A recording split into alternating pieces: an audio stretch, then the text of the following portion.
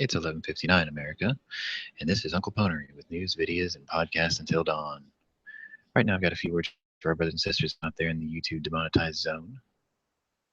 The WannaCry cyber attack will be responded to one moab at a time. The WannaCry cyber attack will be responded to one moab at a time. This displeases the Chinese greatly. This will definitely displease the Chinese greatly.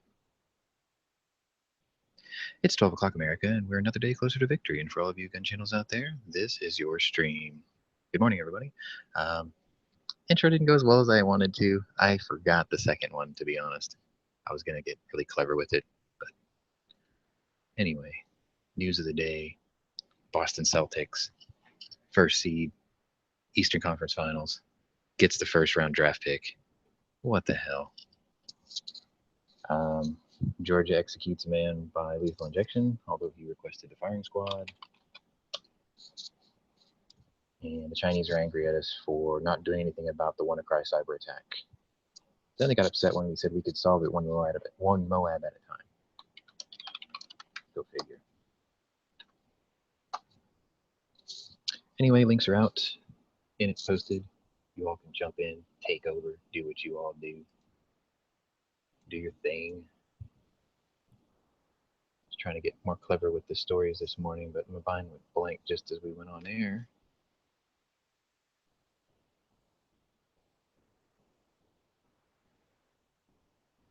How's it going? Hey, here we go. Gonna be a fun day. Gonna have to poke fun at Clay because he's still standing behind a round that's no bigger than a 45 ACP in length. Yeah. Still didn't get you in the big bore club, just saying. Nope, 10 millimeter is not a big bore caliber. But I'll tell you what, it is one of the premium choices for semi-automatic pistols. I can't deny that. It is a good round. I'm not saying it's not a good round. I'm just saying it's not. This we cannot allow. Just not a big bore. I can make an exception and call it big enough bore, but it still doesn't get you in the big bore club. Sorry. Maybe. All you had to do was work a little bit harder and get the Desert Eagle and 41 Magnum, and you would have been in. This is true. You'd have been my foreign correspondent.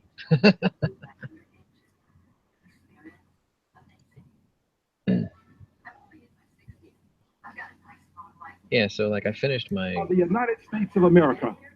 Hey? I rise today, Mr. Speaker. Oh, that guy, Al Green. To call for the impeachment of the President of the United States of America. I rise today, Mr. Speaker. Hey, man. This is from my city. To call for the the guy's a impeachment moron. of the President. How do you elect of the somebody so United stupid? A lot of stupid people crammed in one district. Yeah, actually. Yeah. Houston is a blue city, and I fucking hate it. We elected a guy in a runoff that's been trying to be mayor for like 30 years. Like, he just wouldn't go away. Did y'all hear about the guy that's running against Maxine Waters? He's like this Hispanic guy. Showed up at her house with like a bunch of protesters and we're calling for her impeachment.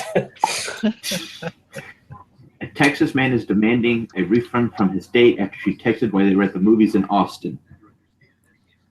Well, That escalated quickly. Maybe you should have been more entertaining and she wouldn't be texting while you're at the date.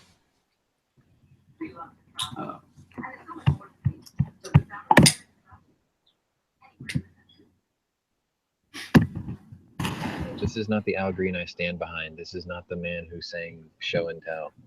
Or that's Al Wilson. Never mind, that's Al Wilson. My bad. This isn't the Al Green that... Wait a minute, I probably got that wrong too.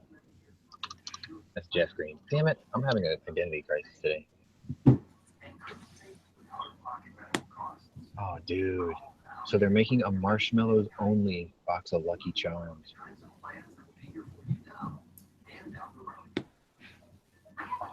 Really, why take years to kill people with that shit? Let's do it in months. I want that, man. So anyway, if you didn't know, Bradley Manning went into prison. Bradley Manning cocooned and metamorphosized into Chelsea Manning. And then suddenly, Bradley Manning came back out of prison. A man. Imagine that. Wait, I read an article saying that the taxpayers were going to have to pay for his surgery when he got out. No, he got released. That was that doctor. I'd screw up the surgery.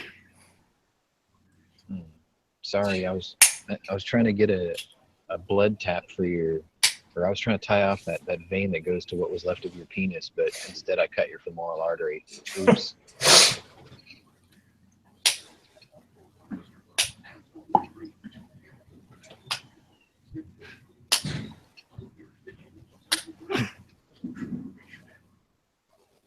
Father's accused of a drunken tirade, letting child get sunburned at Disney World.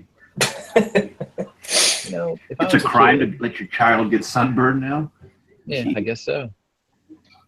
That's just called stress release for him. I mean,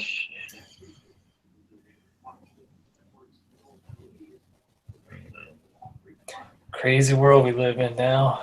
People get suspended for liking an airsoft gun on Instagram.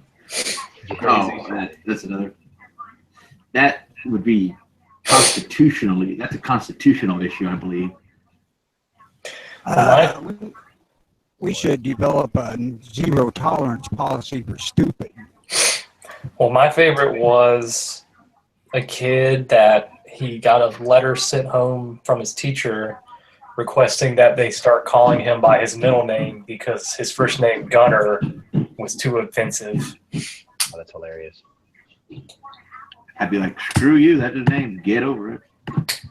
I was like, I'm going to name my kid AK-47. Don't do that to your kid. John Moses Brucka.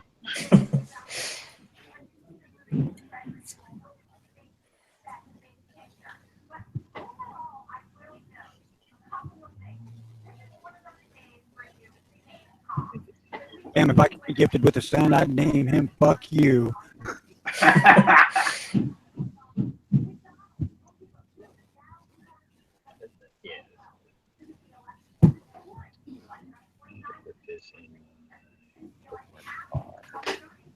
Or to avoid the possible thought of anti-Asian sentiment, fuck off.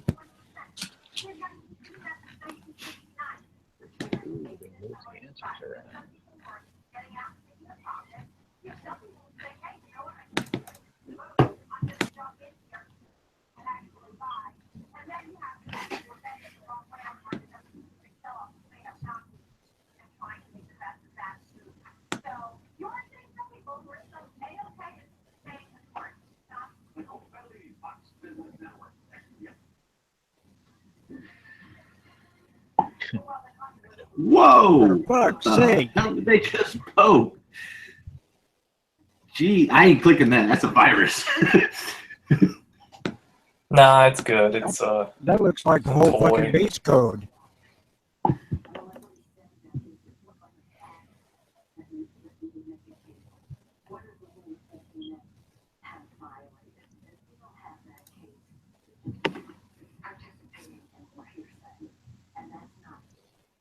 Goddamn, it says search web in it 3 times. Oh. I just got an email from Mike Hunt, Oh, but it spelled it as in Michael Hunt. huh.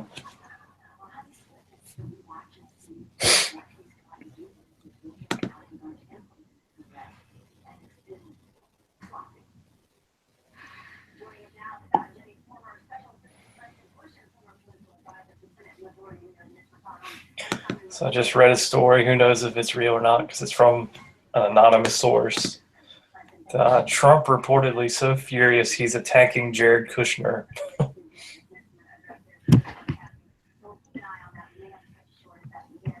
Let's see how I did.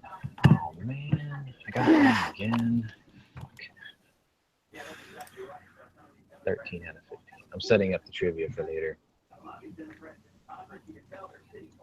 G seems to like it. He's gonna make a whole show on it.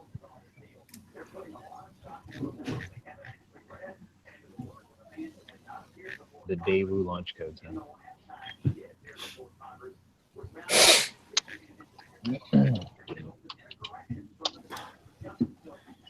So I'm curious, what is Al Green using as the basis for his impeachment call? Collusion. But there's no proof of it. If anything, there's more proof that the That's the DNC whole staffer point. wasn't Oh, they don't releasing need proof. Their feelings are hurt, and that's all that matters. Yeah, hearsay is evidence now, apparently. I wish that's how it worked, because I'd close a bunch of these open cases if hearsay was allowed to be evidence. The absence of evidence is not the evidence of absence. I forgot how that goes.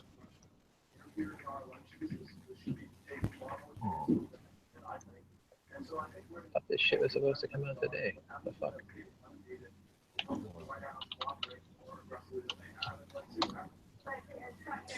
Well, Just counting down the minutes before the release of the HMS Hood. I can almost guarantee you, if the Dems win the House back, they will day one impeach Trump. Great. Even though it probably won't go anywhere.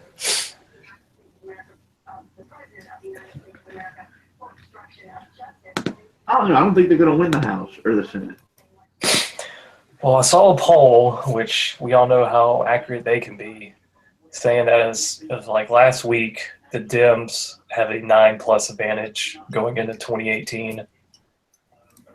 Like they're projected to win enough seats, plus 9 more to get the majority back. I don't necessarily believe that. Like I said, it was a poll, but some They might polls win were one or right. 2, but I don't see them winning too many. Well, it depends on what happens in the next year and a half. Like if the economy becomes really good and Trump just shuts his fucking mouth and stays off Twitter. Yeah, that's every day I'm like, just don't post on Twitter. Just if you don't post on Twitter, we should be good. Because it's not even the fact that he's posting stuff that's out there or anything. It's the fact that he's got all his people saying one thing, and then he goes on Twitter and says another thing. It's like, dude, yeah, they were covering for you. Just keep your mouth shut. Let the media, let your media people who are working for you do their jobs, and you don't have to worry about anything. He doesn't have media people doing their jobs. The media doesn't work for him at all. They all work against him. Well, no, I'm talking about like Sean Spicer, his national security advisor, all these people who came out and said this did not happen, and then Trump comes behind them and says this happened. It's like, dude, get with your people. If you're gonna make up the story and keep it together at least. You know what he's been doing for the last week? 10 different things. What he's been doing for the last week is it borders genius. He knows that there is a leak in his cabinet. He doesn't know who it is. So what he's been trying to do is withhold information from his cabinet and not announce it to the last minute. Because what they found out last week was that he wrote a letter to ouster James Comey, right? He sent one of his top aides to hand deliver the letter to the FBI headquarters, which is 7 blocks away from the White House. 30 people were talking to the news about James Comey's firing before that letter made it to FBI headquarters. That surprised me. So what he's doing this week is he's not announcing shit until an hour before, so people can't prepare a canned response or leak. And the other thing he's doing is he's telling 29 out of these 30 people one story and one person another story to see where the leak is. Because if that one person leaks, at version B, that isn't true. I would like to think that's what he's doing, but I don't think it is. I think he's That's really exactly what he's doing. Have a clue what's happening. No, that's exactly what he's doing. He said that he's announcing these things later because he knows there's a leak and he's trying to isolate it. And he doesn't have anybody on his side to help find it. He needs to start firing people on his team and hire a new team. That's the problem. You don't want to fire the qualified guys that aren't doing it. You just want to find out who's doing it and then quietly Hillary Clinton him, on a jogging trail somewhere in New York. Yeah. That heart attack with 2 to the back of the head. 4. Those are pre-existing conditions, so they don't qualify for Obamacare. I rise today, Mr. Speaker, to call for the impeachment of the President of the United States of America for obstruction of justice. I do not do this for political purposes, Mr. Speaker. Oh, really? No. I do this because I believe in the great ideals that this country stands for. Liberty. What would you know about the ideals this country stands for? You were the one that was pushing the narrative that Mike Brown had his hands up and was shot. Yeah, right. If anything, you should be arrested for inciting violence. And if I was director of the FBI, I would be arresting you. Wow. But I don't think I'm on the short list to be the next director of the FBI. I'm trying to get on the list. I'm just Well, you're on a list, Tony. Don't get me wrong there. You're on a government list. Oh, I'm on a bunch of them. Sure. It's not to be the next director of the FBI. Trump, I want to be the next director of the FBI. You should have tryouts like on The Apprentice. That would piss everybody off. Oh my gosh. My first duty will be to take out liberals for lying. We know lying should be a crime. I just dissolved the This Democratic week's Party. challenge: infiltrate the Black Panther Party and take out their leader. It's simple, Globalist. gentlemen. Globalist. After we deal with the liberals, then we go after the press. So you're We need to get a few more Moabs made, though. making your job way too hard. No, we have 7 or 8 more of them still waiting to be used. They expire next year. We're still going to need more. Just skip the Moab. Just nuke them. Just bring out some of the old Davy Crockett's and I said that years or ago. whatever. We should just nuke all those sand countries and be done with it. But, you know, again, And if you nuke them, you can't use the freaking a crater for a gun range afterwards. For 100 years. I want to do that. It's a shame we can't somehow irradiate the border Oh, we can. Oh, we can, sir. I would just fence them off. I without like killing people when the wind blows the wrong way. I already told you. All you got to do is when you build that wall, underneath it is where you store the nuclear waste. All you got Yeah, to then do. by the time we're dead, it'll be killing everybody else, so it wouldn't matter to us. Is it nuclear or nuclear? Make a freaking version of the I Panama always said Canal. nuclear. Just make a version of the Panama Canal right across where the border is at. Fuck it. We already have that. It's called the Rio Grande River. It don't go far enough and it ain't deep enough. That's because it needs to have piranhas put in it. A new species of river piranha was genetically altered today and released in the Rio Grande Valley. But it doesn't go all the way to the Pacific. They have a curious glowing green color and night vision, and laser beams on their freaking heads. Well, they got great whites out in the Pacific. I don't know if I'd be That's racist, sir. trying to. That is racist. Now Should it's I go the, by their Latin name, Caucarius Cardaceus or whatever?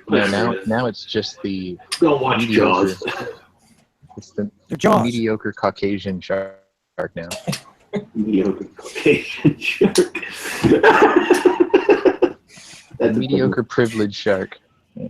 See, this funny thing is I can actually see that triggering somebody. Like some liberal marine bio major out there is like, I'm triggered. Great white. We need to change its name to mediocre pale shark.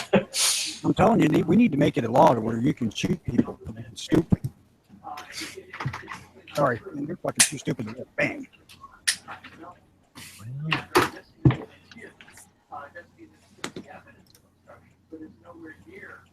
And that killed the chat. Good It was job. a fucking joke, people, for Christ's sake. Good job. 46. But lying, on the other hand, for political gain, should be criminal. Look, this is easy. You go in there and you say, I'm dissolving the DNC for repeated attempts at corruption and undermining the political process. You shut down the DNC because it's a business.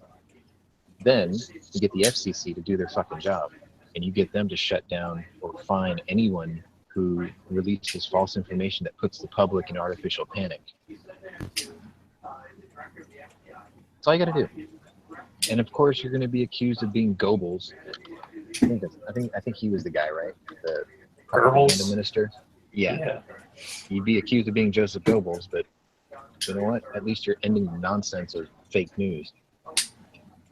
Like, hey, why don't you make a WikiLeaks of fake news too? Then you know you can just call it hot air.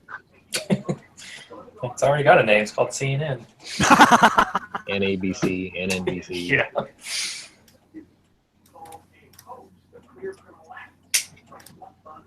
Oh, there's a book out there called The Final Entries. It's actually written by, I think it's written by him, by Goebbels. Yeah. It's his personal diaries of his last days before committing suicide.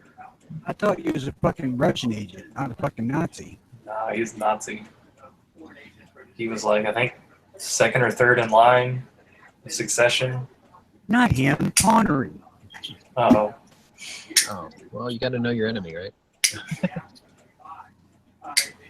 What did I miss? Everything. Good. Catch me up. Why fucking bother to show up? and some congressman's talking about impeaching Trump. So what's new? From Houston, of all places. God damn it.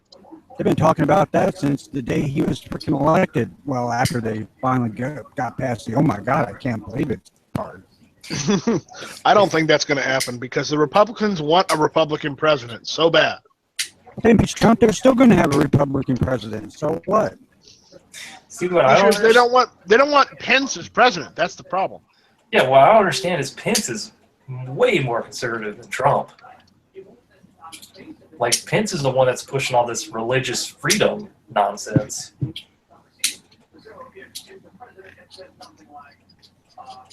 know what? I just listened to a podcast from somebody, and I don't know who because I can't bother to give a fuck.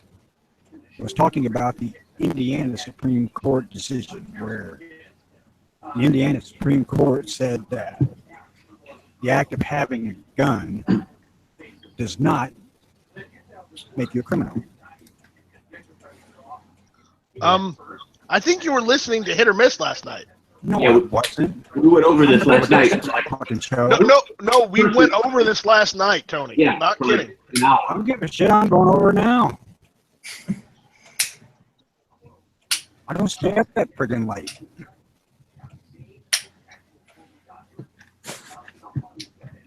I had read that decision a few days ago, and it didn't dawn on me what it actually had said until I listened to this freaking thing this morning.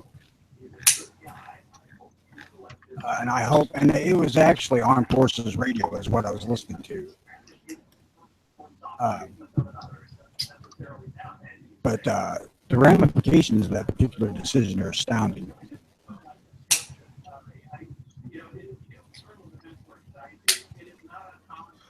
Yeah, we went over it last night for like, what was it?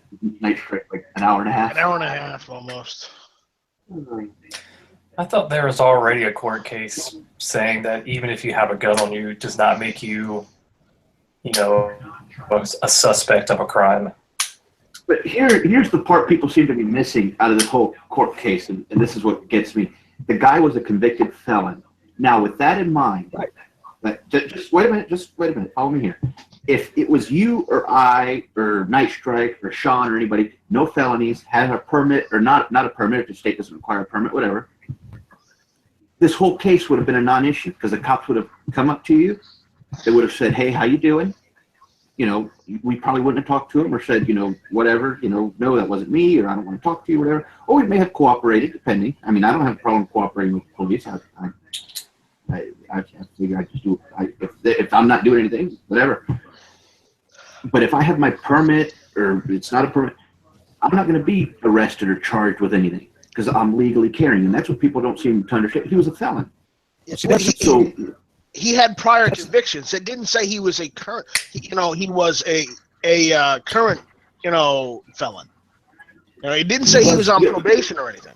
It doesn't matter. A felon can't have a handgun whether the felony was committed 50 years ago. That's the whole point of this decision being so damned important, is they're saying the Fourth Amendment protected his Second Amendment rights because the fact that he was a felon bore no freaking weight on the fact that they coerced his situation by the way they approached him and the way they treated the man when they did arrest him. Though I will say that I do believe that while I'm not a proponent of this, I do believe the fact that he fit the description of what that uncredible source said does have some bearing on the case itself as well. Yeah, but my main point is, Man, if my wireless must be extra shitty this morning. Yeah. oh why did we drop out? I'm still showing live. Yeah, it still says live for me. No, just on my phone. But my, Oh, that's nice, inflatable. Yeah. Something I found on Chinese site. That would last about an hour in my yard before somebody popped it. yeah. Go ahead, Tino. or my house got firebombed, one of the two. What'd you say, Tony? I said, go ahead.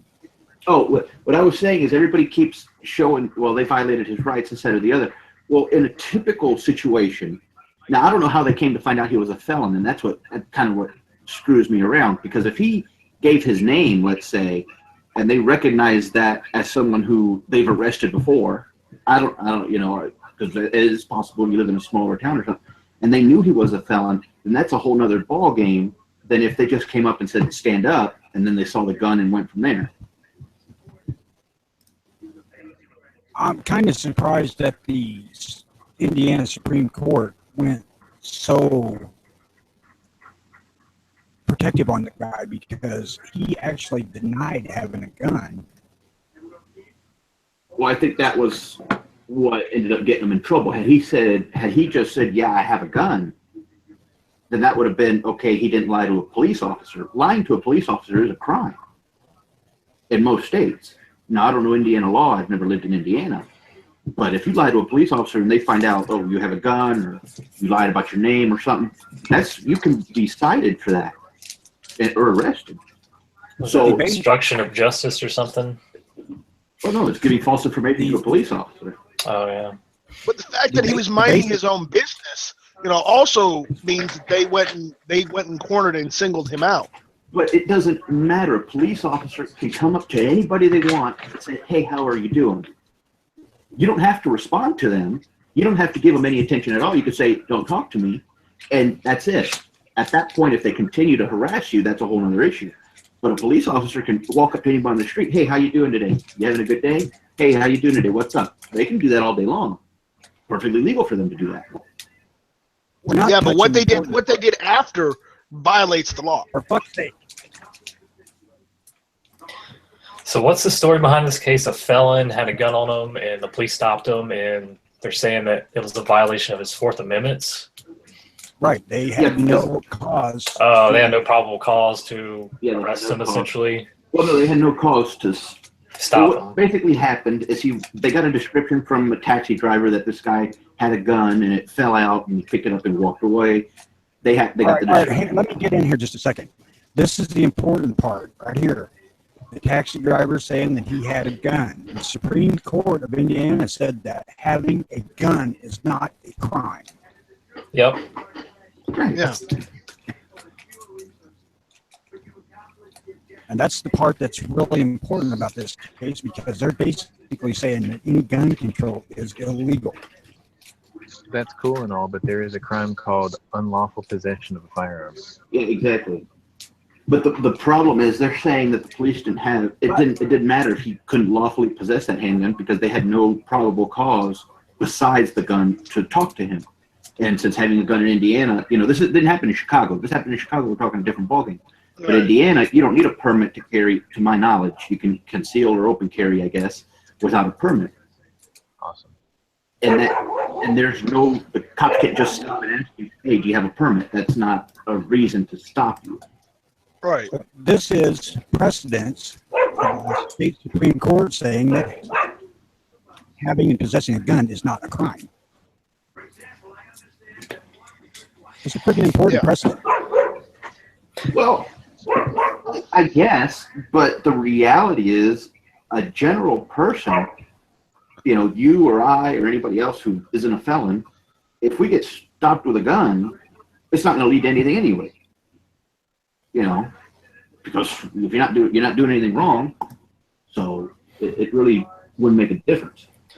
I mean, the most a cop can do if you get stopped, open carrying, is they can ask for your ID to make sure you're like lawfully able to carry, but you can deny it. Indiana just basically said they can't just, the gun is not reason enough for them to stop you. It's like in the state of Florida, up until a few years ago, if you're driving down the street without a seatbelt, you couldn't be stopped for that.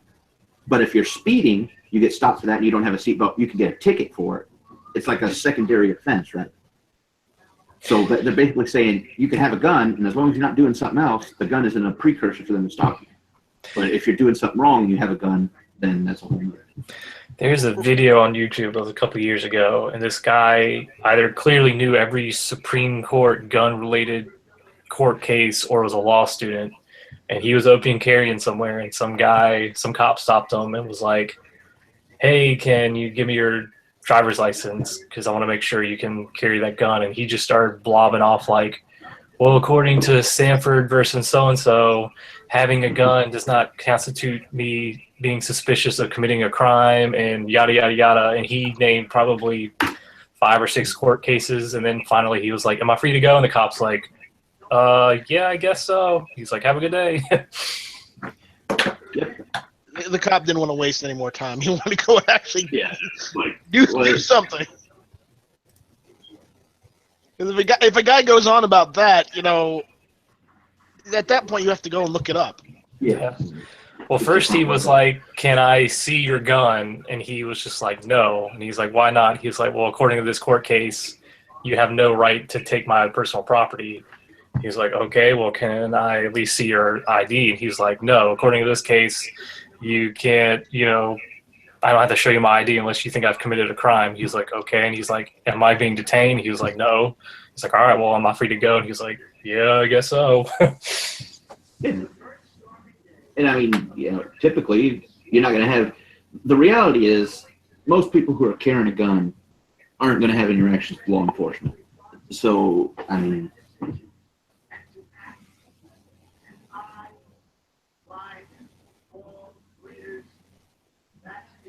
all right, I got to go next door, see what they're doing in this office. I'll be right back.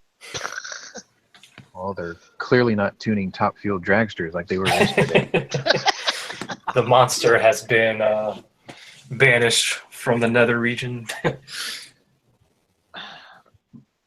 Anyways, but isn't that like a euphemism for erectile dysfunction? Sean, the monster has been banished from the nether regions.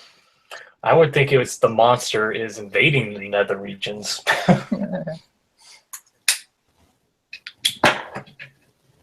All right, so I have a movie of the day, gun of the day, and vehicle of the day already picked out. I'm working on girl of the day.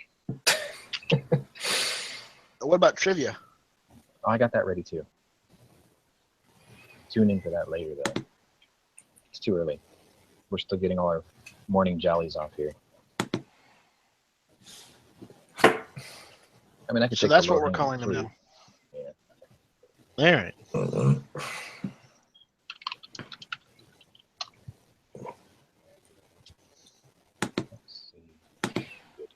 So I saw a picture that G-Webs posted about the Gunchannels member card deck. Is he just picking random people, or is it more so like the prominent?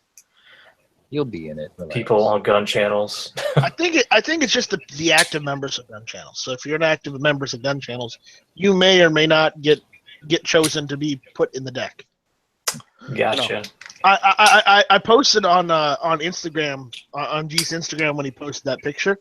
I posted saying, "I just hope I don't have to buy booster packs for the really rare cards like the Smeggy and the Night Strike." Yeah, I think I actually like that comment. Because I'm making a reference of Magic the Gathering or like Pokemon, where you have to buy booster packs for the rare cards. Well, they can make like a foreign booster pack. A foreign booster pack. Have like Marvin and Emmett and You get Marvin, Mick, Mika, Bob, and Jay. What the fuck are you talking about? The Gunchannels trading cards. Yeah, And then we can have the and grumpy geekery pack. is all part of this morning shit. So We can have the grumpy pack. You know, Tony, Leave me the fuck out of it. Stone Guy 223, DB, DB. Nah, Who DB would else? be PBR. more the troll No, pack. no, and we'll also have to add PBR in there. where the hell's he been? Fuck if I know. Anyone check like federal prisons yet? Probably trying to get out of Oregon. I haven't seen Hawaii Volcano Squad on here in a while. No, he's around. Yesterday. He was on the chat yesterday, on the text chat. He's around. He's just hiding. I don't know if he was too busy building that bunker of solid gold. No, not out of solid gold. He builds it out of gold and silver. Oh, Oh, happy birthday to Alaska for becoming a territory in 1887 today. All right. take that, Rooskies. Today, Sean Nelson stole an M60A1 tank and went on a rampage in San Diego. I yeah, I remember remember that. Yeah, I remember watching that on television. That is fucking badass.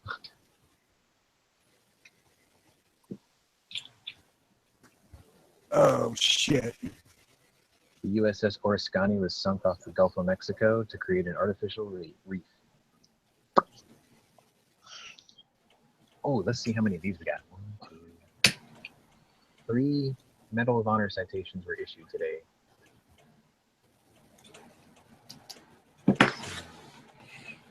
This is a Civil War one. It was issued the Medal of Honor in 1894, so it's probably very posthumous.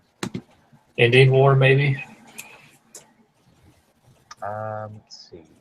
Voluntarily led a company in a charge and was the first to enter the enemy's works, taking a number of prisoners. In 49th Indiana Infantry at Black River Bridge. No, this is Civil War. Oh.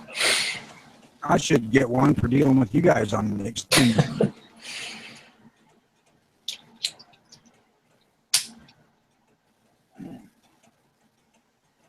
James Day earned one today on Okinawa in 1945. I think Robert Burks was a Vietnam one. Yes, it was a Vietnam citation. I remember that name. There's 3 of those. Let's see if there's anything else that's really cool.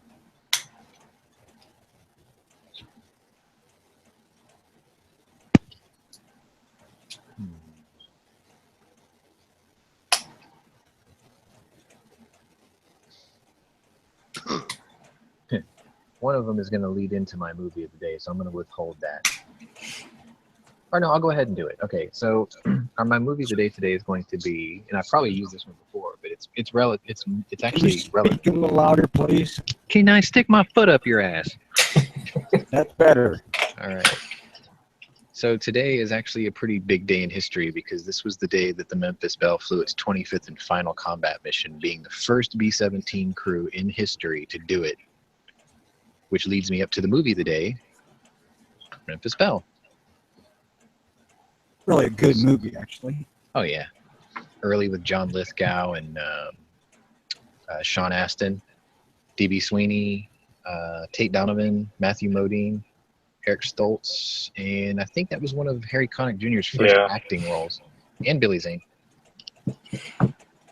Oh, fantastic snap. movie. You guys probably mentioned this already, but the CEO of Springfield Armory just went on YouTube to defend his company's reputation, and he said that he didn't know about the gun dealer licensing bill. Uh-huh. Yeah, I'm sure. Yeah, right. But he went on YouTube to do it, and I'm just like, well, at least you're getting out there. Your message is a lot of the same, but at least you're doing something now. Yeah, and George Bush just liked the way cocaine smelled. Yeah, okay. No, that was Bill Clinton. I think George Bush was doing some China White too. It was Bill Clinton because his nose was already red. Well, that's because he has rosacea. Why you making I fun don't of believe big that old shit. Bill? The president, or not the president, one of the higher ups of Rock River Arms was on Armed American Radio talking about that too. And the lady said, we genuinely did not know what that person was doing. I don't believe that at all. No, I think they knew exactly what they were doing. They just didn't think they'd get caught. You don't give somebody that much money and not know what they're doing. I'm sorry. It's easier to ask for forgiveness than ask for permission. Yeah. Evidently not. But by the way, that bill went and passed through that committee, and it's going to the Illinois House floor for a vote. Shit, I wonder if Springfield and Rock River are like, oh shit, we really got to fight this bill now. Because if not, we're going to look super bad to our customer base. They're in cover their ass mode, so. CYA.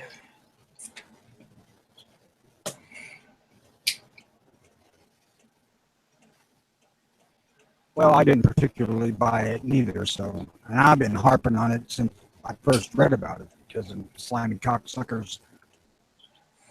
I don't believe they didn't know what the fuck was going on, not for a second.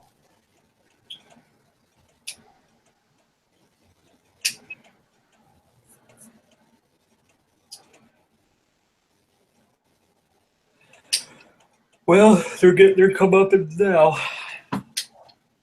But I did write my House representative last night about the bill coming up saying, don't vote for this fucking bill, you idiot. Speaking of bills, I got to go check our state bills.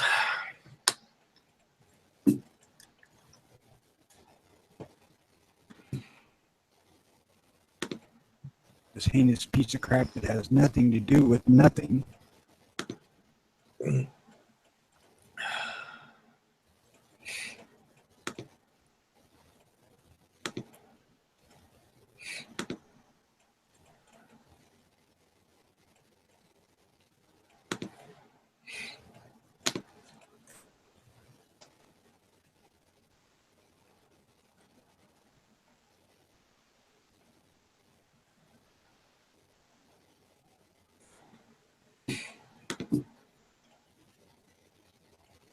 Every day the thought of bulldozing Chicago into Lake Michigan looks more appealing.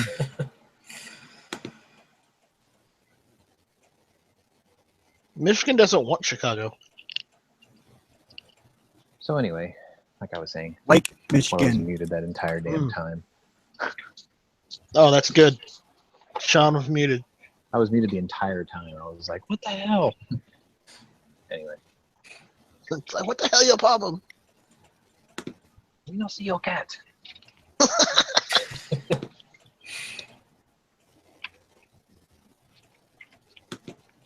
Sorry, Sean. I just had to throw that in there because it sounded hilarious. We no see your cat. Anyway, like, yeah, the reason I picked that movie today is because deep down in the back of my lizard brain, I was sitting there thinking, is that movie worth redoing? No. The answer is no, because the effects were good enough, even for 1989. Oh, God. Which one? Memphis Belle. Wait, I did the movie today unmuted, right? Now, Yeah, we heard Memphis Belle. I was just testing you. Nice Strike probably didn't hear it because he doesn't fucking pay attention. Well, I can always give him like a Korean schooling, put his hands on his head, smack the shit out of the top of his knuckles. Well, you know, I have a short attention span, so that's why. I didn't know you were part goldfish. No, not goldfish. That would make you a liberal then. No. See, I gave you the easy out. You didn't take it. You could pull a knife here. Fuck you, Puerto Rico. Cornering me with that bullshit. I think I have a phone call, Sean. Really? Yeah. Your ancestors just called. They'd like to disown you. No, I don't have a people anymore.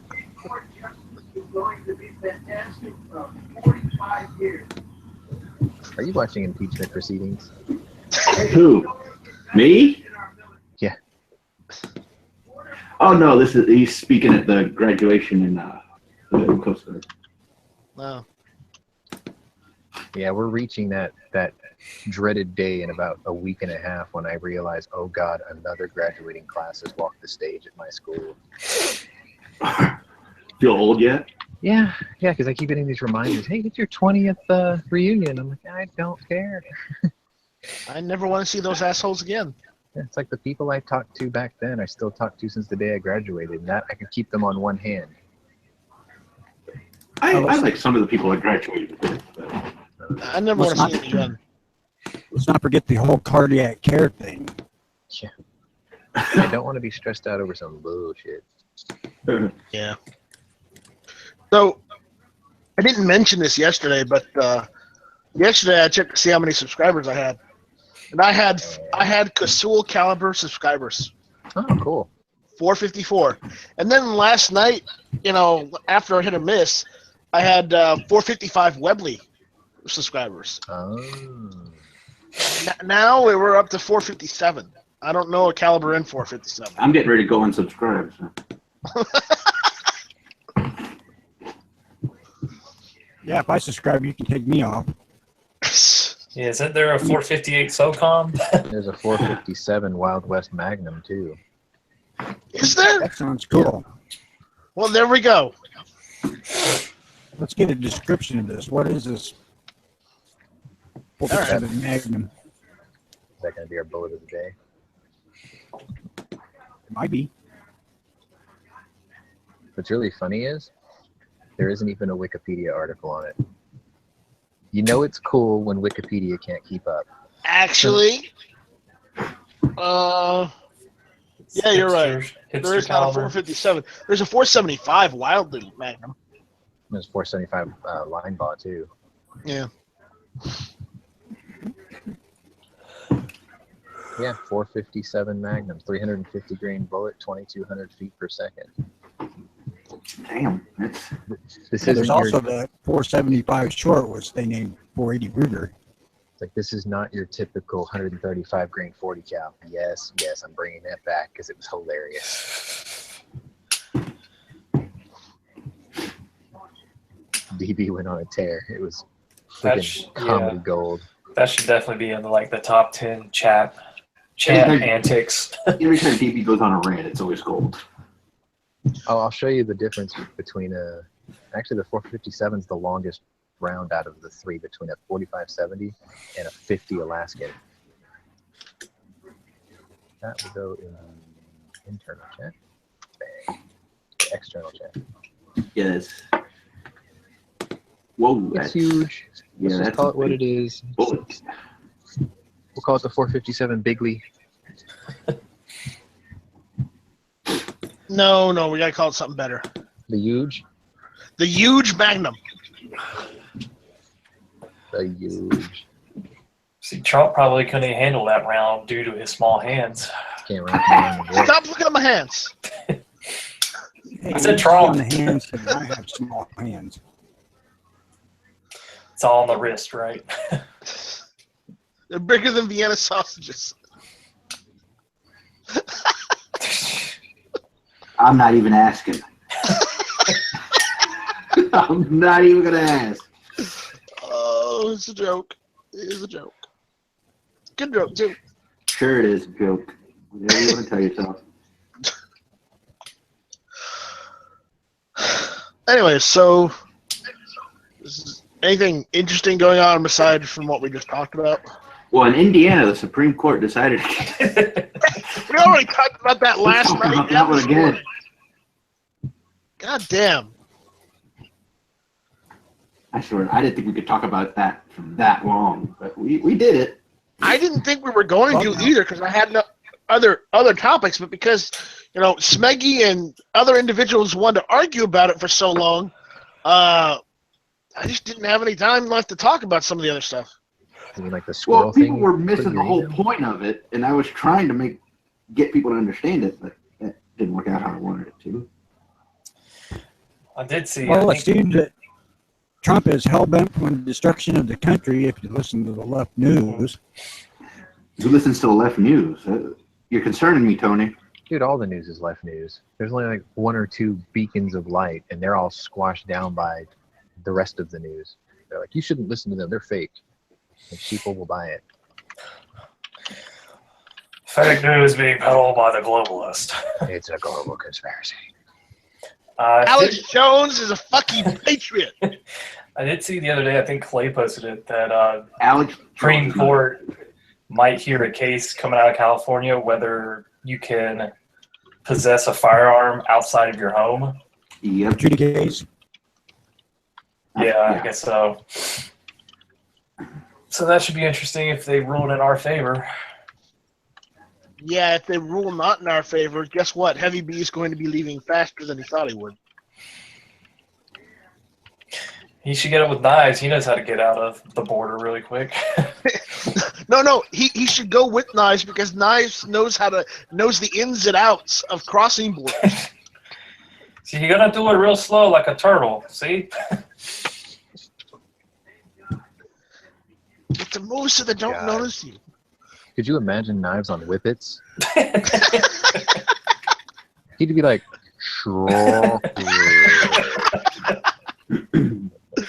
Oh, Knives is gonna come here and say, "Fuck you, Pottery. Fuck you, Night Strike. Fuck you, Fuck man." you, Flippy. Fuck you,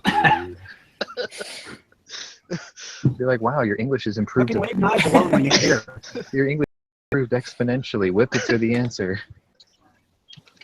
I'm just waiting for him to pop in and be like, fuck all of you guys. Thankfully, it's still not noon in California, so he's not even awake yet. No, he's still taking his morning siesta. No, he shows up around like 2 o'clock my time. He's like, I just got up. I'm like, damn, dude, you get up at noon? Where are you, from Spain? No, if he got up My in people, Spain, like 5 people o'clock. from Spain. People in Spain don't get up till noon. They don't go to work till 2, and the first thing they do when they get to work is go to lunch. Hey, I've seen I'm that shit. that. Like, this isn't even me being racist. I've seen that shit. Like, documentaries of Spain. It's crazy. I mean, granted, they stay at work until like 9 o'clock at night, but then they go out all night, and party. That's because they don't have to get up until noon. Yeah, it's because they got all that fucking EU bailout money. Yeah, I had a teacher one time. He was in the Navy stationed in Italy. And he talked about, like, he was like, yeah, they go to work for like 3 hours. Then they have like a 2-hour lunch. Then they go back to work for like 4 hours. And then they have like a 2-hour dinner. And then they just hang around and like drink wine for the rest of the night. That's Again, I'm not seeing any problems here. yeah, that's got to be a very stress-free people. Why do you think they live so long? It's not the wine. It's the lifestyle. Well, yeah, it makes sense. Like, they say the Dutch are the happiest people on earth just They because. used to be until a Islamic menace came and took over their country. Now they're the most miserable people on earth. Them and the Swedes. That's a fact. Swedes are my people. I feel bad for them. The Dutch are genetically the tallest people on earth, though. But that's where the I happiest missed that people on gene. earth because they got all kinds of free drugs. I missed that gene then. Well, you're Arizona Dutch now? No, my grandmother. Quit being Pocahontas. Everybody's everything. I told you, humanity is 50 shades of brown. There is no black, there is no white, there is no yellow. Well, no. There is yellow, but that's only because you're a coward. No, it's, well, okay. Or you got jaundice. Metaphorically speaking, I guess. Or you got jaundice. There we go. Was that dude from fucking the Pacific? I got the yellow jaundice. Look at my eyes. Oh, snafu? Yeah. Mariel Shelton. Played by an Egyptian actor. Go figure, right? That dude's Egyptian. I found that out recently. Is he? Mm-hmm. Who? The guy who played Mariel Shelton in the Pacific. I don't know who that is. So He's stop in it. Mr. Robot, right? Let's see. His name is Rami Malek. That sounds Egyptian. Or Middle Eastern. Sounds like he's on a watch list somewhere. I didn't hear that fuse. Nah, he's one of the good ones. The guy who played Sydney, what's his name? Sydney Phillips. You know, the main character's friend in the Pacific. I swear to Christ, man, if they ever did a fucking biography movie of George W. Bush, the son, he would be the guy that they would cast for him. Not only does he look like him, but he sounds like him.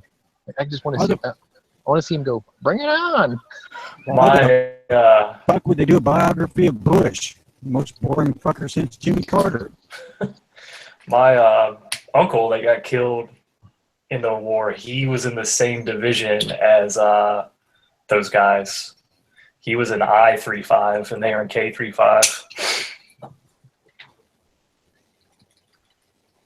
So I was like, man, wonder if my Uncle Leo knew Sid Phillips and all them. Trust me, before you see an autobiography of Bush, you will see a 50 Shades of Bill Clinton. Nah. No, you'll see 15 Shades of Bill and then 45 Shades of Hillary. It'd be 15 Shades of Bill because Hillary's choking his ass out on camera. It'd only be one shade because pussy's all pink on But the that's only inside, after she boys. throws the lamp at him. Where'd you get that quote from? My mama always said, it don't matter what you look like on the outside because we're all pink in the middle. Unless there's something bad fucking wrong with it. No, man. Mia Khalifa's a different shade of purple down there. Just saying. So going to hell. It's sad that if like she went back to where's she from? Iran originally? Lebanese. She'd probably get killed on the spot. Don't give a fuck. She's hot. They found her working at a fucking Whataburger in El Paso or some shit. Now look where she is. Stupid ass, she didn't find her first. I know, right? That's a long way, man. That's like a full day's drive. You're saying she's not worth the drive? No.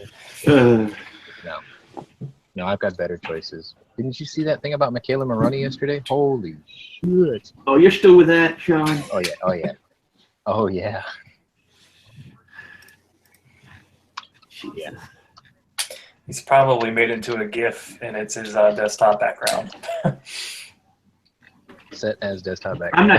I'm not touching his computer without gloves. No shit. It's ectoplasm. Yeah. I was attacked by a ghost. I was friends with these guys in college and they had a hot tub and they had this huge party one night and one of them was like, hey, let's go get in the hot tub. And they're like, all right, but you need to put a condom on before you get in there. Oh my God. No, I don't. He's like, dude, why'd you call me out like that? He's like, because it's fucking true. I've only been to one party that had a hot tub and I was summarily kicked out of it because I walked up to the hot tub and I dropped a fucking baby Ruth in there. You would. Everybody leapt out of it like it was on fire or something. Then they found Sean hanging from a flagpole the next day. They couldn't figure out why everybody Like, oh, what is in there? That is so fucking Caddyshack, it ain't fun. Buy his underwear. Yeah.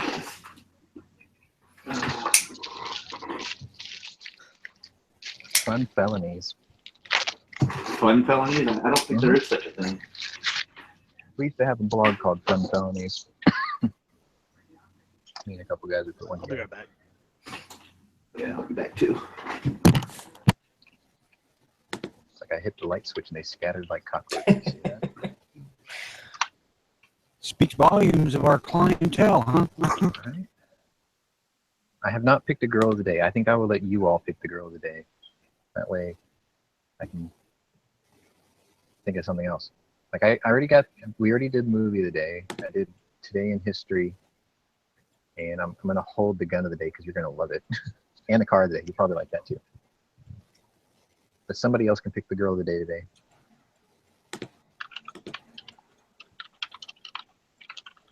Because if I keep picking them, you're going to be like, oh, so that's his flavor. And then you're going to be like, wait, he doesn't have a real fucking locked down flavor, does he? What's the point? It's an eclectic collection of women in my harem of all different shapes, sizes, and colors. I wouldn't go that far because I can't deal with chubby girls. Well, I just meant sizes in like bra sizes. Tony's got a no fatty rule. No shit, you can't get me that drunk. And expect any kind of performance. I knew a guy that he was a DJ on a Carnival cruise, and he's like super skinny, average height, but he loved hooking up with like the fat girls on the Carnival cruises. And we had some wine. He was just like, man, I just like to lay them on bed like spread eagle, and I'll just take off running from across the room and jump on them like a trampoline. What? Yeah, he was like, man, I love it. He's like, I would never date one because I couldn't afford to feed her. He's like, but I'll fuck the lonely ones on the Carnival cruises. Hey, they say fucking fat girl clone KJ Todd. Yeah, it's like ride a moped.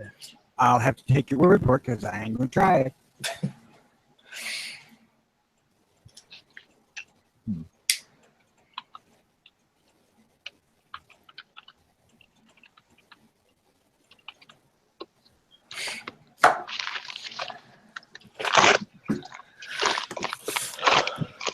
I don't like Sean Spicer as the White House press secretary. I heard Trump's going to fire him. He's too bitter. I mean, I know it's a hard job and all, but it's like he really should have gave that job to Hannity. Might as well, right? Why the fuck would Hannity want to take a pay cut? Well, I don't know. Maybe to get his foot in the door in politics someday. I'm sure Hannity would Looks love good to on call the him resume. out for being fake news. Actually, let me look up. What the hell can he do there that he ain't doing every day anyway? Who the hell's snorting coke? It's allergies, I swear. It's like who's fighting allergies? Yeah, see, I mean, it opens doors for you. Like the original or the last White House press secretary I remember seeing on a daily basis was Ari Fleischer for George W. Bush. And now he's like a freaking outside consultant for the Green Bay Packers. It's like, what a cool gig. Feather in your cap. So I read that Michael Moore's making a new documentary about the Trump election. It's going to be called 11/9. Oh, somebody eliminate that fucker.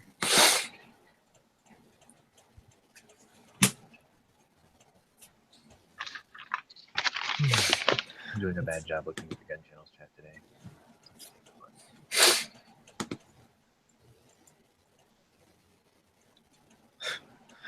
And who's saying they should get Steven Crowder to be the press secretary? Why do I recognize that name?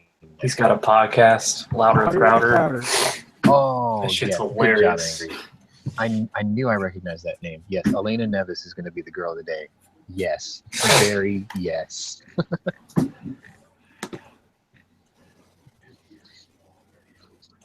Holy crap, that's an excellent choice.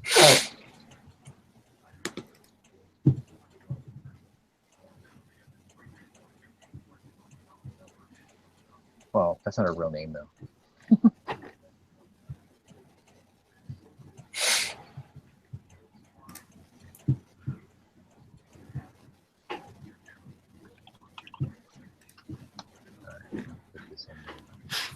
Damn, shit. It's freaking hot for a 40-year-old. Holy crap. Who is it? Wait, she's married to Thor? Okay.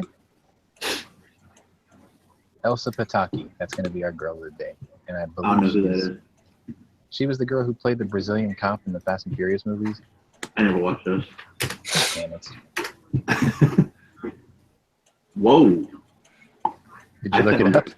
I found her. Yes. Excellent. Great choice, Angry. Great choice. Is she married to Chris Hemsworth? He's way younger than she is. She's married to Thor. That is so cool.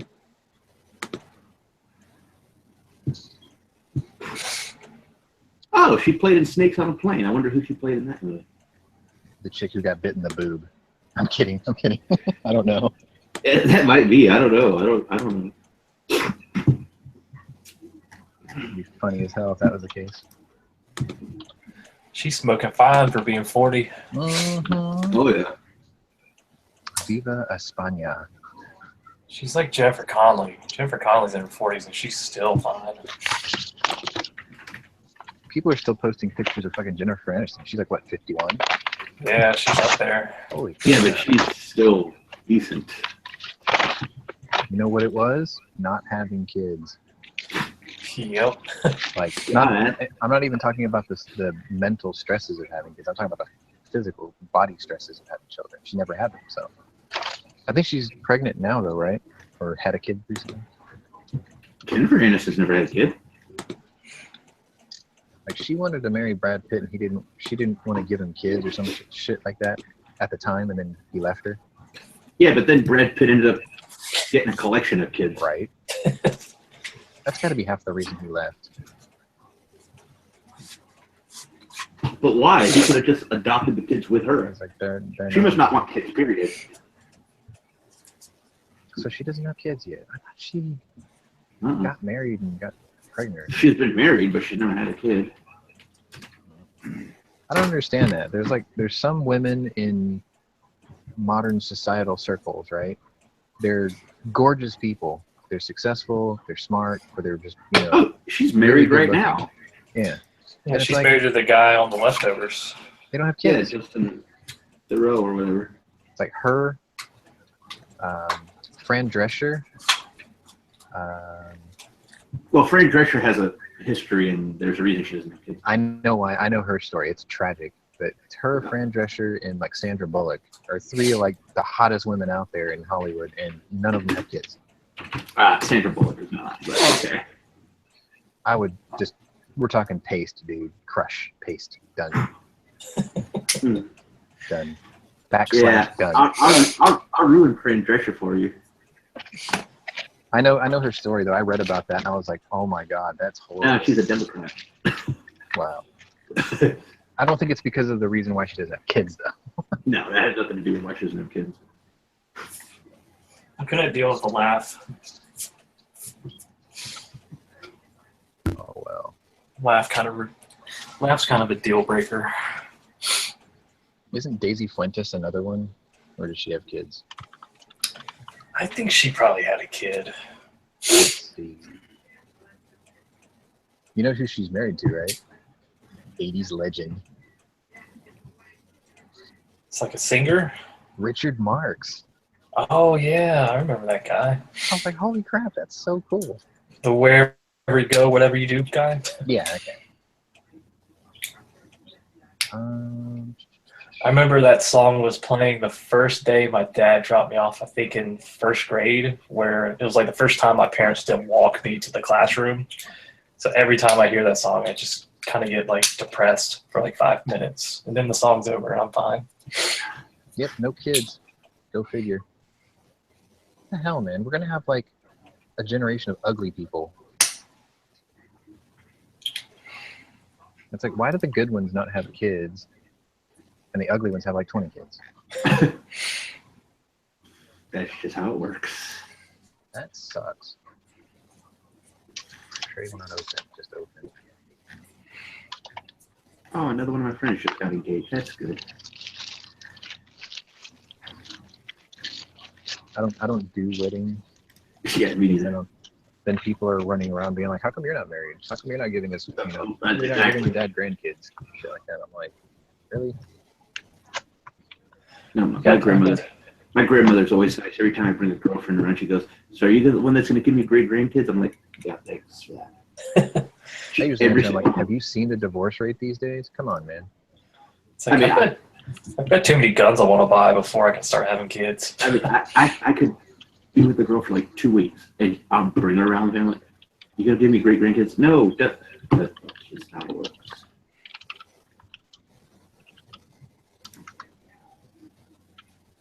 I don't know. I think people are getting hitched before they get to know each other. So it's like, it's happening too soon. I mean, like, I'm looking at people who say they've been dating for like 2 or 3 years and they get married, and those tend to work out pretty good. It's the ones that get married within like 12 months, they fail. And then the ones that are, the ones that don't get married after being together for like 8 to 10 years, it's like, he obviously isn't that into you. You know? Tim Robbins.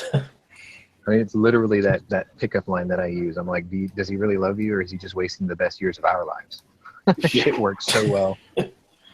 Well, I Take me mean, now. it's definitely changed. Like, my grandparents met, and 3 months later they got married, and they've been married 60 years. So My folks are pushing on 41, which is pretty impressive. I think Tony's been married for a long time too. 30 years, I think he said. Yeah. I've been married 36. Yeah. That was close. To same woman. It's like my parents, they met in high school and they've been together ever since. So they've been married probably almost 40 years. Damn, dude. Maybe 35, anywhere between 35 and 40. You're getting up to the Ruby anniversary. Yeah. Oh shit, my mom's got plenty of money. She can buy herself a damn ruby if she wants it. She doesn't even wear nice jewelry anymore. She wears costume jewelry. She keeps all the nice jewelry hidden. You gotta do, you get robbed. Yeah. My old lady don't even fucking care for jewelry or flowers. I was gonna see if Kimber made one of those, those jeweled colored 1911s, like they make the sapphire one. They don't make a ruby one. Sorry.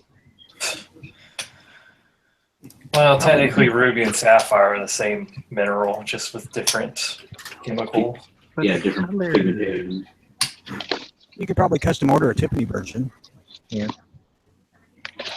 Well, it's like my sister was engaged to this guy, and he's probably spent $25K on the ring. And I was like, Emily, someone's going to cut off your damn hand for that fucking ring. Like, the diamond was huge. I think the diamond was almost 2 carats.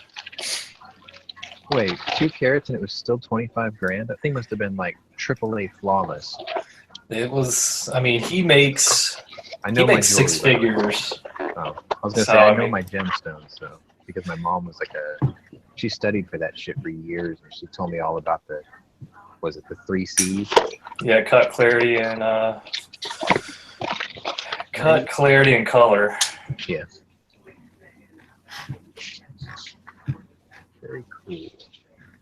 She was into that shit for years. Like, I helped her pick out a 9 carat teardrop cut tanzanite. Damn. Like, I got a really, really good deal on it. I think we paid something like 19 or 20 grand for it, and it's worth almost 10 times that now. Yeah, tanzanites are pretty rare. Yep. Yeah, that shit's drying up. They've been looking all over South America to see if they can find like the equivalent version, because you know how the land masses were once together, right? So I'm a geologist. I know all about that shit. So you would get along with Splattercat from Splattercat Gaming, because that's what he used to do for a living too before he did video game reviews. Yeah. He talks about it every once in a while in his videos, which is kind of. Yeah, it's crazy how like some locations will only have certain rocks and minerals, whereas like some rocks and minerals are literally everywhere. Everywhere, yeah. And tanzanite's one of those stones that it's only found in Tanzania and a few other places. I think one of the reasons that they helped realize that they were all one landmass at one time was because they found emeralds in South America that were almost a complete match to the ones they found off of like Cote d'Ivoire in Africa. So they were like, obviously these were once one mass. Yeah, it makes sense. Yeah, the emeralds coming from Colombia are probably the best emeralds in the world. Whereas like Pakistan's known for its really high quality aquamarines, which is just another variety of emerald. Or beryl. A beryl is the mineral name. See, we are geeking out with minerals right now. See, North Carolina used to have pretty good minerals, but I think they pretty much mined them all out by now. So when they brought out that meteor gripped 1911, did like your inner geologist did it pique your interest? Like, ooh, I wonder what it's really made out of, that kind of thing? Yeah. I mean, you can get rings and pretty much anything made out of a meteorite, but yeah, gun grips or the whole frame, that's definitely out there. I'm still waiting for somebody to make a 1911 frame and slide from a piece of steel pulled from the Titanic. That'd be awesome. Because like they make, there's a company out there that makes watches, and pieces of the watch are made from pieces of metal from the Titanic. I was like, oh, that's awesome. And they're ridiculously expensive. Oh yeah, to bring that shit from the bottom of the ocean. Oh, yeah. I want you to machine me a Walther PPK made from a piece of steel pulled from the Bismarck. Oh. Well, I think that's considered a war grave, so I don't think they could do that. Yeah. Let's have them make us a freaking gun out of. Fine, you can use the Prince Huygen because part of it's sticking up out of the water after we blew it up with a nuke anyway, right? Let's have them make us a gun out of metal that was poorly treated and doesn't withstand temperature fluctuations very well. Sounds like a great plan. No, it just can't handle being bumped up against ice cubes. Well, you do live in South Texas, so you're probably safe with it. Yeah, I'm fine. Be a Gulf Coast gun. Gulf Coast barbecue gun. You move to your Alaskan island, maybe problematic. Frame cracks on the first shot. Damn. It splits in half. One end up pitches up and drops to the ground. Oh.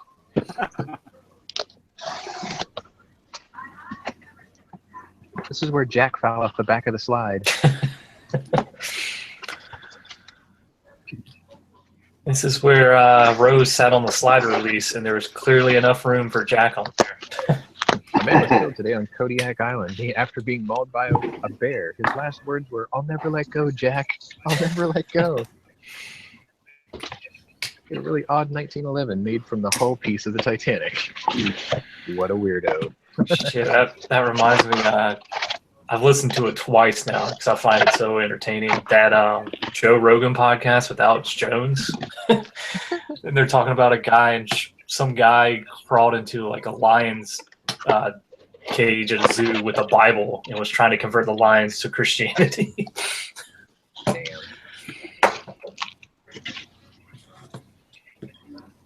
Plot twist. He succeeded. Yeah.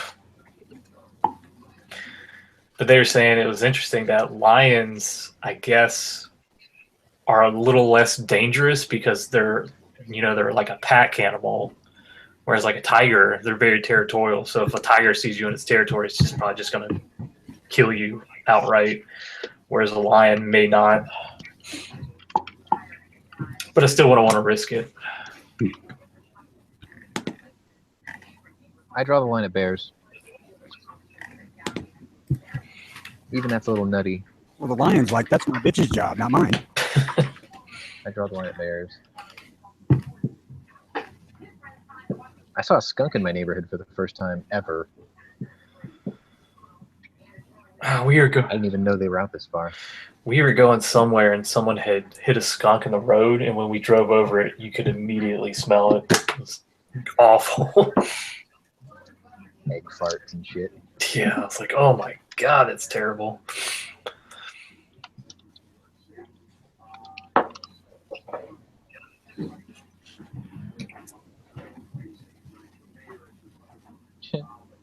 But that's first time shit. That's common here.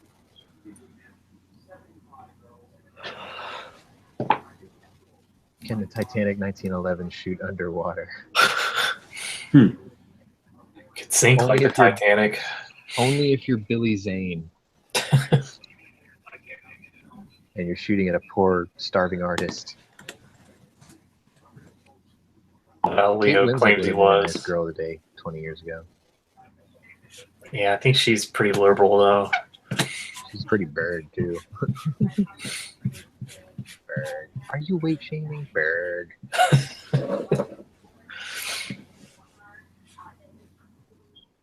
Damn. Yeah, I was talking to a buddy yesterday, and he was like, so, because I sent him the Michaela Maroney picture. He was like, Michaela Maroney or Joanna Polani? I'm like, oh, you would make me choose. So, are those two like Instagram people? Because I have no idea, other than that girl you posted yesterday. Joanna Polani was that Danish, or she was a Syrian woman who went to go live in Denmark, and then she went back to fight ISIS, and she killed like 100 people. Oh, okay, yeah, I think I know what you're She talking just about. happens to be smoking hot. Not really. When she dyes her hair blonde, she's smoking hot. I'm looking at her now. She's not. When you see the pictures of her on campaign, she's not hot. I'll see if I can find this picture. I was Googling something one day on Wikipedia, and it was a picture of this Italian chick. I was like, holy shit. They've got some smoking hot women in their army. Yes, they do. But what about Wonder Woman? Gal Gadot. Like, they have mandatory military service in Israel, right? So she was part of the IDF. Holy crap. Oh, yeah, the IDF's got some hot chicks in it. I've seen Jesus. pictures. Like, I saw, okay, this is going to sound bizarre, but I saw a picture of women serving in the North Korean army. And to be honest, some of those actually look pretty good too. I'm like, how do you look like that? You don't even have food. Yeah, I found I was Googling the Beretta AR-70 or whatever it's called, and that picture popped up. I was like, damn. See, she can drop on my ass any day, being in the airborne. I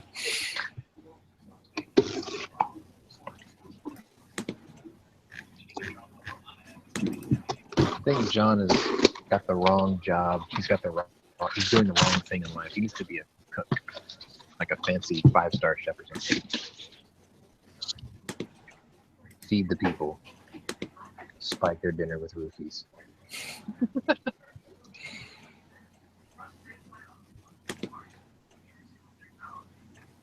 You ever wonder if the catering service for AVN's awards or whatever ever thought about spiking roofies for the awards dinner banquet?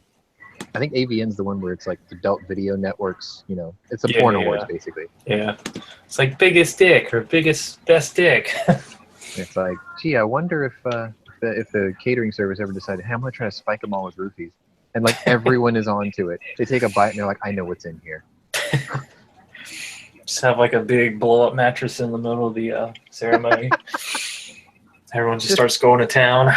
It's just an Oscar award with a gigantic erection.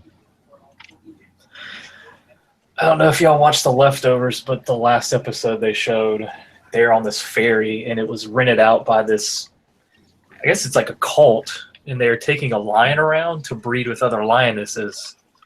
But the boat just turned into this like big orgy, and like literally everybody but these 4 main characters are just like fucking each other. Y'all watch some weird shit. That's a good show. How the fuck did we get here? I don't know, Tony, but Well, the Big Bang started, and you know the rest is history. yeah.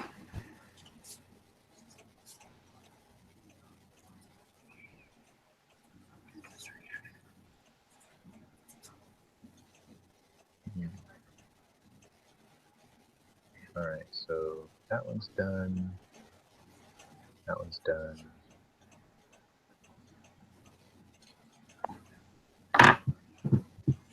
Let's do my vehicle choice of the day. And I only mentioned it because my coworker brought in a model of one the other day. Showed it to me. I'll put it in the channel chat. But I chose the Ferret armored car for vehicle of the day. Ferret armored car. Yes. 4 tons, 12 feet long, nimble, does about almost 60. It can brag that it has a Rolls-Royce engine in it. I had an idea for a patch involving a ferret. No, ferret. Oh, a ferret? It's a neat little armored car. I was going to say, is that not the thing that was in A Bridge Too Far that Michael Caine was riding around in? Because that thing's kind of cool. I think this is after that. Yeah, these are from the 50s up to the 70s. But I think NATO still actually uses a couple of them. Yeah, there's still like a shitload of there's still a shitload of countries that still, you know, employ these. I think Malaysia has the biggest. Yeah, they got the biggest one, 92. Mhm. Oh no, Jordan. Sorry, 180. Pretty cool looking little thing. I think you can buy one. They have them in Canada too, and every once in a while you see one come out of surplus. Be a neat little ride. Yeah, we had a gun shop in Wilmington. It closed, unfortunately, but they had a little armored car out in front of their shop. There's a shop by the gun show that I usually frequent in Pasadena, and they have a M3 Stewart tank in the parking lot. Oh, nice. Yeah, it's tiny. My local just has deuce and a half and 2 Jeeps. There's a company right by my house. It's called Red Barn Framing. They make handmade custom picture frames. I don't know how that industry is still thriving, but he was so big that he actually ended up moving right off the highway, which the real estate's expensive. But on the side, he procures and restores military vehicles. So like he's got a 5-ton, a deuce and a half. He's got a couple of CUCVs, a couple of Humvees. One time he had an M726 Jeep, which I thought was badass. But I bet that's what's actually financing his framing business. I don't know. There's a lot of people out here that still like frames. Well, I mean, it's just, if you saw the size of this place, you'd be like, he must have a real lucrative business. He must be like one of the only people left that still do this. Well, that's when you're in good shape, because anybody wants custom print, they got to come to you. Yep.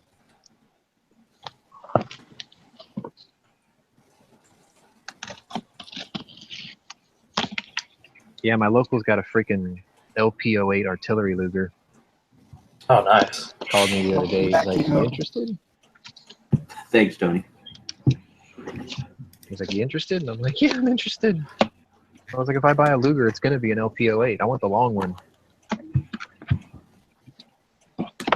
That's what she said. You are fucking so weird with your taste in guns, man. It's What? It's a Luger. It's just a Lugers longer are barrel awesome. Luger.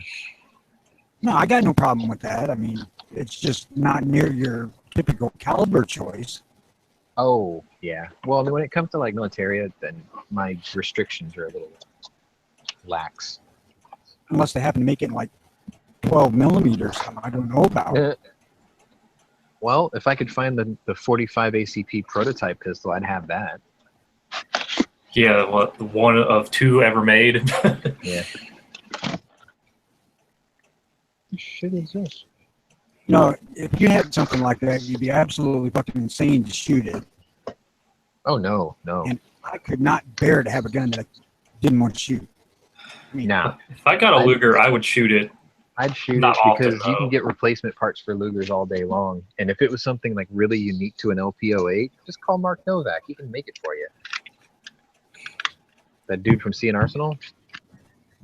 but if it's not all original, it's not as valuable. Gosh, I don't give a fuck. I buy him to shoot him. That's kind of how I am. Like, I shoot my Garand, I shoot my carbine because, shit, I didn't buy them just to look at them. Yeah, if I wanted a wall hanger, then, I'll buy one that didn't work in the first place. You were a psych major and you don't understand the insanity of this particular train of thought. No, I understand it. It's just, it's not what I prefer to do. Like, I buy them to shoot them. Oh, I do too. Which is why I don't buy stuff like that. But What is this? Oh, that's kind of clean. to each his own, man. That's all fine by me. It sometimes distracts me. It's funny. I would have it. I want a Berthier rifle too. I don't know why, but that's the one that had the 3 or the 5 round clip-fed magazine. I think I want the 5 round one. But if I saw a 3 round one, I'd take it. Beggars can't be choosers. Those rifles aren't like everywhere. Back when I was talking about the cowboy action guns and the buffalo gun thing, I want a freaking 1885 high wall. It's going to be a little difficult to find, isn't it? Nah, I don't think so. It's expensive, but they're around. They made a lot of them. Oh, and I do want to get a Remington rolling block too. Similar idea. Yeah. Yeah, I wouldn't mind having a Luger and a C96. I've always liked those guns for some I do reason. too. Finding a 20-round magazine version, though, is going to be damn near impossible. 10-rounder, Oh. I'd be happy. Oh, the short shasher or whatever it's called. The super long. I saw a Wowzer at the last gun show I was at. No shit. Yeah. It sell for much? I can't remember what he was asking for, but it looked like shit. They all do, I think. But Yeah. that would definitely be a wall hanger. Like, I wouldn't want to shoot that. Oh, yeah. I would only pay a wall hanger price for it, too. Like, I give you about maybe $100. Like, I saw a Wowzer and then actually saw a legit C96, and I think he wanted like $1,100 for it. Which I guess I understand. They're not making them. They haven't made them in almost 100 years, and you're gonna have to pay a good amount for it. The guy I bought my Makarov off of, he had 2 commercial Lugers. Not the military issue. He had 1 in 9 and 1 in 30. And this dude walked up and bought both. Damn. While I was doing my paperwork. He was like, "Are those military or commercial?" He's like, "Commercial." And he's like, "Fuck it, I'll take them anyway." I'm like, he says, "Which one?" He goes, "Both." Well, I remember there was a when history was actually cool and had like firearm shows. They had a history of Luger, and there's this guy out there. I don't know if he's still alive anymore, but he just has like this whole wall, nothing but Lugers. He like buys and sells and trades them.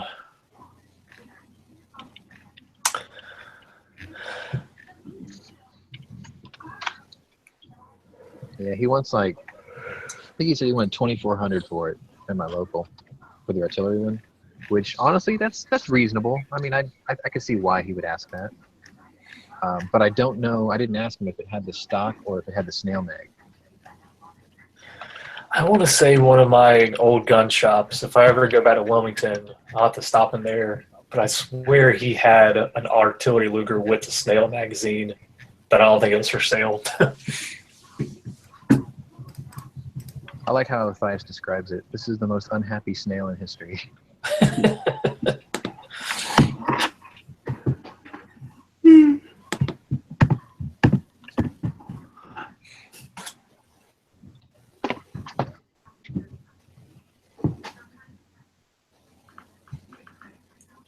Chef will be here soon. Our version of Chef will be here soon.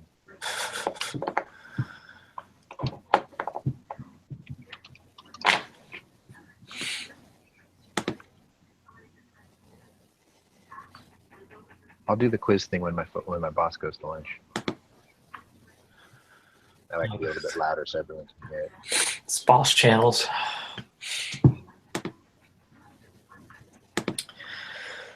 Yeah, I just had some guy email me about buying my AR.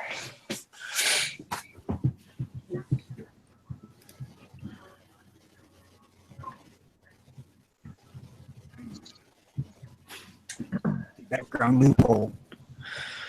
Hey, it ain't no loophole if there's no law against it.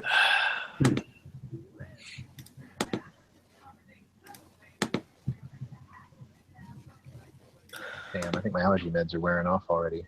Good. It's 12 o'clock, America, and I am another day closer to getting the hell out of here.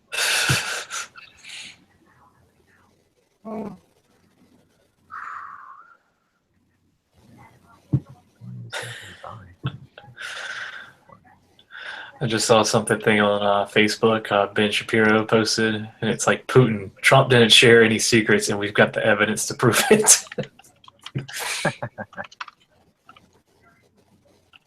I think they're getting ready to take off. Awesome. Now celebrities are calling for a special prosecutor on Russia. Yeah, they can call for whatever they want. They've been calling for a special prosecutor since he got elected.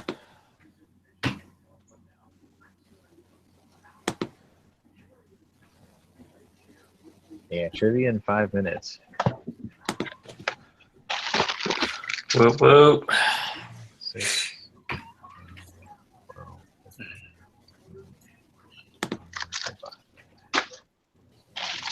Afternoon, gentlemen. Hello, shit. Hey, John. Hello. Good, how are you guys? Can't complain. Day off. Out of beer at the shop. Yeah, I just took the cart to go to clean it and shopping and all that good life stuff.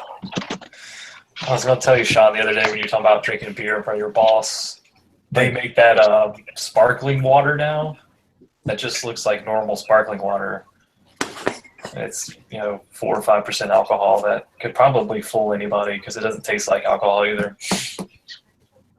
The first time I brought Golden Jack to work, my boss thought it was a bottle of cough medicine because of the shape. He's like, "Is that cough medicine?" I'm like, "It's medicine." If you want it to be. It can be whatever you need it to be. Oh, so based on what you guys were talking about the other day, I did research for the gun show. Like G-Webs was recommending if I go there, offer option for people to pay up front for stuff that they might want. But I was looking at the logistics and it would be too expensive. And I was also checking out the gun show itself. The Hammermacher, whatever, Wanamaker. Yeah. Wanamaker. Yeah, they seem to literally only have guns and knives.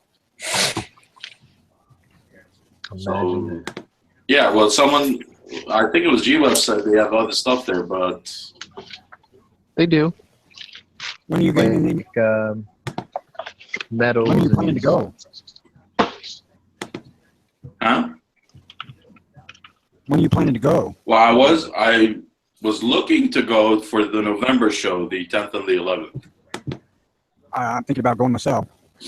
but it's too expensive for me to go if I'm not getting something back from it. So that's why I was thinking, do the research, see what the logistics would be, if it's worth taking a train, if it's worth flying, and see if anybody would be willing to trust me to, if they put money in I would make a separate PayPal account and they would tell me what they'd like. But there's really nothing more at the gun show.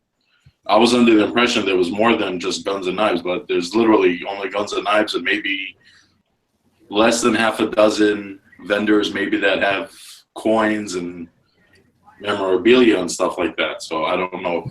Most gun shows usually do. You'll find them there. It's almost At like the Wanamaker show? Yeah. Almost every gun show. Like every one I go to, there's always somebody with guns, knives, coins, militaria, uniforms, hats. It's all they got a little bit of everything out there. I watched the videos of previous years, and they the people who had the uniforms were very specific that don't touch anything. It's very expensive. So I don't know if somebody's willing. I don't think anybody would want to put $4,000 in a PayPal account to someone they don't know to say, "Oh, right. I would like that replica hat," or that. Yeah. I ain't that fucking trusting. Huh? I ain't that fucking trusting. Exactly. So it really would. I would love to go, but it would be too expensive for me right now. Nothing personal here, but I wouldn't hand somebody $40. No, I can drive up there. I totally understand how you feel. I'm pretty sure if I left at like 3 in the morning, I could get up there just by breakfast time. We should plan on meeting up there in November. What state's the show in? Tulsa, Oklahoma. Oh, the big gun show? Yeah. Mm-hmm. Yeah, I would like to go there, but my head would probably explode the minute I walked in there. Ooh, candy. Ooh, candy. Yeah. I'm thinking I'm just going to rent a car and drive out there. Just use your bird, man. Go in comfort. I can probably save money and gas and. If you want to save money, just take your fucking 10-speed. One of the most economical vehicles you can go on a trip like that in. You have to find one though, is you have to find a diesel 3/4 ton Suburban, or a Ford Excursion even. Like they sip gas or they sip diesel on the highway. I feel like taking a train would be super cheap. From New York, it would be $250.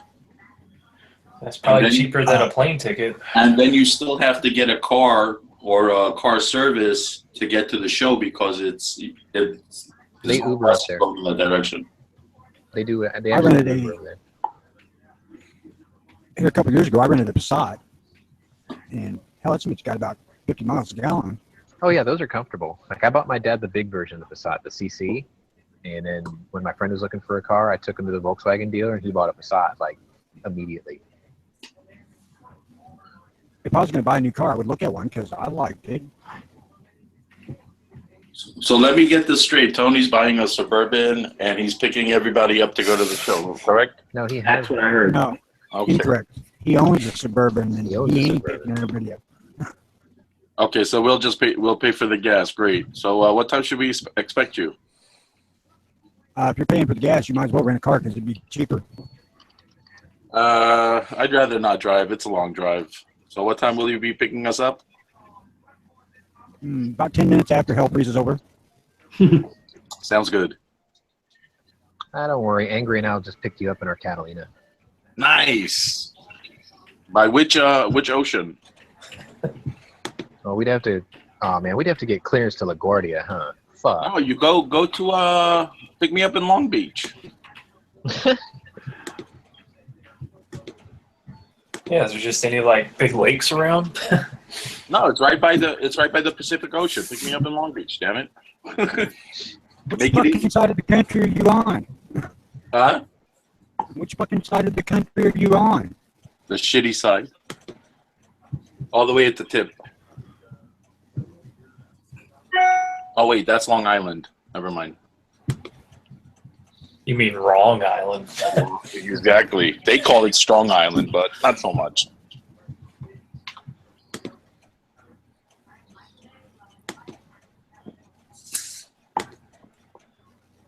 Yeah, I'm not the only one on the wrong side of the country. A Texas man is suing his date for texting during the Guardians of the Galaxy Volume 2 airing. Savage. What the hell? Wow. He's demanding a refund from his date after she texted while they were at the movies in Austin. Of course, it had to be in Austin. I read that to you this morning when I first got in here, Sean. Austin is like the genital wart of Texas. Oh my god. That's why it's weird. It's weird for all the wrong reasons. If you live in Austin, I'm sorry. Fuck you. Live in Austin, sue somebody. It's like, that's a lifestyle choice you made. Now you have to live with the idiots that run your city. Well, they're ruining the city by the day. Thankfully, we have a freaking governor in charge in said city who does not let that shit get to him. Damn straight.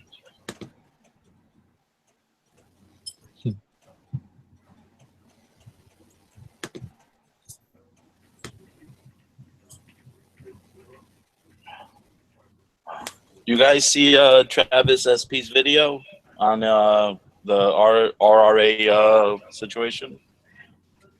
Oh. Is that new for today? Yeah. Yeah, he put the video up this morning. Oh wait, that's the thing Night Strike was talking about too, right? Where he like defended his position, saying, "Oh, I didn't know." Well, no, I mean, he wasn't defending the position. It's just, you know, as you guys as the gun buyers and as the customers, you know, there's a feeling of betrayal, and in the end, you're never really going to know what actually transpired.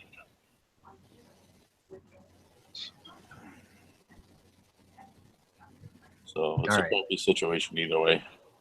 They're gone, so it's quiz time. How about it? How about that?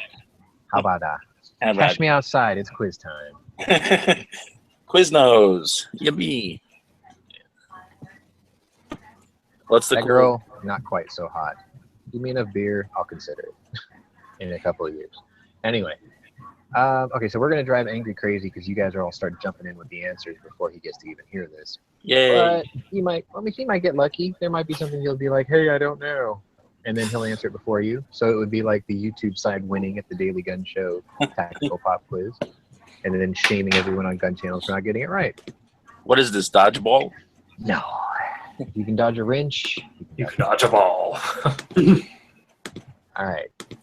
So this is going to be a quiz on fundamentals and principles of small arms.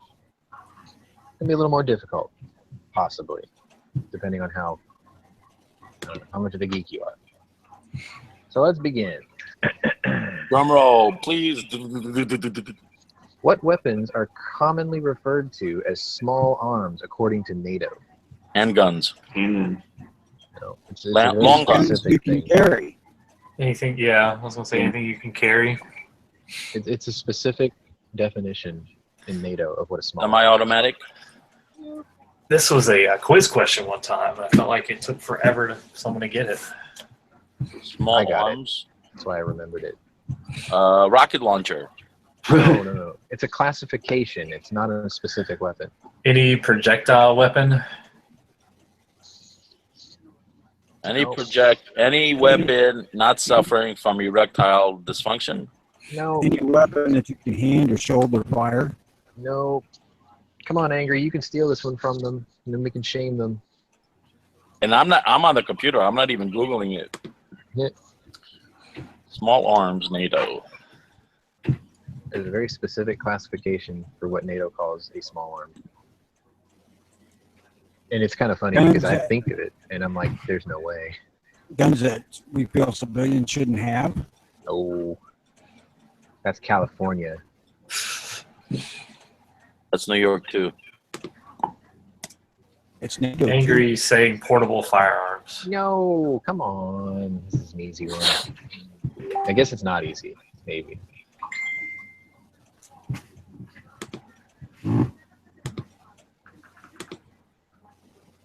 Lunch Strike would get this one in a heartbeat. He's too busy eating Matt's bowl of dicks. Any gun below a 20mm bore size. Yes. Woohoo!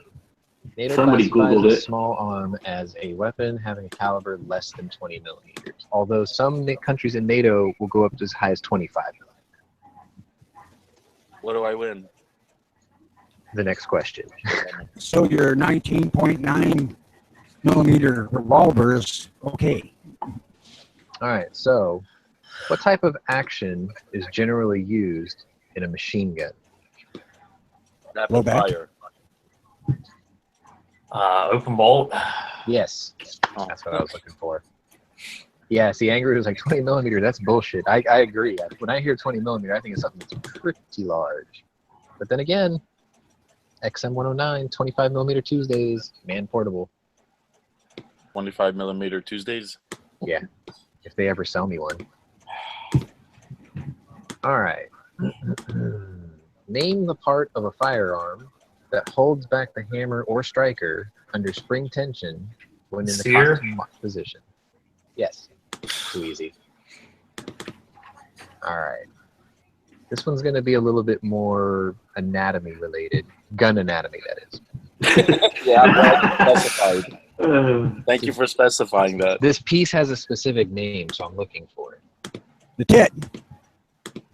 Clitoris. All right. Oh my god. So would the SIG P320 be like the transvestites of guns? Yes, it identifies as other guns. All right, here we go. Next question. On a mod deuce, the M2HB, what causes the extractor to rise up into position behind the next round to be chambered? A spring. Friction. No. It has a name. Blue pill. No. I said rise up, and you're like, blue pill. I have definitely influenced you people. The extractor elevator. Oh, shit. I may lose connection. This might suck. But Are you gonna lose connection? my phone system just went offline, so. Did you hear what Tony said? What was it, Tony? The extractor elevator. Fuck, I'm just making shit up. Not exactly. The extractor claw? The extractor Viagra. Nope. The ejaculator. It's also the name of a part in a car. The engine. No. Clutch? No. Angry saying plunger. No. Car doesn't have a plunger. If she's bad enough, I'll plunge her. God. I She have was no saying clue. there's a tactical quiz this Saturday. Lifter. Nope. All right. So you guys didn't get it. It's called the extractor cam. Oh Oh, man. come on. The extractor should have been good enough. Who said the extractor? No, because extractor was a word in the question also. What causes the extractor to rise? I said extractor claw. The tongue All right. tip. I got this one wrong. I was so ashamed when I did this. What part helps slow the rearward movement of the bolt in most semi-automatic and automatic rifles? Recoil spring.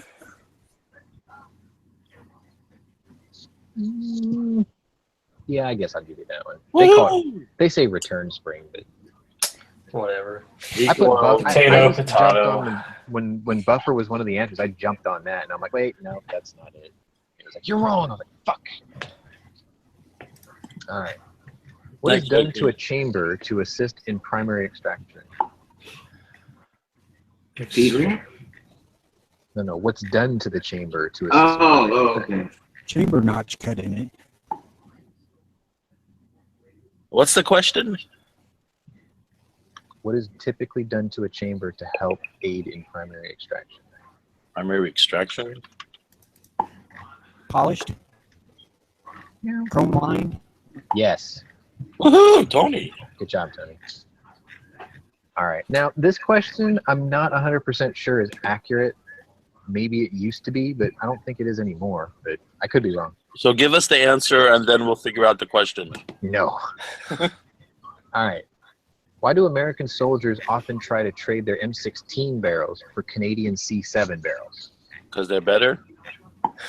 What makes them better? They're not Hammer, American? Chrome line. hammer forged. Yes. They're not American? I don't know. Canadian C7 barrels are hammer forged by their manufacturers, while American M16 barrels are cut with a mandrel. Now, see, the reason I say I'm not sure if that's true anymore is because you can buy cold hammer forged barrels all day long. Yeah, I feel like my M4's got a hammer forged barrel. Well, what year are the questions from? Couldn't tell you. It's not dated. That's probably why. It's a little outdated. That All right. source that you're getting questions from, is it a substantial number of questions? There's a couple more. I think this one has 14. All right. What type of firing mechanism is used in small caliber weapons where a gas assist system is not possible? Piston? Blowback. Inertia. What was that, Tony? Blowback. Yes. Pretty easy. That was the name of my last girlfriend. All right. So this one's going to be a little more difficult. I'm pretty sure it's going to be pretty difficult. I'm not going to ask you to name them all, but if you could, that's extra credit. How many phases are there to complete the cycle of operation? 7.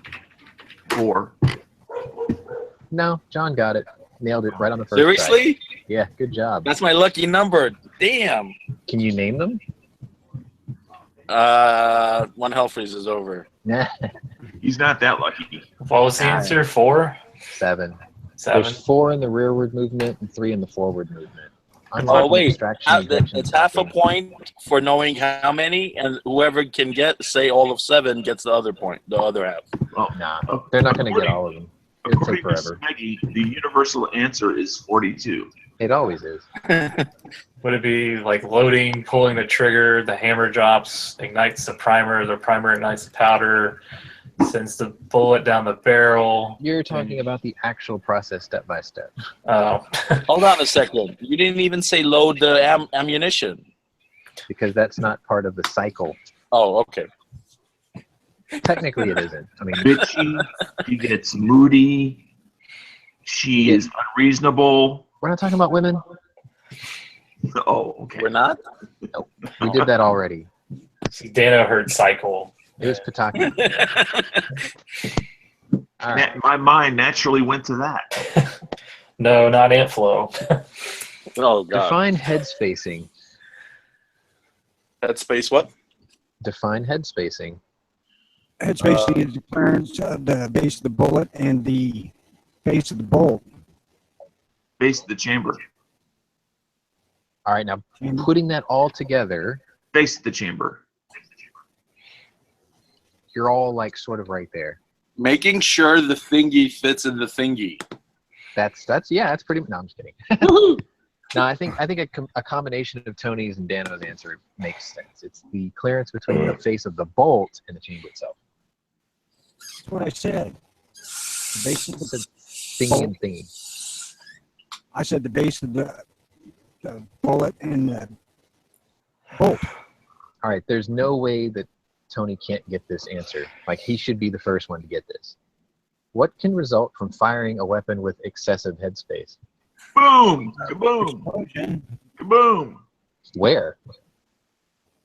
Somewhere. Knock the ass in. Breach Change the bullet. explosion. Yeah.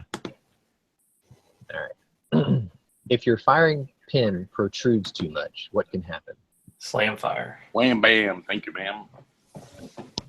Also known as a redneck machine gun. No, you're gonna have to think past that. We're talking catastrophic failure. Extreme gas leakage when it pokes a hole in the primer. Okay, I'll give you that one. That sounds Primer. like me. Primer perforation. Yeah. That sounds like me when I eat too much. Things that I shouldn't. All right. This one may or may not be difficult to answer. What prevents the hot gases from the burning propellant from escaping from the rear of the chamber instead of pushing the projectile down the barrel? The bolt base. The locking lugs. Ooh. The gas thing. Actually, the sealing of the expanding brass. What's that called? Expansion. Brass expansion. Fire form? Close enough. I'll go with fire form, but yeah, chamber obturation. Yeah, I would have never guessed When the that. brass takes the shape of the chamber to seal it. But yeah, you got it. Yeah. Fire form. All right. Since the event of all this steel case ammo, they've started putting bullet holes in guns. I have a follow-up question, but I don't have the answer. Then why do chambers that are not fully supported open every time? Wait, what? Then in the case of like a chamber that is not fully supported, like in Thor, Yeah. that piece of brass wall, why does it not fail on every Why does it round? not blow out? Actually, the answer to that's pretty simple. The bottom, let's say the bottom fifth of most pieces of brass are substantially thicker than the 4/5 above it. Like, you can literally machine the brass close to the rim on a lot of different rounds when you're trying to recreate old rounds. Like, if you ever watch CN Arsenal's Anvil series, he takes like 45 Colt, 44 Magnum brass, and he can machine it on a lathe because the brass on the bottom fifth of a cartridge near the rim is the thickest point of brass in the entire casing, next to the head stand itself. But I guess I'm not doubting your answer. I'm just wondering, because of the massive amount of pressure. Yeah. I mean, even in what we consider to be weak rounds, and the fact that brass is so inherently weak, it's just hard for me to imagine. That's all. The Right, area well, that's of the thing. It's made to burst past that point. When you have No, like case head separation, it's usually not at the rim. It's a little ways up above the rim. Not only that, the area that's then supported is such a small area that it is inherently stronger because of its small size than you would imagine the rest of the case being. All right, so I have a sort of a trick question here. This may be a trick question. Like, 42. I think the typical answer is going to be the wrong answer. Maybe. Not 42. Is a silencer the same as a suppressor? No. Can you tell what the difference is? Yes. Yes. Name it. One is silent, one can be heard. Ugh. No, one is meant to diminish the sound, the other is meant to diminish the Barrel flash. No, you're thinking of flash hider. All right, so a suppressor uses baffles to slow the bullet down to subsonic speeds before it leaves the barrel. This eliminates the ballistic crack heard by the supersonic projectile breaking past the sound barrier. Silencer simply quiets the round by fire of the cartridge by providing a larger expansion chamber for the hot gas to go inside instead of inside the barrel. Whoever wrote that fucking Baffles stupid. don't slow the bullet down. Well, that's the thing. That's exactly right. The thing is you will get a crack on the first round anyway, because it has to burn off the air inside between the baffles anyway. Sean, That's why I the said it's crack kind is of the best part. It's kind of a fucking trick question. Like I don't think that was a very accurate question, but they were looking for no also as the answer. Gotcha. The crack is the best part. And as Bob likes to say, suck it up, Buttercup. Yeah, I didn't write the question. Nor did I. Playing the game. Well, exactly, and that's why I'm saying the answer is what the answer is. I have empathy for your position today, Sean. It is incorrect. Hashtag not my quiz host. Hashtag I'm not responsible. Oh my god. Yeah, this is not going to be an easy one. Woohoo! I think Tito just Let me collapsed. take it just to see how bad I am at this. What are you doing? What am I doing? Just wrestling your microphone? He's ducking and covering for the tactical quiz. Yeah. No, I'm not doing nothing. I'm just sitting here waiting for the question. Oh, hey, Dano. When did you get in the chat? I don't like this question at all. 5 minutes ago? Shit. Oh, okay. How you doing? Dandy. Let's see how I did. 7 out of 10. Yeah, I kind of figured I wouldn't do this one very well. Okay, Vanna White, let's go. All right, so this one is going to be the quiz of the M14 infantry weapon. Ooh. It's considered one of the hardest ones on their list. It's go time. All right. Yeah. Now, I'm going to give you a little bit of insight here. All the answers for anything to do with statistics need to be done in metric. I'm out. I didn't write it. It's just that's the way it is. What country do you Because I think guess we're they in? were, well, because I think they're going by NATO specs. So, all right, let's begin, shall we? What is the newest, or what is the new version of the M14 called? DMR? The M15. No. M21? You're going too far forward. I think this is an overtop question. Oh, the M1A. Yeah. Yeah, All it's from probably- yesterday. Probably a softball. All right. What size bullet does the M14 use in inches? 308. Okay, good. All right. Now, this is the one that I'm like, how the fuck did anyone even know this? What was not a number used for M14 prototype rifles? 69. Oh. I can't believe you just blurted that out. It's a number. It is a number. T47? You're kind of on the right track. 48. No, the fact that he used a T designation. Oh. He's on the right track. Yeah, because it's when they were testing that in the FAL, they had T designation in front of it. I can't remember what the M14s was. So. Anybody else want to try? T6. I'm just waiting to see if Angry might pop one out there and go, hey, it's this. I can hear someone like furiously working the scroll Yeah. wheel trying to find the specs. Google Foo Trivia Hour. The M41A? No. We're talking prototype models, so they're not going to be given an M T57. designation. I have no idea. T-57 was an autoloader heavy tank. Well, Google sucks. I'm sorry. Can't trust Google. M21.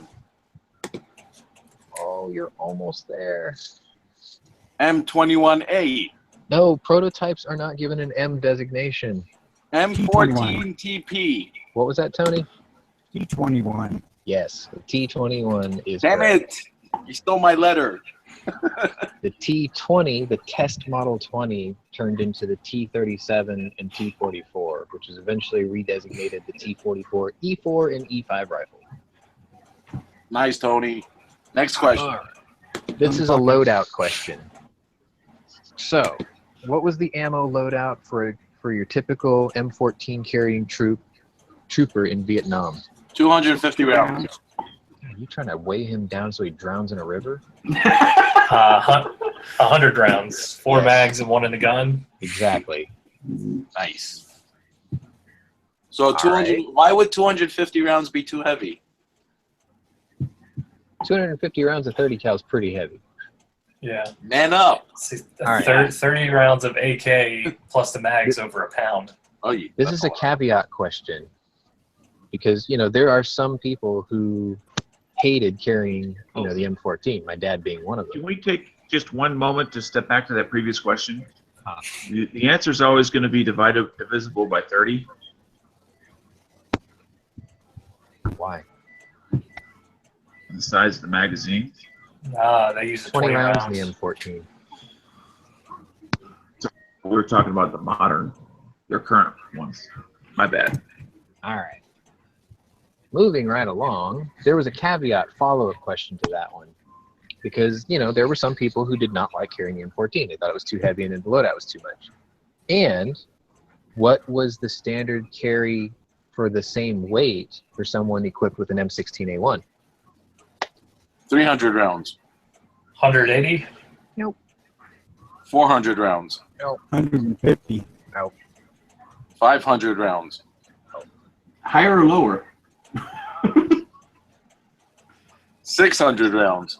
You're just so swinging for the fences. 150. 90. No. 240. If you can carry 100 rounds of 7.62 NATO in 4 magazines and the one in the gun, a guy carrying an M16A1 can carry how many rounds with the exact same carry weight? 150. 275. You're really close, Tony. 320. 280. Yes, 280. Damn it, that was my next guess. That's why people didn't like humping the M14, because they could carry over twice the amount of ammunition for the same amount of carry weight. Well, they were Almost more 3 men. times.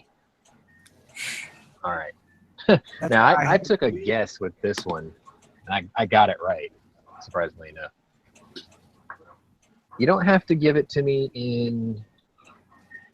You don't have to give me the decimal points. Just give me the round number. How long is the M14 in centimeters? 34. 126.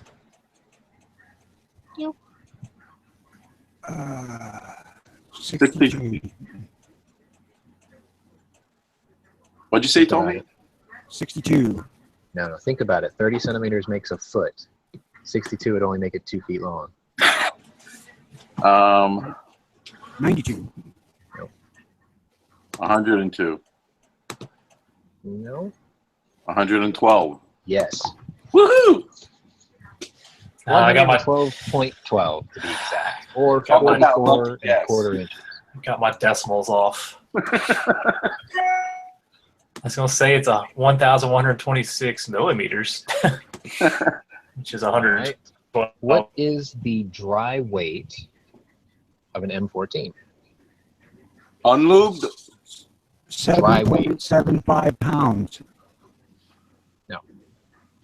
60 pounds. No. What does dry weight mean? Really? Gun by itself empty. Like unloaded and everything? Yep. 42 weight. pounds. Dry 9 weight pounds. means empty gun, empty magazine.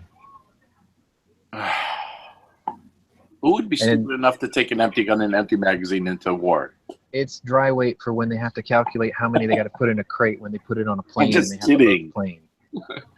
I have no clue. Anybody else? I still think Simmons weighs about 8 pounds or so. You're roughly there, and so is Angry.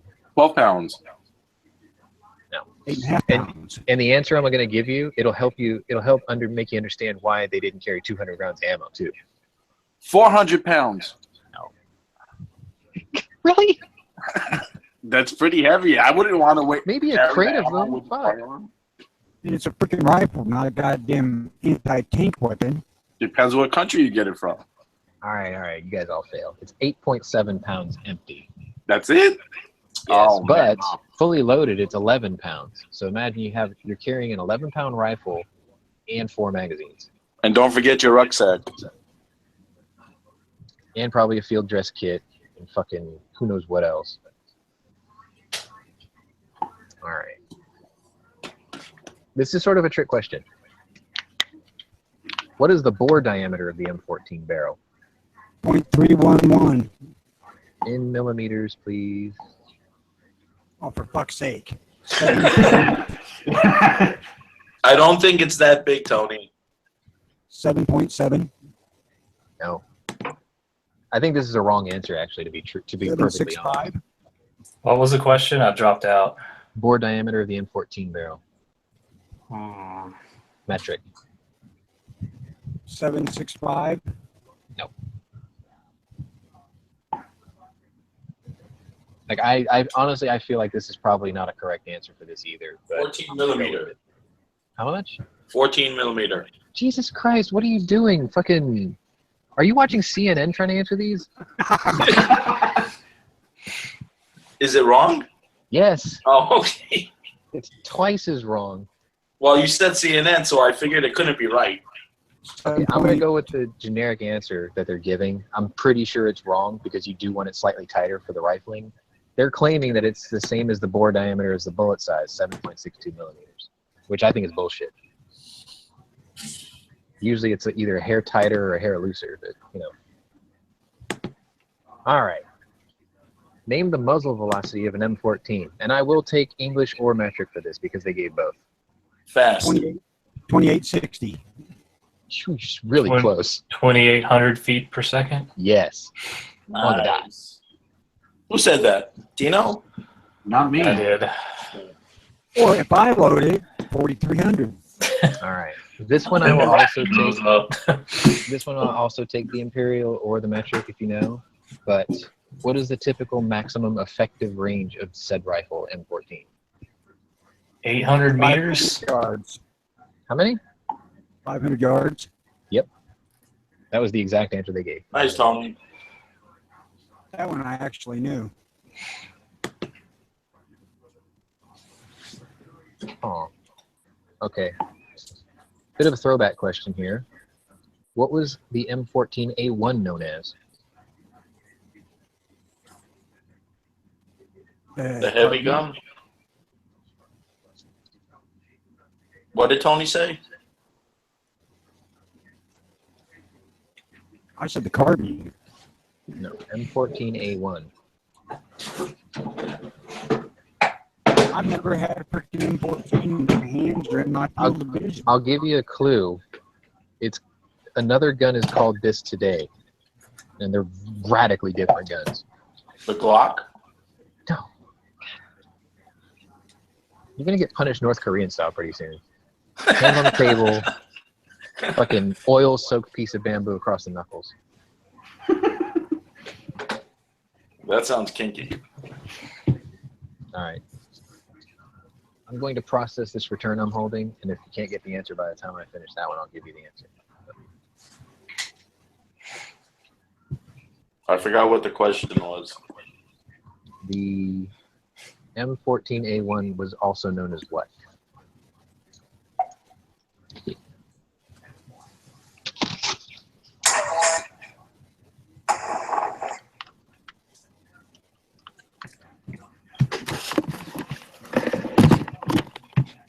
Don't fall out of your chair stroking out trying to figure it out, bro. No damn idea. No, you're going too far forward or angry. SOCOM? No. M1A. No. I looked it up just now just to confirm it because I wasn't sure myself. I did get it right though. It wasn't the saw, was it? The what? The saw. Say it out. SAW. Say what it means, what it stands for. Squad automatic. American Service. Yes. M14A1 was known as a squad automatic weapon. Yeah, that's a saw. Yeah, but I wanted you to spell it out, slacker. Oh my God! What are you, my English teacher? No, I didn't want you to spell the letters. I wanted you to say what it meant, what it stood for, because the M249 is now taking over that designation. Suck it up, Buttercup. Right. Well, Google doesn't have the full thing. It just said saw. Yeah, you have to remember the A1 variation was select fire, so it can unleash the Brucka if you needed it to.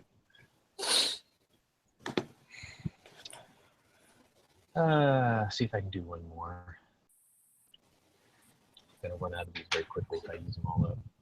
But this will lead us up into Friday, so for Saturday, where you guys can take over with the Daily Gun Show version. Next question. Hang on, I have to answer them myself to make sure if these are even too easier.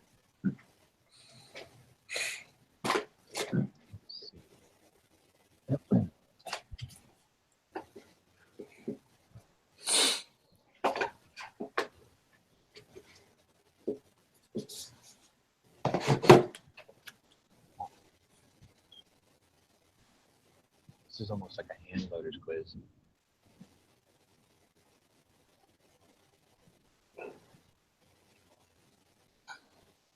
Can I ask a question? Yeah, go ahead. What gun was replaced by the M14? The M16. Known as?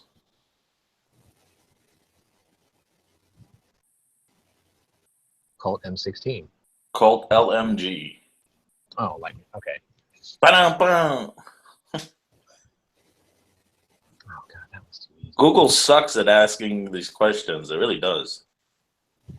Screw you, Google. They're anti-gun. Yeah, you're probably right. They are owned by YouTube. Actually, it's the other way around. They own YouTube. Either way, they suck.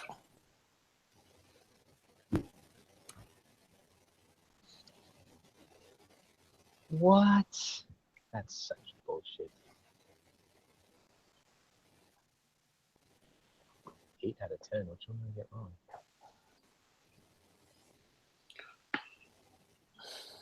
Did he say the question and I just didn't hear it? No. Oh. No, I was just making sure. I guess okay. There's a trick in the wording. That's what got me on this. All right. So this is going to be the handgun bullets and ballistics quiz. I'm out. Well, no, I mean they're general questions. They're not mainly hand loaders questions. All right. Which caliber is considered the weakest in terms of energy? 25 base EP. 22 short. Well, I guess I should have gave you the list. Never mind. Let's not do that one because it gave me a list and you don't get to know the list. So forget that one. Forget it. All right, let's move on. Is there a difference in the diameter of the 38 S&W Special and 357 S&W Magnum? No, they're the same. No.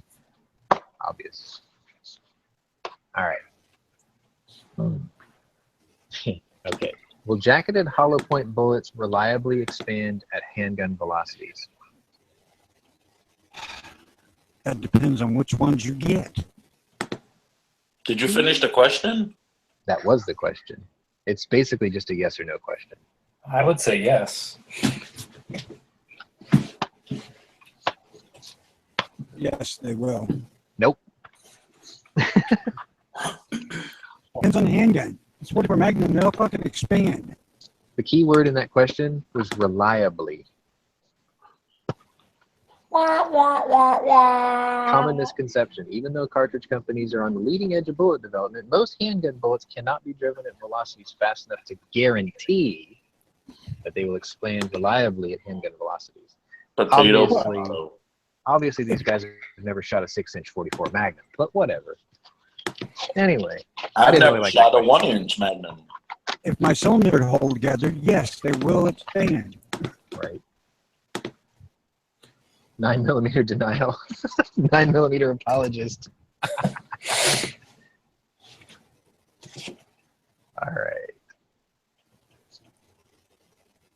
Which of the... Oh, no, this is a list one, too. Never mind. I don't want to do that one. Because if I give you the list, you're going to be like, oh, it's obviously this one.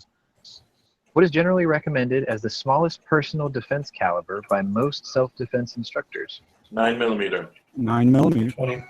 25 ACP. 380. Yes. Woohoo! Now, follow-up question. What is the state minimum required personal defense caliber for Texas? 32. 22. 40. No, Tony got it. It's 32. So it's not 40. No. Okay. No. I thought everything Yay. was bigger in Texas. Unless it's 135 grain. Yeah, so most handgun instructors will say that 380 is like a baseline bare minimum, but even that I think is slowly getting out of date because most 9mm rounds nowadays are adequate, and I guess their expansion technology is better, so I think people are going to start to even shy away from 380. But in Texas, you can qualify for your CHL or your LTC with the 32 caliber. Anything below that you can't. Texas has a specific caliber you have to qualify with? Minimum allowable caliber, so 32 ACP. Do other states have that as well? North Carolina doesn't. I think ours, we had 2 ladies qualify with 22 revolvers. I was going to say, man, like, I think someone could qualify with a PMR 30. I mean, 30 rounds of 22 Magnum, I do not want to be on the other end of that.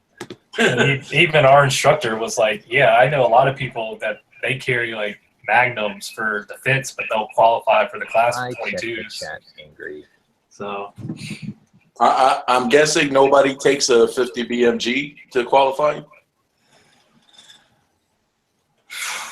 No, 58 though I've seen.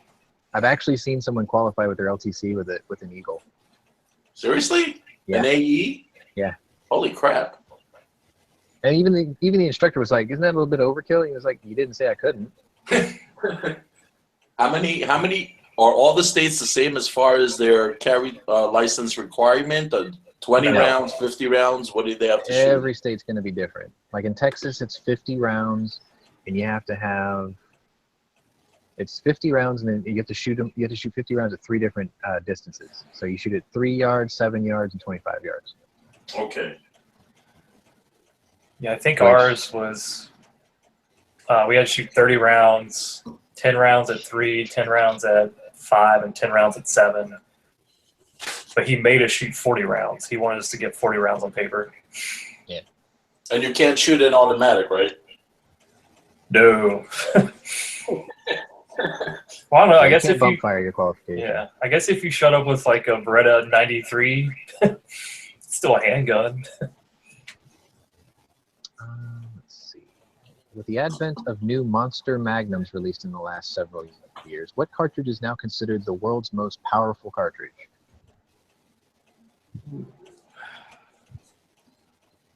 Is it the 950 T-Rex or whatever that shit's called?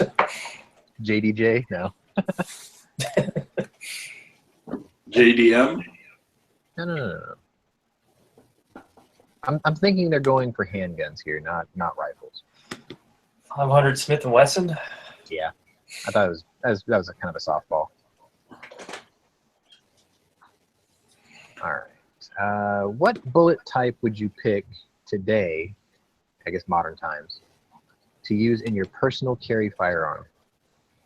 Sounds like an opinion question. I would think so too, because my dad's kind of Old Testament with this one. Hollow point. Yeah, I'll give you that. There's jacketed hollow points. My dad prefers wad cutters, which actually was considered a self-defense standard, like when his dad's dad was around, punching big clean holes, you know. And he was used to tell me that his dad used to hand load wad cutters backwards because they were concave, so they acted like a rudimentary hollow point. Interesting.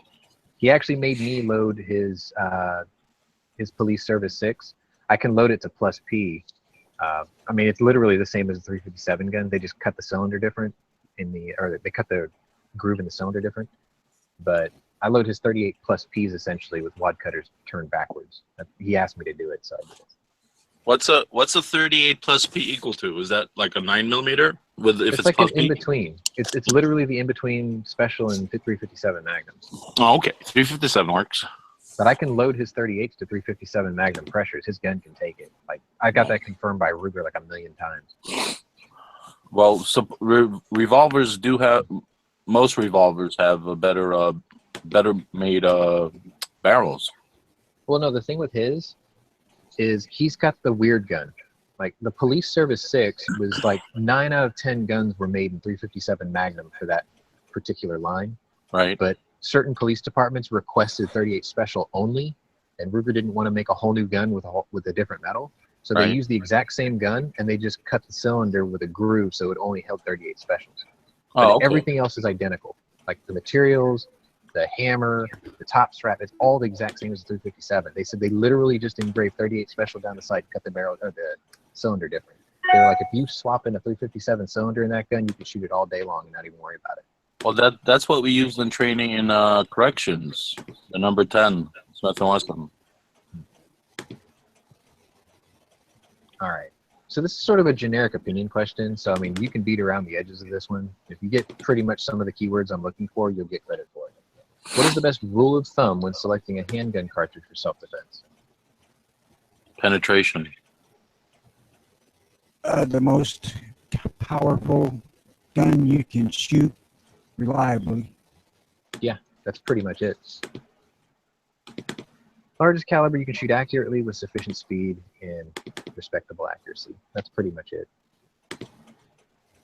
You know, like a guy that's the size of Shaquille O'Neal, I'm pretty sure can do 44 automatic like a boss. Because he's proportionally larger than me, you know? Or all of us put together. Shoot, as bad as he is with free throws, I bet he can't hit anything. He just throw the gun at you. Yeah. Throwing fists at you, man. That dude's huge. All right, that's gonna do it for quizzes for the day. Because I don't have an entire hour. I gave you 3. Oh, give us more. Come on. No, because my source only has like 2 or 3 quizzes. Screw your source. Find another one. Damn, start your own freaking quiz show. Yeah. Well, G's gonna start doing one on Saturdays. I was talking to you, John. Me? What the hell do I know? Oh. All right, so I guess I can close out the trivia with my choice of gun of the day. And I completely forgot about this gun until my local called me last night and said, by the way, we've got one of these and thought you might be interested. I'll put the link in the channel chat for the rest of you. Oh, crap. The gun I selected today came from SRM Arms, and it is the M1216, the 1216. If you don't know what this is a 16-round semi-automatic revolving chamber shotgun. Giggity. Yeah. It weighs about 8 pounds, or 7 pounds unloaded. It holds 16 rounds, and it's actually tailored to shoot 3-inch Magnum high brass shells. Didn't Hickok 45 do a video on this gun? Yes, he did. Okay, so that's where I know it from. I was like, it has a 4-chamber cylinder. Each chamber holds 4 shells, 3-inch Magnum. And it's only $2,400. Actually, my local has one for sale right now for $15.99. You mean bought it? New. When do you think they're going to be able to deliver it to you? I kind of do want it. It's very likable. This is nice. It is very likable. You want the longer barrel or the shorter barrel? I think I'll probably just end up with the 18.5. Nice. That's what he's got. But they're all nice. It is very, very likable. It has a perfectly flat top across it with a full-length 50 rail, and it's got a little bit at the end too. So if you wanted to put it like a flip up, you could do that. But it's pretty neat because you load up the 4 chambers, and then you probably want to keep the bolt closed. And then when you load it in, you rack it the first time and feed it. You go through the 4 rounds in that first tube, and there's this little flip-up lever at the very end near the barrel, or near the end of the barrel, and you just pull up on it, and then with your middle ring finger and pinky, you can pull down on the cylinder and revolve it 90 degrees, and as it clicks into place for the next chamber to load or to line up, it automatically feeds the next round into the chamber. Okay, So I didn't you don't understand have to any of re-rack that, it. but it sounds cool. Essentially, what happens is you fire the first tube, and as you turn the tube to the next tube full of rounds, you don't have to re-rack it. As it turns, it pulls on a cam, and then it chambers the first round of the new tube when it lines up. So why are you turning the barrel?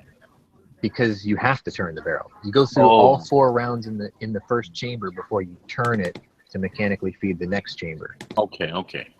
That sounds ridiculously complicated. It's it's actually incredibly simple.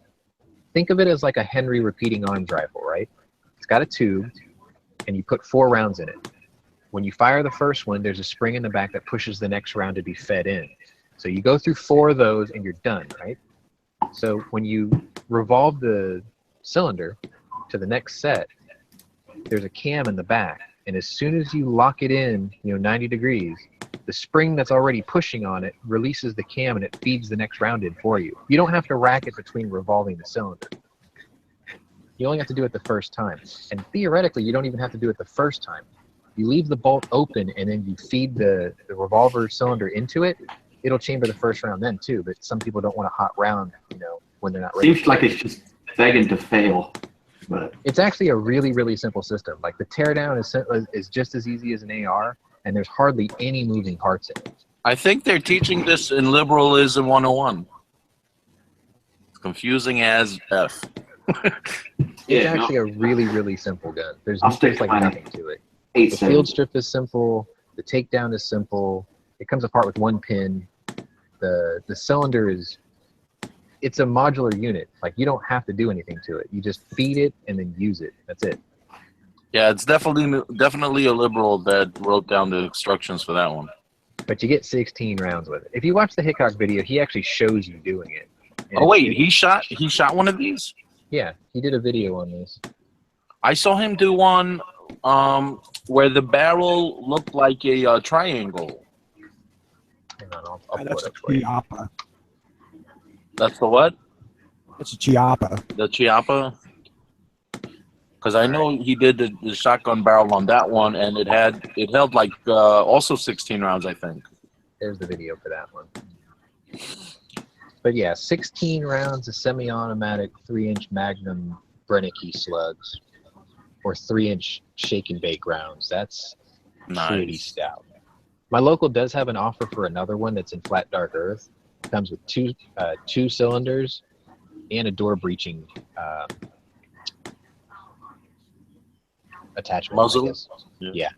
Okay. But that one's $2,000. Just get that attachment to put it on the SR. Well, I think the magazine probably was jacking up the price. That and the custom color or whatever. Yeah. I don't know. To me, it just seems too. It sounds complicated until you see that video. Then you're like, oh, it's really not that difficult. Now, what would be really awesome is if there was a way to make the cylinder revolve automatically when the first one empties. But then I think it would become complicated. So you just pull it yourself after you shoot 4. I think if I had one of those, I'd probably put like that Talon grip tape on the flat faces of the cylinder. That way I have something to grip onto. Or like skateboard tape it or something. It'd be cool. All right, trivia, round 2. Oh, no. That wrapped up trivia. We've reached the top of the hour now, so. Time to do something new and exciting, or not. What is this, the Love Boat? Y'all want something new and exciting? You always Love Boat. I gotta answer the phone. Actually, Boy.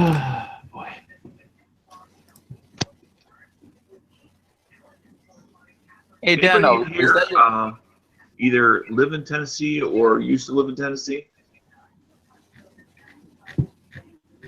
not me? Okay. Anybody in here either live in Kentucky or used to live in Kentucky? Not me. Not me. Okay. I I'm just have. curious because I was doing yesterday on the Daily Gun Show. We were going through doing our state of the state, and yesterday was Kansas, but something came up previously about Tennessee and about how there was a bill passed to make suppressors legal in Tennessee. But when I go through the wikipedia.org gun laws, it says NFA items are not restricted in Tennessee. That's correct. Artisan Tony did a video on it, and he actually called somebody about this specific question. So he basically said they're allowed. The time on getting them might be shorter. Instead of 8 or 9 months, they might be 6 or 7 months, but you still have to go through the same paperwork. So they were, well, that's still kind of confusing because either they were legal or they were not. They were, but now they're. I don't know. He was saying Tony was saying something to the person on the phone about how stupid it is to even be an NFA item, and that's why they were working on the repeal the NFA items, and the suppressors were one of the items. Well, isn't it like Wyoming or something where you could have NFA stuff and they don't even do anything? No paperwork? Yeah, it's something ridiculously easy to get NFA items. Well, it's not ridiculous. Well, Montana has a bill where if you buy the suppressor and it's made in Montana and you don't leave the state, technically they say it doesn't qualify for like the Interstate Commerce Act. Therefore, it's not an NFA item. Oh, nice. But I would think want to be the test case. yeah, I think they did it to try to take it to That the didn't Supreme work out so Court. well for you guys in Kent. Dano, if you wanna understand it better, I think you go to Kansas has that, and 2 guys just got hammered. seriously, and that's in court now. Yeah, I found the video you were talking about. I just got to take 8 minutes to watch it here. Yeah, so Tony basically just tries to get a straight answer, but the gist of the conversation was, it's stupid that it's on there on the books to begin with, and now it's even sillier that they're trying to repeal it, in which it shouldn't have been on the books to begin with. Right. It led me to believe, since there was a website leading to confusion, I was wondering, well, what else might be not legal that People I think aren't is aware legal? of. Yeah, exactly. Yeah, Because sometimes it's hard to get good and solid information on other states and what's legal and what's not. but the guy on the phone was specific. Told Tony just everybody who checks needs to make sure it matches their state. But again, it's based on individual state that does it. So whatever federal law is there, the state can undo it in a way. Right. All right. Well, I'm going to take a time out here and go watch the video. Okay. All right. Yeah.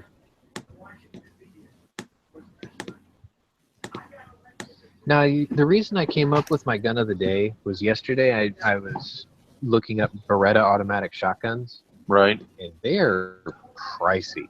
They cost almost as much as that SRM, and they only hold like 5, maybe 6 rounds. Some of them hold 7, but 16 rounds, that's pretty impressive to me. The problem with the Utah 15 when it first came out was it had feeding issues, and it's still a pump action. Yeah, you can flip a switch to select what side of tube you want it to feed from, but it's still kind of finicky. It does look cool as shit, though. That's what I liked about it. Like, if I found one for $400, I'd probably buy it, but they're not going to ever sell for that. Hickok had that on his channel too originally when it first came out. Yeah, the KSG I don't really have anything bad to say about it. I just don't want it. And then the DP12, that sort of solves the opposite problem of the Utash. It's not only twin cylinder, but it's twin barrel. And its claim to fame is 1 rack, 2 pulls, 2 shots, 2 barrels. That's kind of neat, but the semi-automatic 16 rounder it's still gonna be faster. And I get 4 shots off of, with that. I think if you work on the DPM long enough, you could be just as fast. The DP12, no, because you still have to work you still got to rack it every time. Like by the time you fire 2 and rack it, you could probably unload all 4 rounds of the first cylinder. Oh, that's the one with the forward grip. Pull back, pull forward. Okay. You think I'm going to get up from this chair and open that door? You're out of your mind.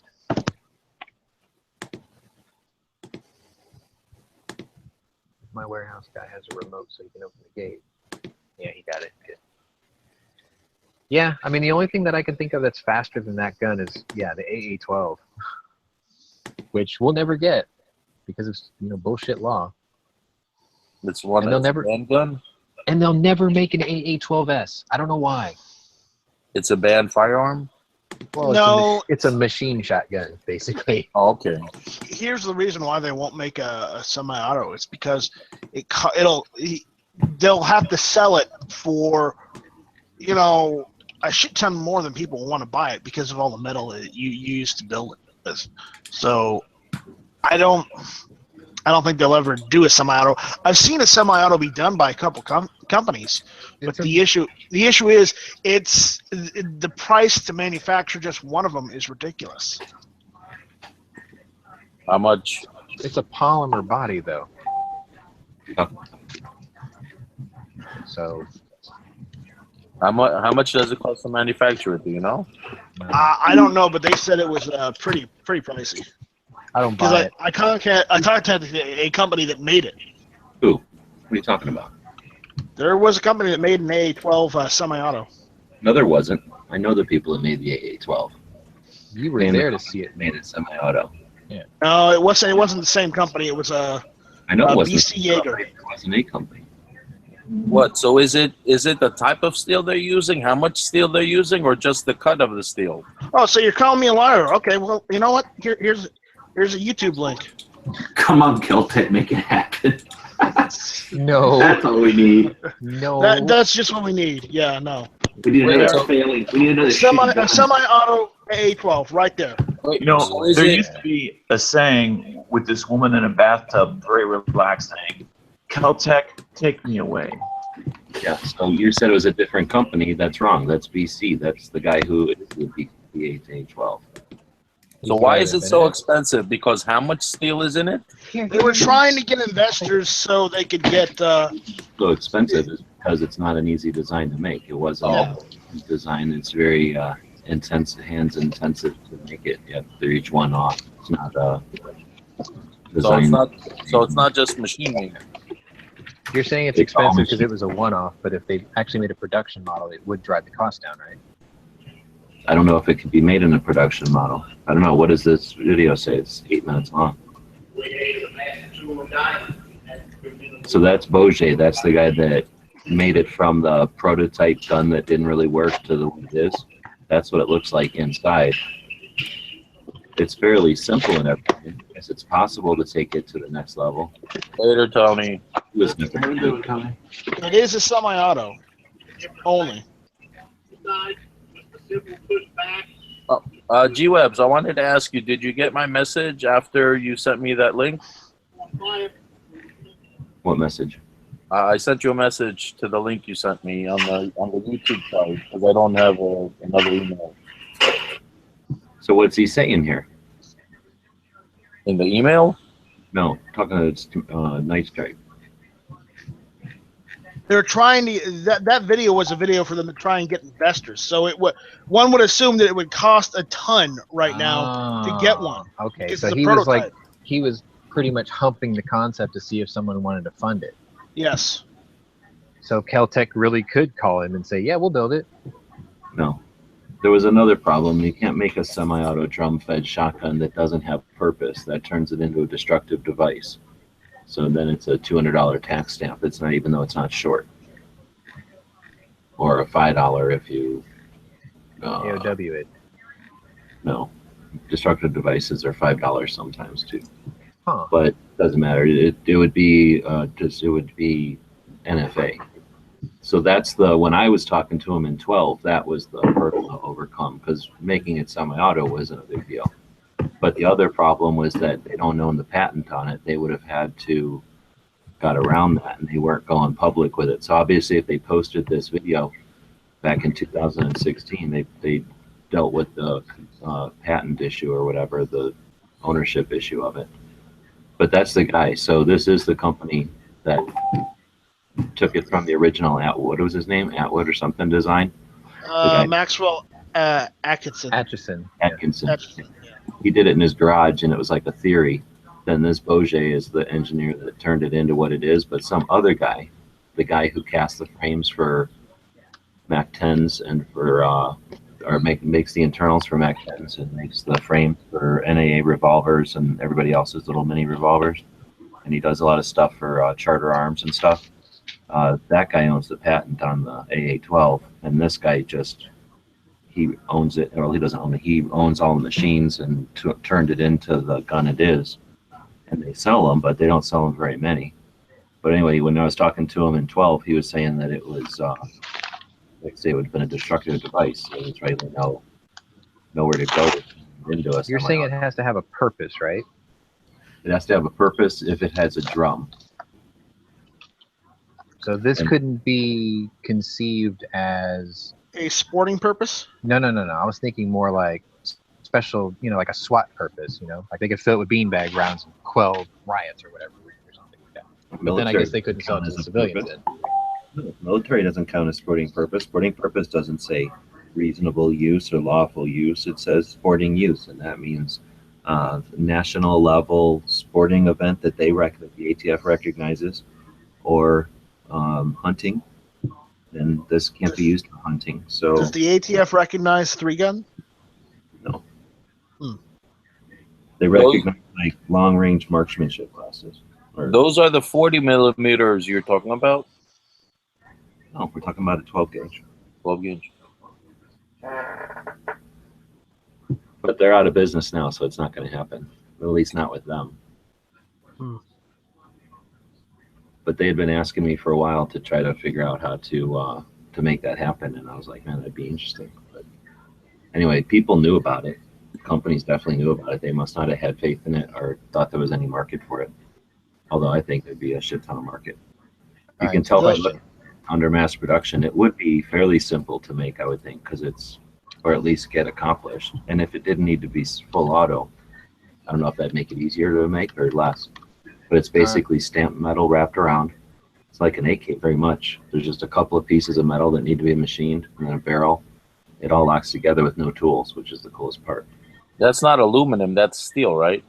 It's high quality. It's real high-end stainless steel. This guy's a German engineer.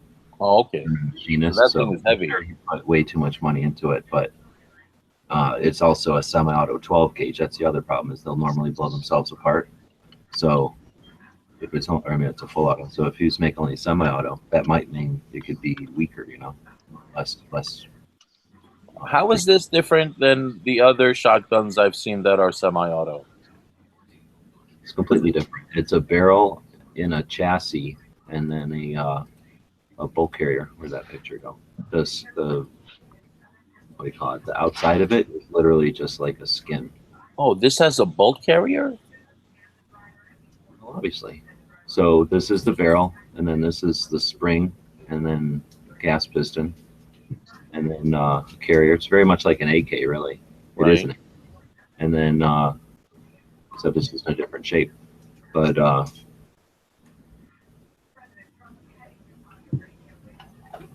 we get Segas. We should be able to get this. We don't get Segas. No? Well, we get Segas, but we get them in as, sporting-looking rifles. We convert them into this. Yeah, I thought when you first put this on, I thought this was an AK. I didn't even think it was a shotgun. There's a will, there is a way. They make these things with magazines too, not just drums. Yeah, but this thing is going to cost a fortune. Like G-Web said, if he's going to use the premium stainless steel. So Well, we're I don't know talking like about that so much, a four but- grand and the guy- shotgun, right? No, but More? no, I don't think they're that much. Fucking, they're just a gun. I'm just saying, Yeah. I don't know if it's something that, because of the way it's made, look at it. It's a giant piece of metal folded and then wrapped around. Bourget makes them on these pieces of equipment here. This is different tooling, I'm sure, than most guns. So like I say, he's been shopping it around, or they've been shopping it around. And if they made a video, I'm guessing they got to the point where they're comfortable talking about it publicly. Right. Then that means Keltec and Ruger and everybody else who knows what's going on knows that it's available to him. I don't think he's unreasonable to work with, unless he's just a total dick to work with. I don't know it. So there is a chance then. No, there's not. He's out of business. His wife told me that Dottie told me that they retired, that he's no longer doing anything. It was depressing because I was really asking around. I knew a couple of people to ask who I thought might be into it, but they just didn't see the thing. They had been burned on other, like one-off old guns like this, bringing them back to life. And people act like they want them, but then they don't fork out for them, and then they sit there with a bunch of inventory or machining. He must does have someone spent have a to- ton load in R&D. Would someone have to like buy out his patents if they wanted to make it, and that's why he's like humping this around for potential investors? No, he don't own the patents that I know of. This is wife Dottie.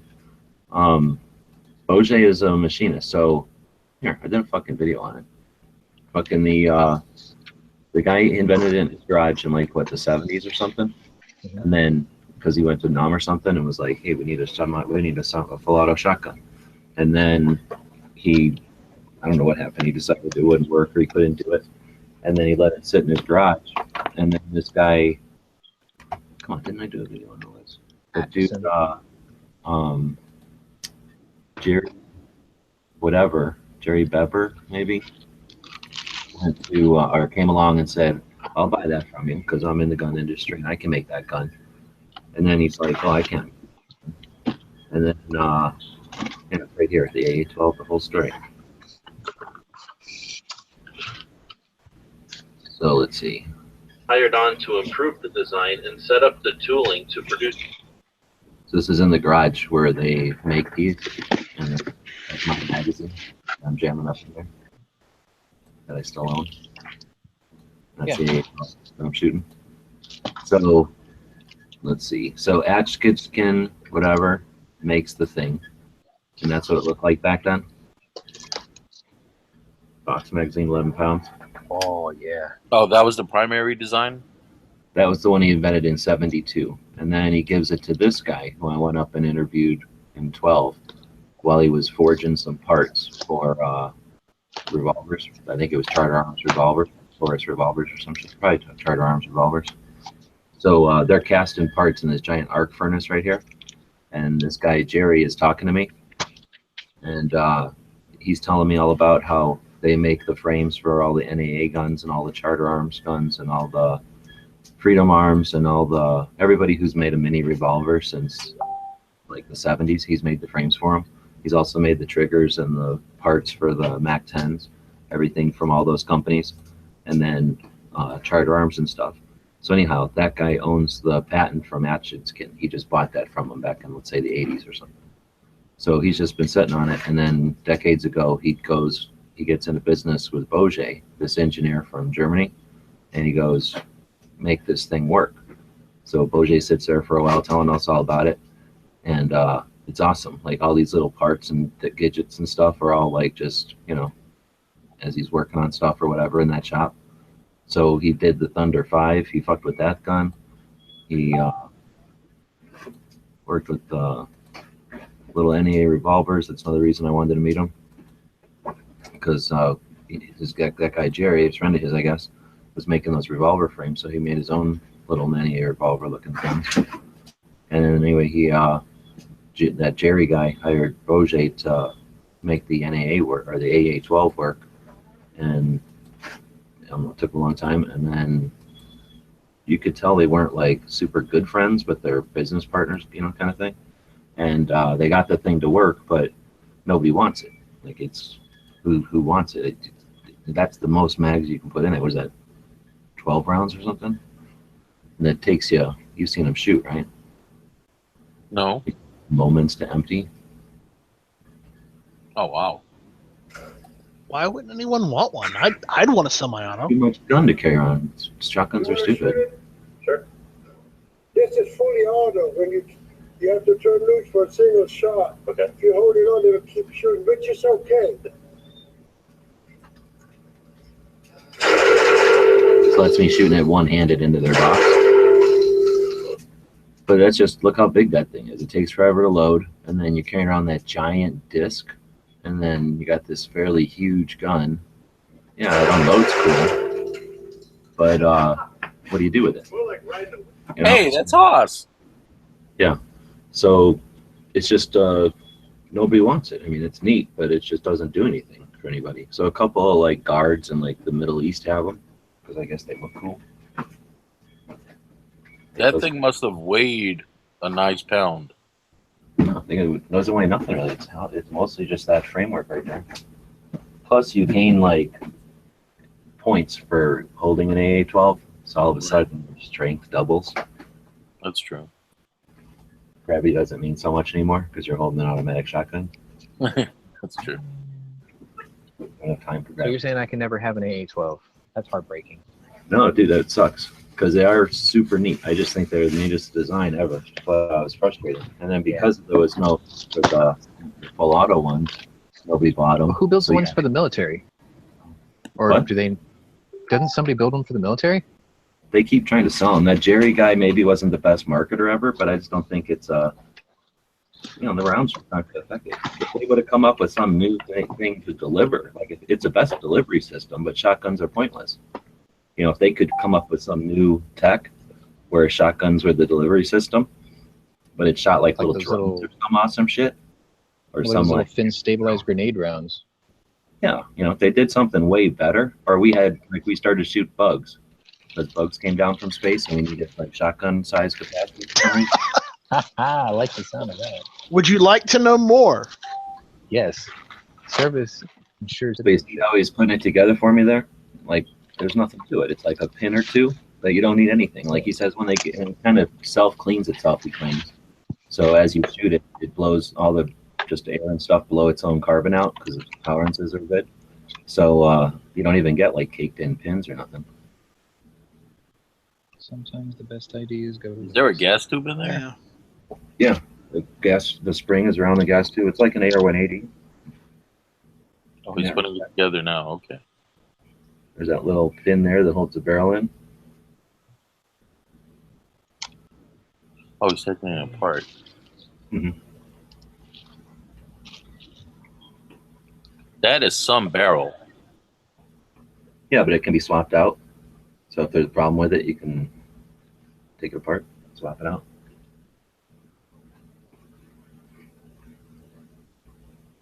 Yeah, it's more and more like an AK the more I look at it. But I don't know, maybe in 410. It's a nice idea if they could remake it. 410 might be a good idea. Do you think people will want it then? I don't know.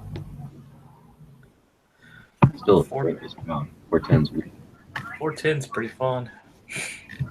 Kind of expensive to shoot though compared to 12. You can reload it though. See, if they made if they got rid of the sporting use and made lawful use, so now somebody can just make this for the fuck of it, and it's not like encroaching on cost, then why wouldn't they make it every caliber? You know, the skins they're just hollow shells that snap on. They're kind of genius because they make it don't weigh nothing. Gotta like the look of a big flat piece of plastic though. They could be dipping that shit, I'm sure. Yeah, but wouldn't that break easily?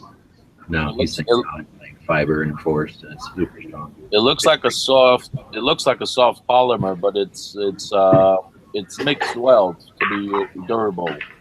They made it for military testing. I mean, they really, really did want to sell it to the military, so it's pretty fucking strong. Oh, it's not a small firearm. But then they, you know, like you've seen that, there's that TV show about them where they said like, well, we could thought about putting them on drones. Are you talking about that TV show where the guy makes his own firearms? No, a long time ago on like Modern Marvels or something. Okay. They were like trying to talk about this gun, and whoever the spokesman was saying, you know, one of the purposes might be to put it on like remote vehicles. You can like shoot a bomb with the shotgun, make it go off. So like mount that to a drone and just shoot a bomb instead of trying to pull it out of there. Oh yeah, Angry said future weapons. That was it. Are you paying close attention to the screen right now? Yeah.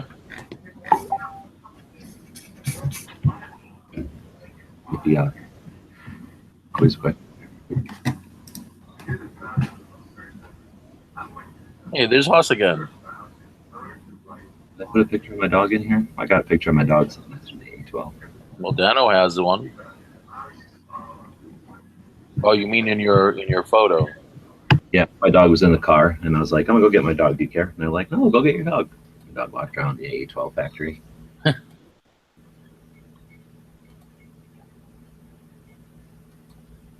So this right here. That's a big bolt. The bolt carrier you're talking about? Yeah. The A12 automatic shotgun? Yeah. In the jet aircraft. Holy cow. So this guy has a real. This guy had a real machining place. It's pretty cool. It's like an old service station, like a gas station from the olden days, where they run out and fix your car, except converted into this machine gun factory. That's freaking awesome. He's got some parts that are made really nice. Yeah, and that's probably one of the things. He's a machinist, so I'm sure he's looking at it from a machinist end. It's too bad somebody couldn't take it over since he wasn't successful and continue the project. Well, that's what we're kind of talking about. Like I said, they've been shopping it around, and it looks like they even posted that video that Nice Strike posted there.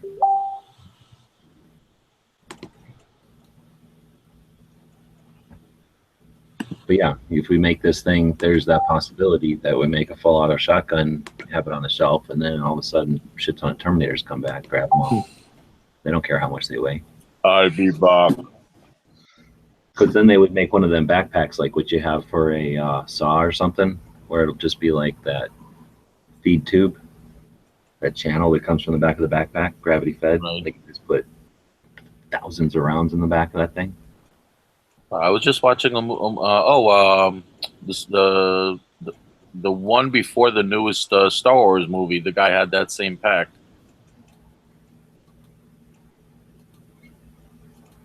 The Hope, the last one. Yeah. He had the automatic pack on his back. That was freaking awesome. Every once in a while, he had to pump it for some reason, but yeah. I don't care. That thing worked nice. And it was the first Star Wars where they actually hitting somebody.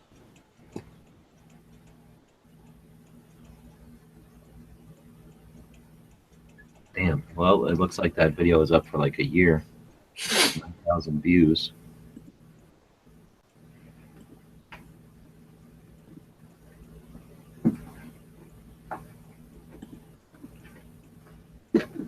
Man, I just know I want one.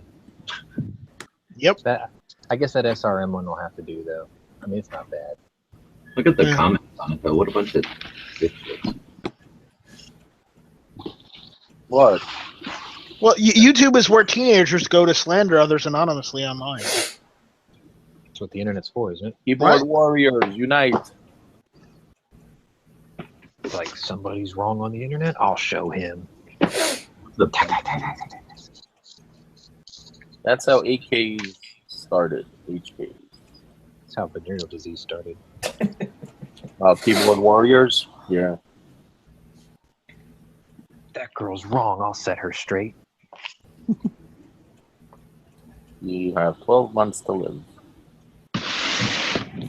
Yeah, I'm waiting for that news. Oh, God forbid.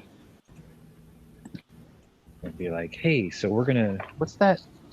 What is the Star? No, it's not Star Hope's the homeless thing. What's that charity where they'll do something for like a cancer patient or whatever, within reason? St. Oh, I know. Jude's. No. It's like a national charity thing. I know what you're talking about. What about Make-A-Wish Foundation? Make-A-Wish. That's the yeah. one. Make-A-Wish. Yeah. It's like Primarily I had a for children. morbid. I did like a morbid poll one day, and I was asking people. I was like, if you were actually, put in a request for the Make-A-Wish Foundation, what would you ask for?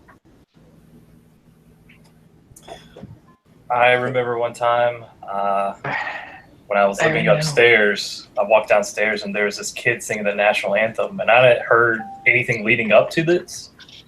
And I was like, God damn, that kid's awful. Like, why is he singing this? And my roommates were like, he's from Make-A-Wish Foundation. He's going to die in like 4 months. I was like, oh, I feel like an ass. Honorary. It's like, Don't worry, you are an ass, so it's okay. Like, this guy's worse than Roseanne. Angry says your Make-A-Wish wish is John Cena. No, God, no. No. I'm pretty sure my Make-A-Wish is going to involve a Bugatti Chiron, the Nürburgring, and a Barrett XM109. And I'll probably film like the coolest modern version of Golgo 13 with those 3 things. No. Yeah. Surrounded by a dozen foreign military chicks. Ooh. Taken down by Gal Gadot. I think I could live with that. If you're gonna be taken down, that's how to do it.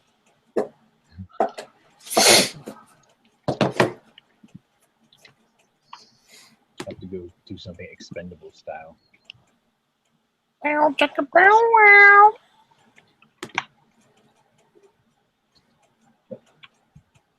Yeah, I'm gonna see if I can get my local to lend me that SRM. Is it technical quiz time? No. That's not my bag. Well, I don't know. G-Webs is getting something ready. That's Dano's bag. Seems to be the weekend bag. Hey, Dano, welcome Yeah, I back. was thinking, when I was playing around with like a format for that kind of a show, I was like, you would have to have categories. History, like firearms history, or war history. Anatomy, like weapons anatomy, ballistics, like certain categories, and just repeat those. So no potables?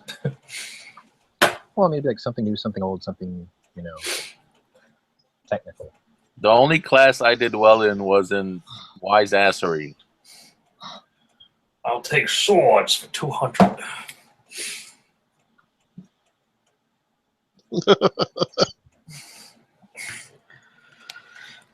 I'll take 8 check, Alex. That's a petit déjeuner. I think he was trying to do Sean Connery. No, he's doing a Celebrity Jeopardy. I thought that might have been it. Be careful what you're doing there. Most things don't react well to bullets. What with your Dago mustache and your greasy hair? James Bond. Hey, Matt. Hey. All right, I'll take famous titties for 1,000. Yeah. That's titles. And it's like, well done, laddie. Moo. Daily double. Well, that's the sound your mother made last night, Trebek.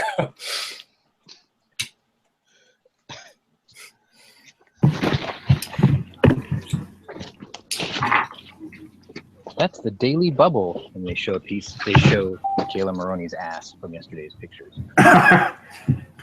The Daily Bubble. That the right side or the left Give me side? a piece of that bubble. You just can't let that go, can you, Sean? Hell no. If I can get my hands on it, I would never let go, Jack. Because I'd be like one of those implications. I'd be like a male anglerfish. I would attach myself and let her just absorb me into her body. That'd be it. Like, what's that? I see a pair of eyes and a pair of testicles. Oh yeah, I absorbed the last guy who wanted me.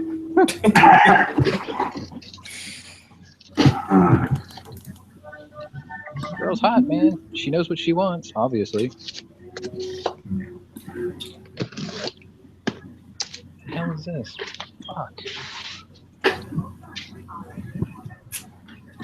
I need a lunch channel, but I also need to go out and grab parts before it starts raining.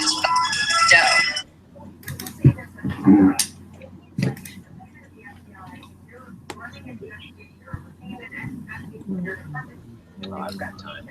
Never mind. It's just cloudy as fuck.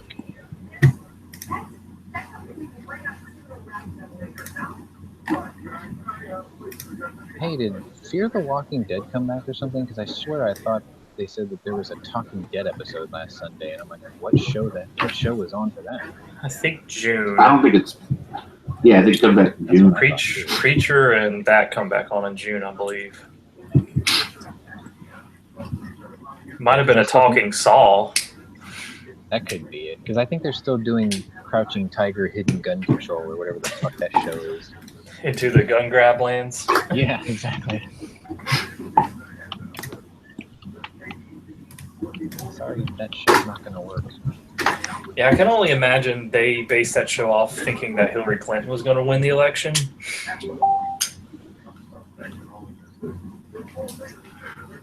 I mean, up until 9 o'clock on election night, everybody thought Hillary was going to win the election. Yeah, that's true.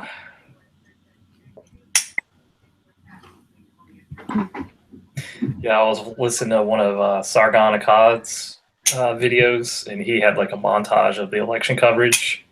And, like the first 3 minutes were like, she's got this in the bag. She's going to be the first female president. And then like 2 minutes of like Trump winning. It was a very long night for some of us. Oh yeah, me. I remember I stayed up till like 3:15 in a lobby with Flippy, just analyzing the exit poll numbers. And I think Matt had a chat going as well. Flipping Tony. Anybody want one of these for their birthday? No. Okay.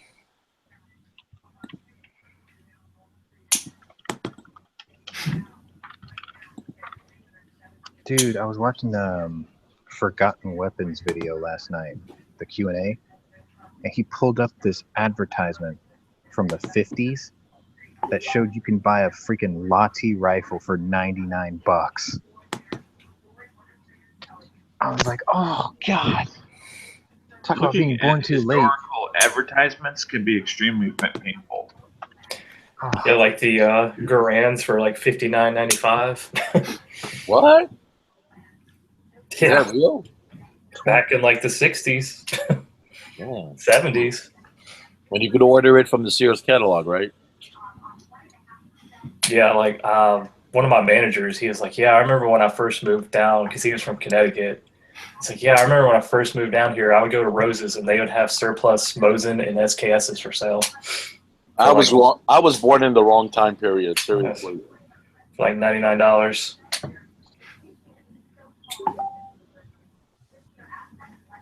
That's when I should have been born. Well, think about it like this, okay? A Lottie rifle in 1955 in a magazine you could buy surplus for $99, right? In today's dollars, adjusted for inflation, that's only $870 or $895. But they're selling for like what? 15 grand? Like I said, I was born in the wrong timeline. Well, I read somewhere that he must have been pretty pro-gun. He was like an economics major or something, and for one of his college classes, he analyzed what it would cost to make a K31 in today's dollars, and it was like over $3,000. Yeah, and I got one for $2 something. It's like, You're yep, talking I will be holding on to about this. making one or buying one? If you made one today with the same quality, it would cost you over $3,000. Oh, okay.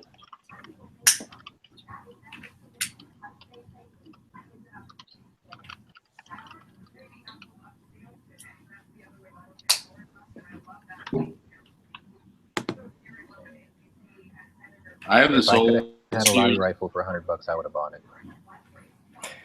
What rifle? Something about a gun that requires skis is just cool. What, James Bond? Tow it on the back of a snowmobile. Oh, James Bond, yeah.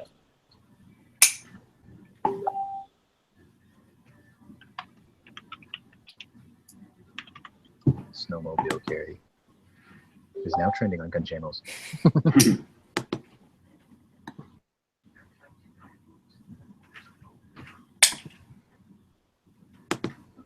Snowmobile carry, hashtag.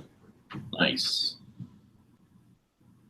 That's like a must. Everyone's gonna have to snowmobile tow a Lati rifle, so you can actually put the skis to use.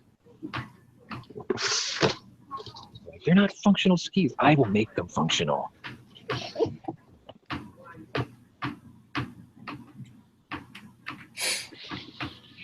Did anyone see the second installment of the Star Wars?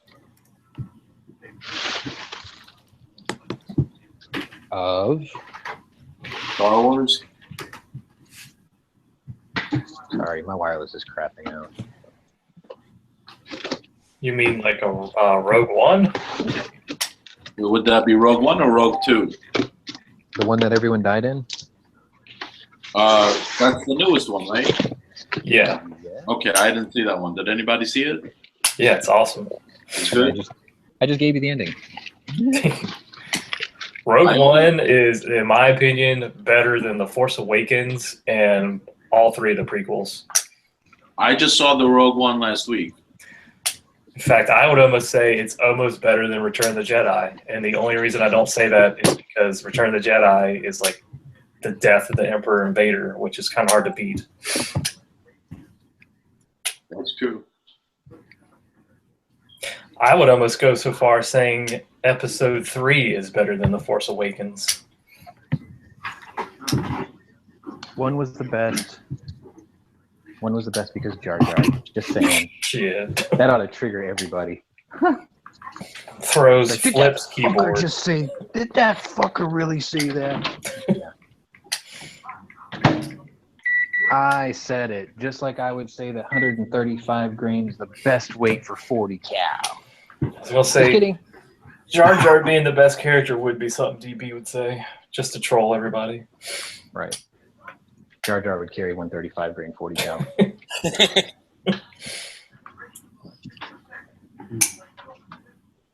Just an idea.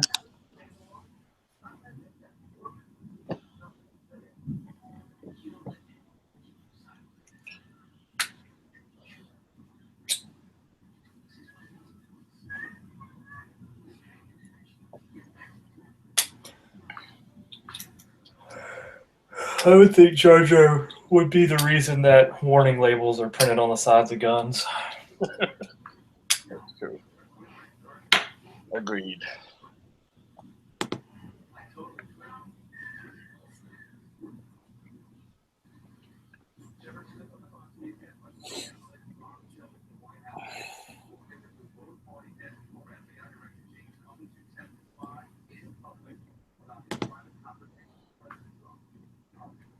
You ever get the impression that Vin Diesel and those guys that do the Fast and Furious movies are trying to emulate Star Wars a bit? I'll tell you why I say that. It's because it was announced that they're going to do a spin-off movie series from Fast and Furious. They're going to do one with The Rock and what's his name? Jason Statham. Like their group, they're going to do a spin-off series for those guys now. Are you backing up your car? No, it's my lunch. Okay. But anyway, I get the impression that they're doing that because they're the, I think they actually are close to surpassing Star Wars now for commercial success, which is just insane. I didn't like the last one. You didn't like 8? Nah. I thought it was all right. It's too much of the same thing over and over. That's what the people want, though. They could have changed something up. The thing that makes 8 unique to the other ones, if you think about it, was that they were getting away from street racing and they were going into more like the Italian Job style movies, right? But they did that 2 movies ago. Takes elements of that, but it also adds elements of because they're ensemble like crazy. I didn't see that. Punch channeling. Well, I knew it was that way because they put Dame Helen Mirren in there. I was like, oh shit, I see what they're doing. all of a sudden she's in these movies. I'm like, that's kind of cool. It's kind of not. I like the old lady, the mother. Now she was boss. That's Helen Mirren. Yeah. The queen. Yeah. She has a really cool story. Like, she's what, 70 something now? No, she didn't look young. She says that her and her husband wake up an hour early every day. I don't want to know what they do. To get it on before they start their day. She's like, that's the key to a happy marriage. And I'm like, that's a pretty solid piece of advice. Even at their age. I'm like, that's cool. Well, God bless them. Yeah, but I mean, I thought she was the only good part about 8. It's because of the way she delivers her character. It's fantastic. They should have put her in more into the movie. She'll be in the next one. They're making a 9? They're making up to, well, originally they're making 10. 9 comes out in 2019, I think. I'll wait till the 10th one.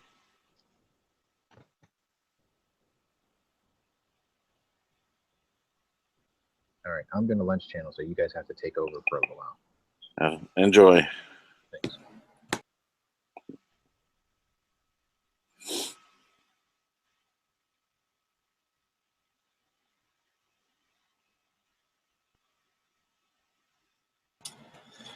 Yeah, I might go grab some lunch too, but I'll be around. You enjoy too.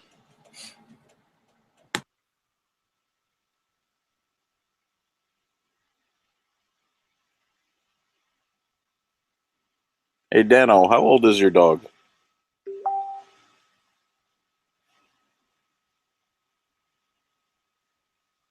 He's gone too.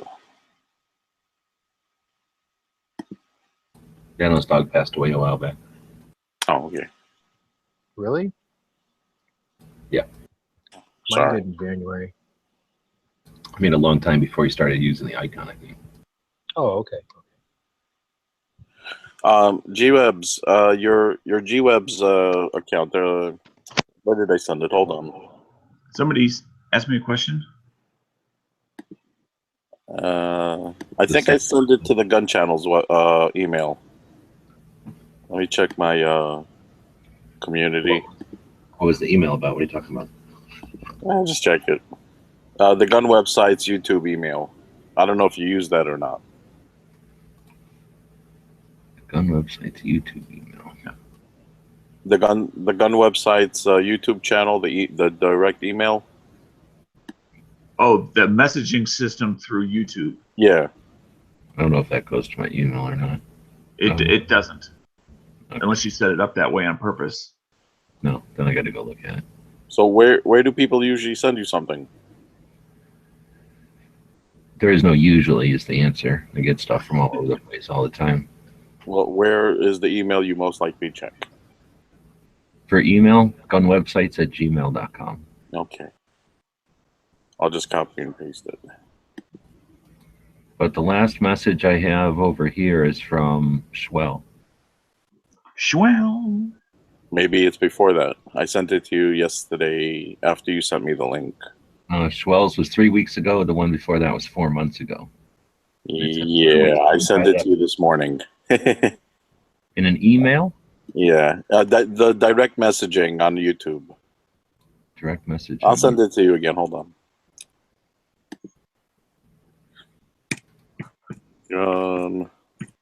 Websites at Gmail.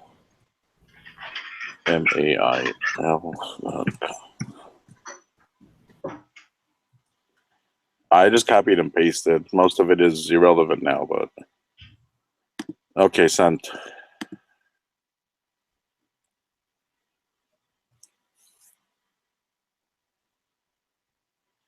Whenever somebody sends me something on direct message, I get an email that I have the message. Otherwise, I don't think I would know that I even had messages there.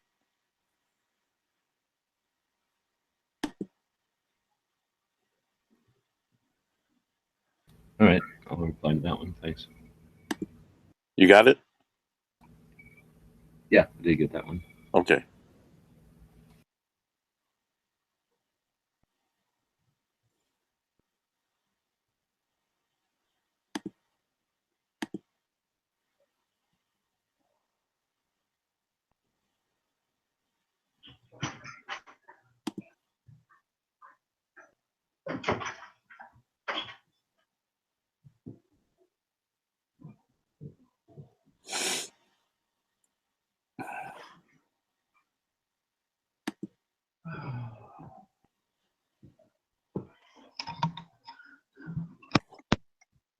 Everybody's so chatty.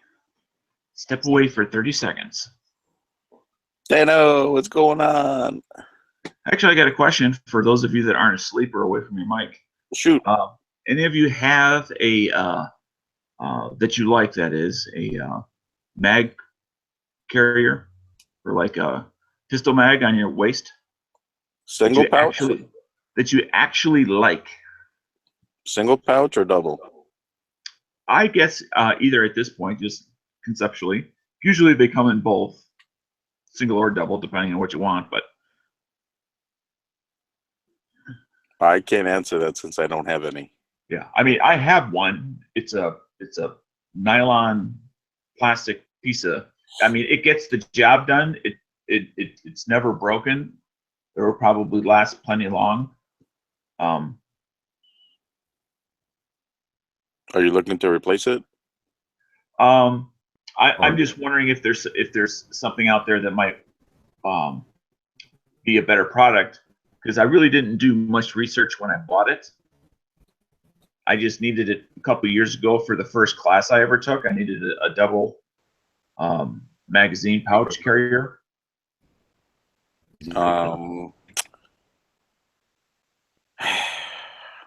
I saw someone did a review on one that's a double mag pouch, but the pouch, it fit his double stack 40s, but it didn't fit. It only fit 2 brands, and the other ones were too loose. So that's not good, because I wasn't sure if he was able to tighten it up to correct it for the other magazines. You looking for something that has to be Kydex or leather or what? Not necessarily. Just what I don't want, as an example, I stopped by SOE when I was in Camden, Tennessee. Right. And their specialty, for all practical purposes, is really military and police usage. So it's really not for the concealed carrier, most of their stuff. Well, I mean, they still have stuff that's good quality, but it's really, really heavy duty quality. Well, yeah, but it's not made. It's made with a different purpose. In other words, climbing over hills and mountains in the prone position, things like that. You could try. Yako makes decent ones. If you want leather, Yako makes some really nice ones. But they're on the pricey side. I'm looking for someone who has one that they currently use that they actually really like. I mean, obviously, there's plenty of companies that have positive reputations. I like Phobos. That's what I use. You like Phobos with the quick retention? Yep, that paddle. The paddle, right? Okay. Have you ever tried a paddle, Dano? Magazine. Yeah, they have paddle magazine holsters too. That's all I use from Phobos, really. I don't use their holsters. They have mag pouch holsters with the clip as well, if that's something you'd be interested in. Easy on, easy off, just like the paddle.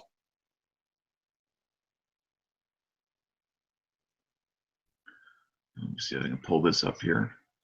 Let me separate this so I can screen share. But I can't give you my personal opinion since I don't have.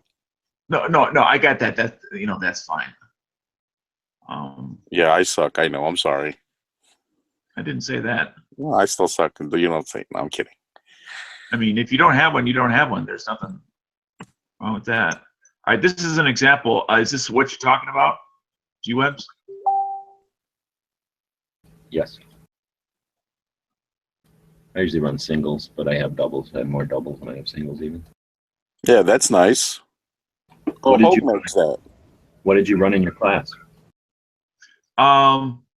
It's I don't even know if it has a brand. It's just and I've used it for other classes as well, and it holds together just fine.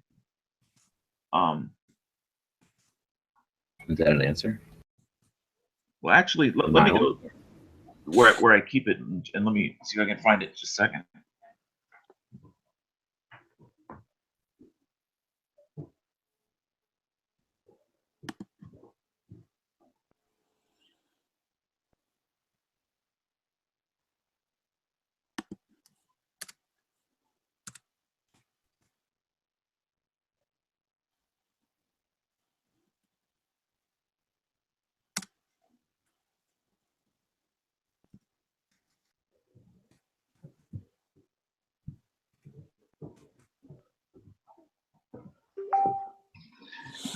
It's Blackhawk. Oh yeah, Blackhawk makes decent stuff.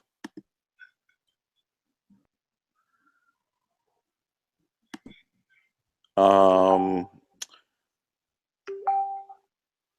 Phobos makes decent. Are you looking for? Does it matter if it's opened or closed? Well, I prefer open top. I mean, I since there's no open carry, I mean, I always have some sort of cover garment anyway. I see. I'm trying to find.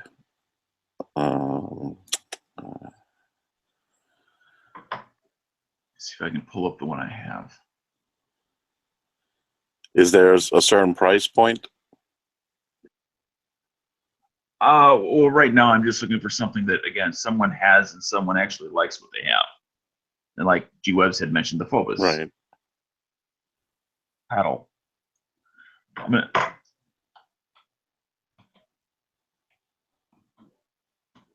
I mean, Glock has a standard generic type that it seems pretty decent.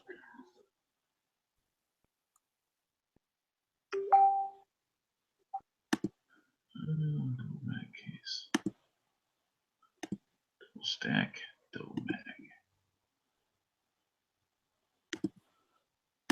What? That's not exactly what I have, but What about this one? Close.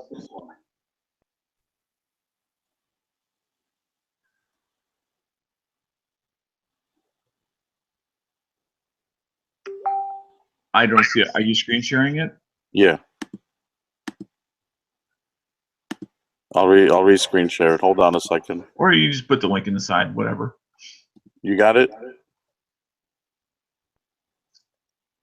Okay, I see that.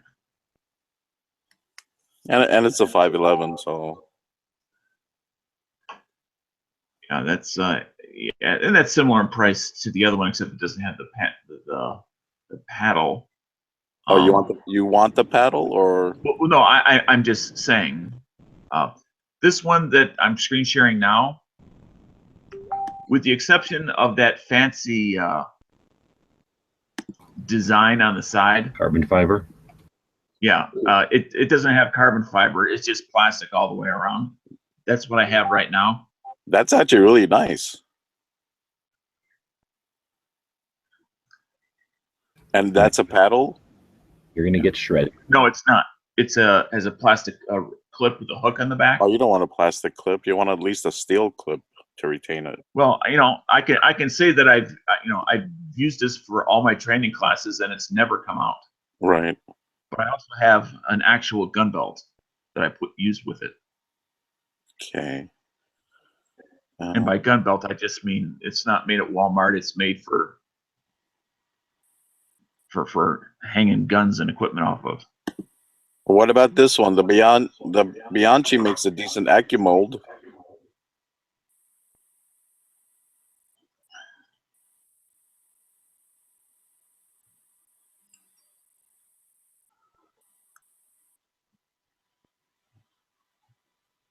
Not for you?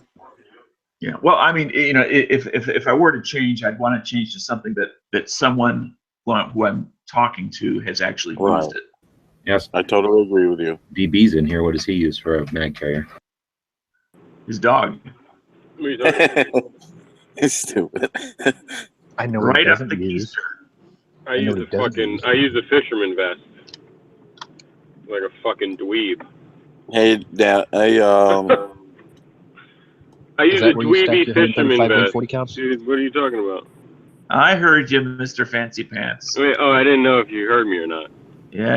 I just I didn't. wear a fisherman vest like a fucking billboard that says I'm carrying firearms and extra magazines. No, what you mean for a class or what? I don't know what you're talking about. Or daily? Daily. Oh, I don't carry a spare mag. I mean, the spare mag I carry goes in my rear pocket, like my back pocket. Okay. Or I'll carry it in my front pocket.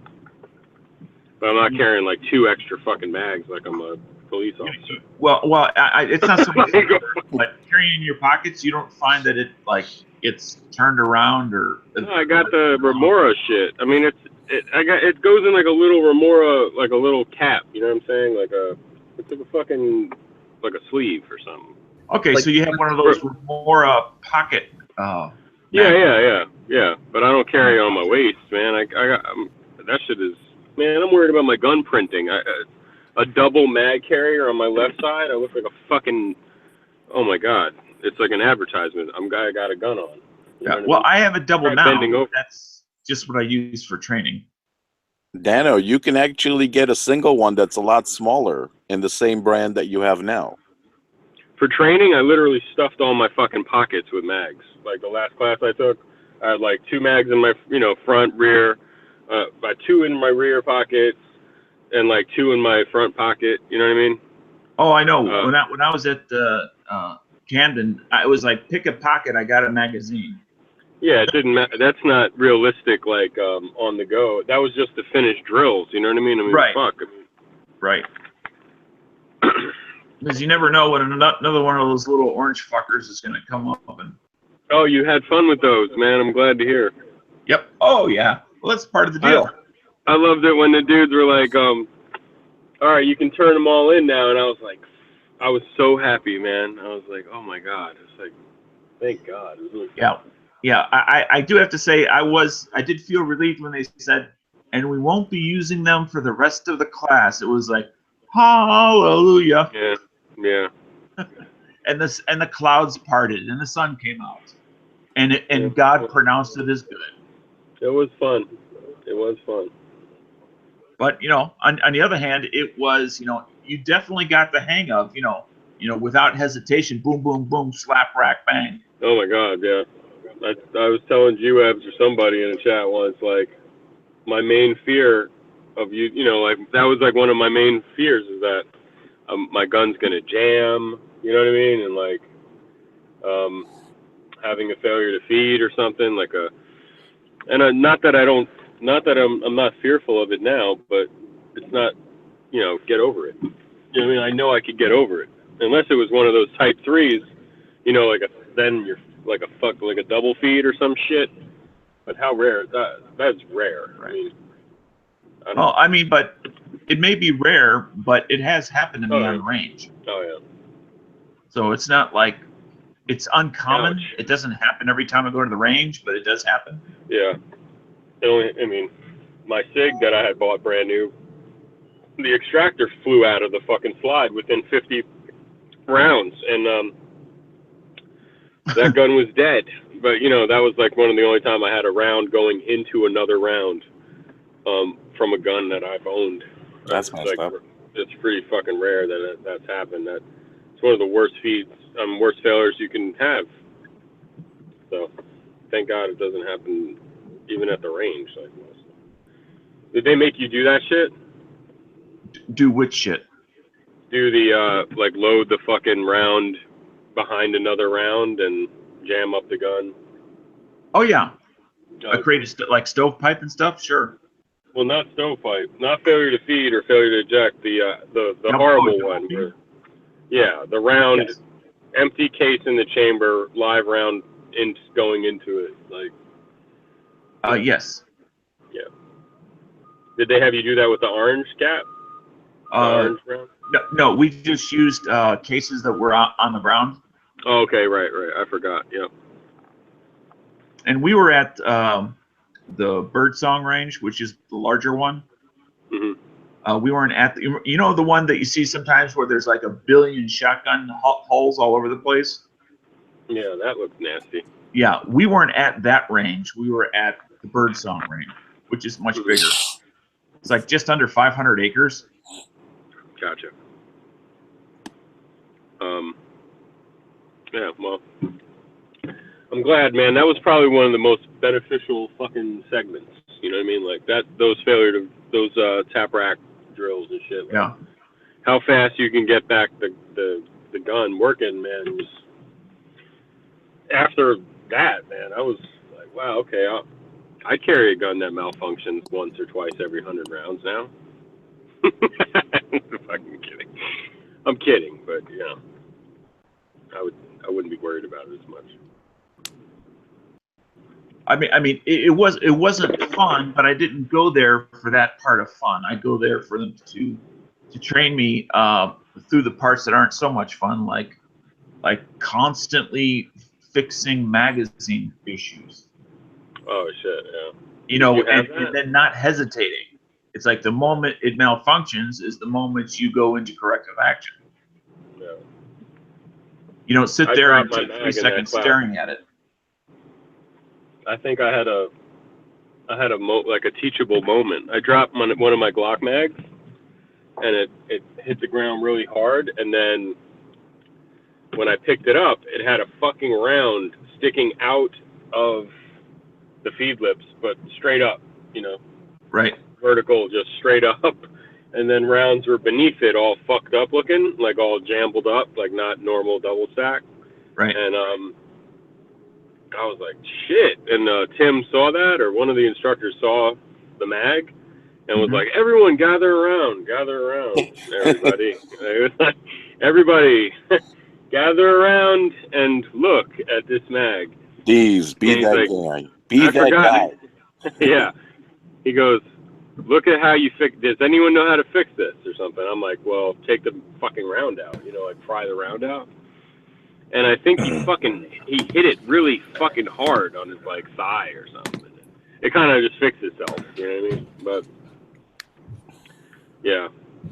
You know, the other thing I wondered is, you know, fortunately I had a gun belt on with an actual buckle on it, is how people get through the part where when you rack the gun off your belt buckle, if you don't have an actual belt with a buckle. Get a boner. No, if your belt's stiff enough, I wasn't even using my buckle, man. I was using the you can use your stiff, like any part of the belt just catches my rear sight. I guess that is mine. Just has a little bit of a curved edge rather than a sharp angle. I've seen guys do it off their fucking leg, man. No shit. So, like with no belt, no nothing, like gym shorts. Yeah, you don't need a thing to catch it on. You just need to push it against your leg or whatever, with enough so the friction or whatever does it. Right, to snag it. You need, and strong enough to do it, I guess. You know, that takes physical strength. Show this picture for a second. There's a new instructor that started the week I went there. He's the guy standing next to me with just a t-shirt on. The guy in the blue t-shirt. Nice. Instructor. That would be me. You're an instructor now, Dan? Man? What? We didn't know you were an instructor. Nice. No, I'm not an instructor. I didn't know you. Where's your fisherman vest, bro? It was over on the side. The class took it was off over. of the photo? Fucking faker. It's on Dano's little cart thing that has 2 wheels and the little handles that he pushes around. It's like where? Brake over that. Over the handbrake. Dano, the guy to the right is the new guy? Yeah, the guy standing next to James. The only other guy in a t-shirt he's saying. Oh, okay. Yo, what the? Yo, fucking James Yeager was on the range teaching? He was out there every day. I mean, but he wasn't out there for the full time. Oh, but he was actually on the range. Yes. Wow. Wow, mind blown. He'd come out for at least an hour plus each day. And then go back. That's cool. Don't be jealous he came out to see Dano and not you. As well as James is the one that knew. He was like, we got to be. He knew, man. He knew. They were like, the policy is James doesn't come out. But now that Dano's Gunchannels here, in the house. James also did all the lectures. Oh, really? Oh wow, that's awesome. He did the mindset lecture. Yep. That's great. Wow. James went, is Wow. Daniel here? Oh, I got to work. He So, said, yeah. "Wow, that's insane." That's awesome. I mean, I don't have anything to compare it to. I mean, so I don't know what's normal. Well, Reed did mine, and it was pretty fucking impressive. But I think I've seen his. I mean, no, I haven't. But no, you know. You So took I'm your sure class like 10 years ago, right? Me? Yeah, because you said Reed. No. Well, mine was like 3 years ago or something like that. Wow, it feels like Reed left a long time, a lot longer than 3 years. No, he wasn't even there. He left he was only there like 2 years total, man. Like, by the time I took it, he was already there for like maybe a year or something like that. Oh, okay. He didn't stick around long if you No, look he at the didn't. videos. Maybe he was there for 4 years, but I took mine probably 3 years ago. Yeah, and then I took fighting pistol. I mean, I took the fight probably 2 years ago. That was, no, maybe, yeah, like 2 years ago. Yeah. That's the class that I think, you know, except for getting shot at, I think I would probably mentally enjoy the most. I mean, because of the whole, mental part of it. Oh, you would love it, man. Especially after taking fighting pistol, I think it's the fucking shit, dude. I just watched the Jaeger video, and he did a little 40-minute live segment, and they were asking him about rifle class or some shit. Like, which class should I take? I'm thinking about taking the rifle class. And he fucking looks at the camera. He's like, you take fighting pistol from me, man. That's what I'm known for. That's what I do. You take fighting pistol, you know? Like, that's it. You know, like, I don't care. If you take one class from me, take fighting pistol. Like, that's our jam right there. You know? Yeah. I saw the guy type the question. I'm on a budget, so I can only take one class. Okay, for both yeah. rifle and pistol. Right. Yeah, I mean, dude, I've heard other people, it's perfect. Like, I don't know if he said it, other people have said it. When you take a pistol class, you know, a lot of that stuff can transfer over to rifle, but, like, you're carrying a pistol, you know, fuck. Were people bumping into you? Were you bumping into people and people bumping into you? Like, I like that. That was clever. Like, we don't care. Just take a step to the left or a right. You make it up. We don't care left or right. And I'm thinking, okay. And then I realized, wow, this is like bumper cars, bro. Like, what the fuck? Yeah. I'm like, yeah, that was cool, man. Like, a lot of fucking thought went into that class, man. And a lot of years of experience, I'm sure. Dano, what do you a lot mean of good shit. being shot at? Excuse me? What did you mean when you said except for being shot at? Oh, that's for a different class where they use munitions.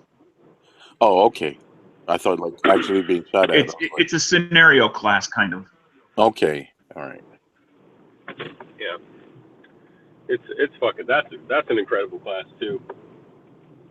That really is. So I mean, because people shit on Jaeger all the time. You hear people making fun of them.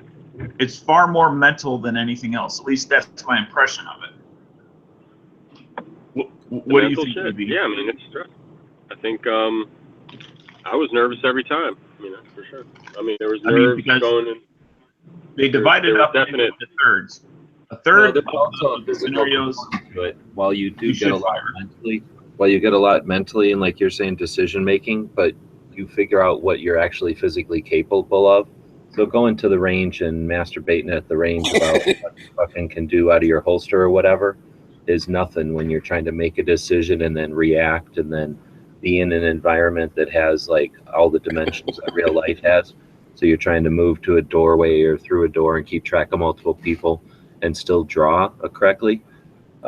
Just because you understand the concept doesn't mean you can follow through. So the whatever they call it, fighting pistol now, the force on force class, whatever it's called, is it's going to teach you a lot of physical. I mean, it's not in some ways it's a physical test, but it's also a mind fuck because you're going to go back and think about how poorly you performed when you thought you were going to be able to do some of these like basic things flawlessly. You say physical. It's just like there was a lot of fucking mindset shit in there. It was like after taking that, it's fucking, yeah. There are lessons to be learned every time you come out of that scenario and you wait your turn and you look at people's faces and we're not talking, and then all of a sudden we're all finished with that exact same scenario and it's discussion time. And how did you come to that decision?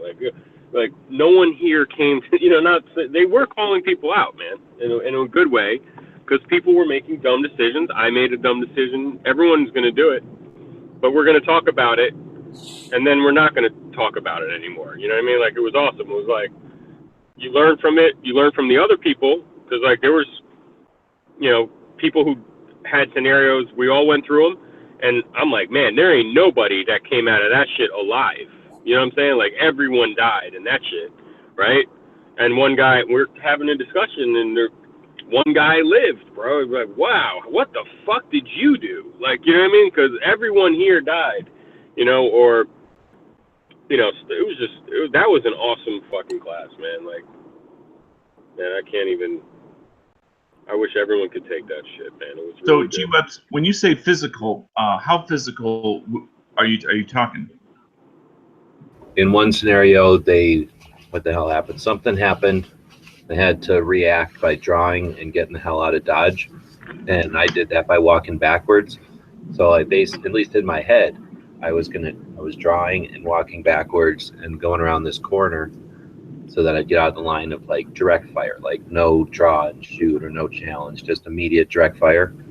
So then instead of doing any of that, I tripped all of my ass and then ooh, ouch. Had to crawl backwards as I'm trying to pull out my gun and then make it work again. Yeah, so you just figure out real quick like what you're actually physically capable of, and then what you think you would do in a situation. Okay. Yeah. Okay. Yeah. Because falling down by accident, that kind of stuff can happen anytime. I thought you meant that they were wrestling you to the ground and. No one got physical. Not like they wrestle you. They might lay hands on you, but I mean, it's not like you have to physically do something. But again, what you I think he said in a disarm, they were like, in a disarm, we could if you touch two hands, if you want to try a disarm or some shit, like 2 hands is enough. Like if you get 2 hands on the gun, like don't try to break anyone's fucking wrist or anything. Like, there was no one getting beat up in that class. But I'm talking physically, like thinking that, in that situation I would draw and shoot is different than sitting down with your vest on and then having to handle your grip or whatever and then still be able to draw while you're sitting in a chair. Yeah. That's just physically, it's not like challenging, but it's dexterous. Like you have to figure it out, and nobody thinks about that shit. You go to the range and you set yourself up to be, to be perfect, and then you're perfect, and then you come home all excited, like I'm perfect at this. So exactly. Yeah. That was a big ego. It was an ego check, bro. Not every time, but there were some scenarios where I was like, wow, holy shit, I really need to go home and practice drawing, dude. Like I told you this before in chats, in my opinion, one of the hardest fucking things, maybe it's not, it's defeating your fucking garment, dude. Like you got a lot of fucking gear on. I took the class in the winter and it was freezing, so I had like a t-shirt, a hooded sweatshirt zipped up, and then a fucking like parka on top of that shit. And a Glock 17 concealed, just like I would. And where I live, it gets cold. Like, believe me, where I live, it gets fucking cold. Like 30 degrees, 28 degrees at night. So there's definite times at night I'm walking around with all those kind of clothes on. I didn't have to go buy extra clothes for that cold climate or anything. But getting to your gun in your mind, if you don't do it in those kind of scenarios, like you might think, oh yeah, I could get to it, and then try it at home, but then to try it at home while you're fucking dipping from trying not to get shot with simunitions or panicking, you know what I mean? Like just trying to get to your gun in some sort of rush. You know what I mean? I know there's people who are like, there's never a time that you're going to ever need to get to your gun in a hurry, but just try to get to your gun with all that fucking clothing on. And that's a skill to be able to get to that shit efficiently, under any kind of time. You know what I'm saying? So you couldn't take the class in your birthday suit? No, dude, those simunitions will. I have scars on my body from that shit. From You know, simunition? because they're flying, bro. The gun is operating and cycling, and they're going a certain they're going speed, dude. I was shooting at Jay. I mean, I was hitting that motherfucker at like, I don't know what the fuck, 20. It was like maybe 15 yards or something, far away, man. Like those things are accurate, like, and to be that way, they're definitely flying fast, and they hurt, man. They really do. They're not. It's not. It's like airball. It's like what do they call it? Paintball, but it's like smaller, and I think it's going the same speed. Yeah, those paintballs hurt. They break your skin every time. Every time I got hit, it broke my skin. I got hit in the hand. You know, and they talk about in that class, and I listen to podcasts with law enforcement guys that do training all the fucking time and shit, and guys who've been in gunfights and shit, and they, you know, and Jaeger talks about, like, you know, people get shot in the hand and the forearm all the time in gunfights, and why is that? It's because your fucking hand and your forearm are up high, and it's in the area where people are shooting you, like in the chest, right upper chest, and your fucking head, right? They're aiming for your body, your chest, and head. So, you know, in that class, the simunitions class, man, I got shot in my hand a shit ton. Like, so it like almost proves it. When someone's shooting at you and you're shooting at them, the chances of you getting popped in your fucking hand and arm, they're there, and it's a high percentage. You know what I mean? Like, and I fucking got hit so hard, I dropped my fucking gun, man, and my hand was bleeding and shit. You know what I mean? And I think I had gloves on. I was like, ow, you know, fuck. You know what I mean? Shit's hurt, man. Anyway, so not saying to discourage you, because it doesn't hurt that bad. I mean, it's sort of like you're gonna know you're getting shot. You know what I mean? So, and that's good. Otherwise, it's like, oh, it's not realistic in any kind of way. You know, feels about the same like, as oh, you got shot. Feels about the same as 9mm. Yeah, probably like 22 LR. I think, and then the role playing shit, like, you know, Dano, you would be every time they're like, any volunteers, man, for role playing. You know, not every time. Sometimes it's, you know, just a couple of instructors and the student go in to the scenario, but a lot of times they need extras. You know, if it's a bar scene or a bank scene or a, you know, a street scenario, they need people to volunteer, and then you get to see what it looks like when someone draws a gun and gets it hooked on their fucking hoodie, and they get it entangled in their clothing and they drop it while they're getting stabbed with a rubber knife. Yeah. The morning I was leaving the team room, there were a couple of guys that were coming into the team room that were there to take medical. Then after the medical, they were going to be supporting, like you said, extras, because they had taken the Force on Force before. So they had the opportunity to come back and basically, as actors, take it for free. Yeah, it's awesome. So, yeah. I mean, I do that whenever I can. I do that whenever I can, because then you get to, it's like taking the class 12 times for nothing. You get to see what other people are, you know, like, right. What it looks like, man. It was even like when you're a bad guy, if you're role playing as a bad guy, and you get to see like when the student is like, oh shit, I got to go for my gun or something. Like they're thinking about it, they're making that move. The way their shoulder moves and their arm and shit, and they're clearing their garment. Like you can. Reed was like, man, this is an opportunity for you to see what it looks like for like 15 different people. What it looks like when they're about to draw. You know what I mean? Now, like, I do have a question. I know they provide the face shields to protect your face, but how do you protect like your ears and your throat? You got a paint. What do you call it? Paintball mask on. Okay, I guess I've just never seen one before. They look like a hockey mask or something. It's the same mask. I understand the rest of your body is fair game. They look like a welding mask. And G-Web, so did you wear a cup? No. It's the same mask that what's his name wears when he eats the people. Clarice.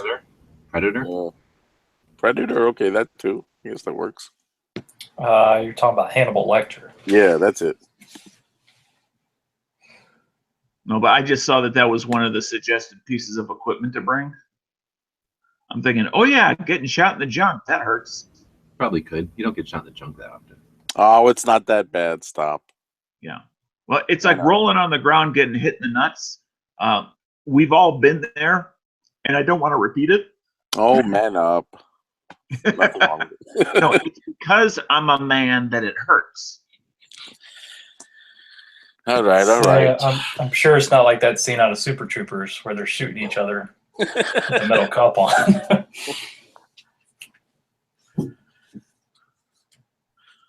Next time, take the class with D's, and he'll show you how to do it.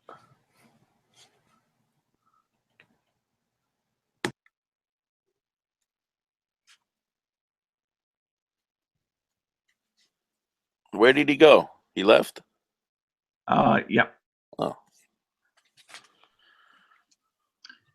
He pops in, he pops out. You never know when. That's what she said. So is Sean back yet or no? I think he's still on lunch surfing. Hey, Matt, are you there? Yeah, I'm here. Were you? I can't remember. Were you on Gunchannels when Stone Guy was around? I wasn't on Gunchannels, but I did watch the chats on YouTube. Oh, I remember Stone Guy. Yeah, because he started the Walking Dead chat until Matt took it over. What happened to Stone Guy? Stone Guy. Well, I can't go into, but he's around. He was in Pac Daddy's chat, Kevin. What was it, Gun News Weekly or whatever it is, is kind of like a regular person in there, or not a regular person, but a regular guest, I guess.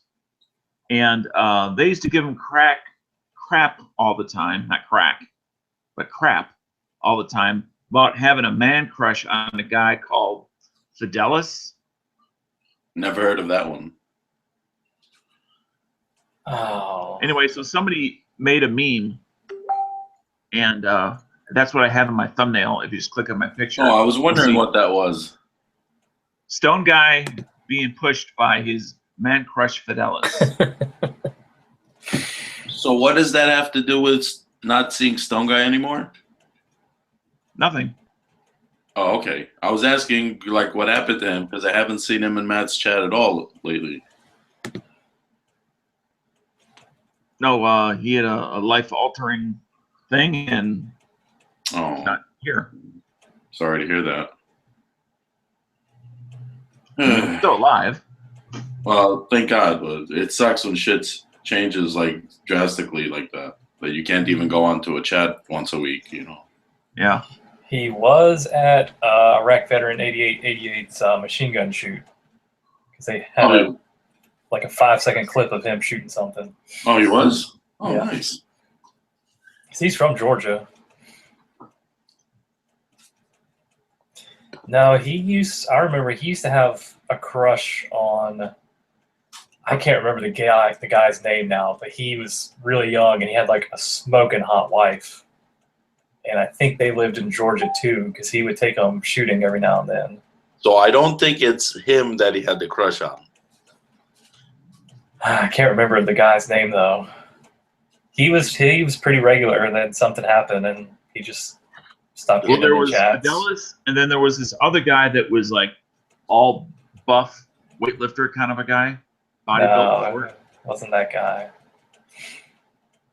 Yeah, we know who you're thinking about. Well, the guy I'm thinking about that's all buffed out, he like breaks everything he touches. Is that what his YouTube channel is about? No.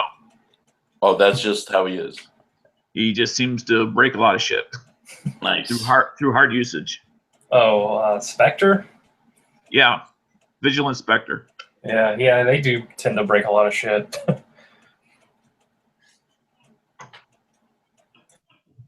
So they broke a SIG really bad one time. You know, where they had those. In internet years, that's like 1,000 years. Internet time. That's true. I mean, it feels like I haven't seen Stone Guy in forever. Yeah. I mean, I haven't seen or heard from him since the last time he was on Gunchannels. The last time I saw him was about maybe season 3 or 4 of The Walking Dead. Oh, that is a long time ago. What are they on? Season 7? 6? What are they up to now? I think they're on. I think they 7, right? Yeah, I think they either just did season 7 or season 8. Okay. It's hard to keep track when they keep stopping in the middle of the freaking season.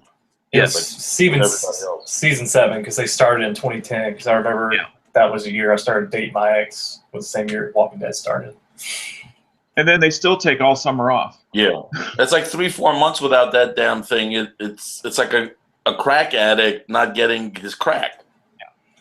Yeah, you got 3 or 4 months during the summer, and then you got like 6-7 weeks in the middle of the winter. It's like, man, they're trying to stretch it out.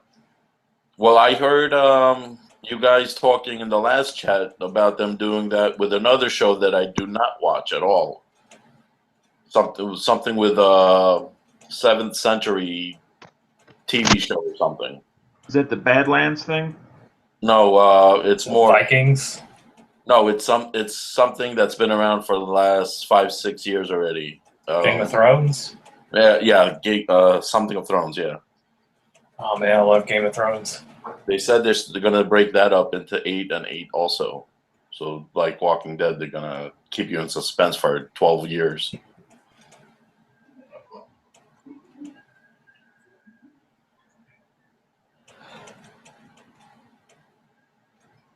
I don't know. I watched it a couple of times, but it didn't get me like The Walking Dead. The Walking Dead, I'm totally addicted, but Game of Thrones didn't do it. Game of Thrones, good. I really liked Westworld. If you hadn't seen that, that's really good. Well, I got rid of my cable TV a long time ago, so I just roam around the internet to see what's on. And when I came across The Walking Dead, it just boom. Love at first sight, But the Game of Thrones and the other shows you guys talk about on Matt's, what is it, the Monday night chat with the TV shows, and you guys do the quizzes and stuff. Those other shows, I check them out when you guys talk about them, but they don't do it for me.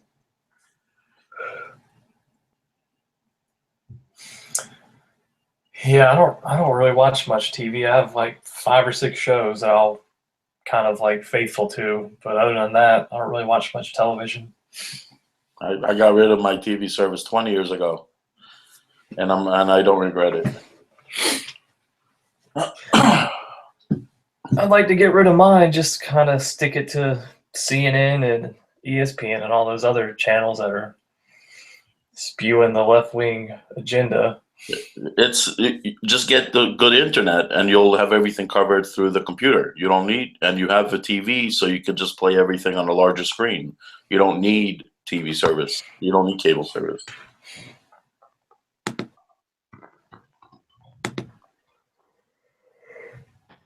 But that's my opinion.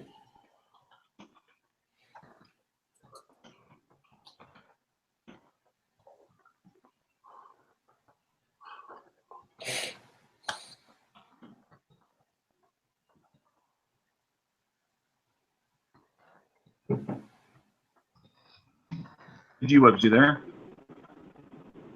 Yeah. You mentioned that you had I thought you said you had a couple of Paddle magazine holders. Do you have any singles for like a 9mm or Glock mags that would be a spare that you want to sell? No, you wouldn't want them anyway. They're all gross. Okay. Oh, Dano, I got a Black Hawk, I think it's made. It's a single mag carrier, and it's like for outside the waistband, and it has like a clip on a hinge. Oh yeah, that's what he has in the double version. Oh, it was pretty cool. Like I actually, if would think about carrying that shit if like civil unrest or some shit.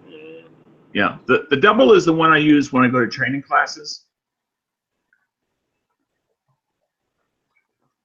just I think I'd be more likely to carry a spare one if it was a single rather than a double. Yeah, that thing actually works pretty fucking good. And it's got like a retention piece of like a spring or some shit, like a plastic retention thing in there. So like Oh yeah, I've never had it come out with a magazine. No, it's awesome. Yeah. You have an extra one you want to sell, Dano? Well, they're fucking cheap, man. I mean, they're cheap. I think I paid like what, $15? I don't know. They weren't. It wasn't worth nothing used, man. Right. That's like asking somebody to buy their socks. Like, you got some comfortable socks? Let me buy them. Hey, man, you got any used chewing gum for sale? The price of chewing gum is killing me. Not if they're gross. Now, if I wanted to buy your toothbrush, that would be a little different. Yo, the price of toothbrushes are sky high. A little bit of rubbing alcohol and some fucking hydrogen peroxide, they're as good as new, man.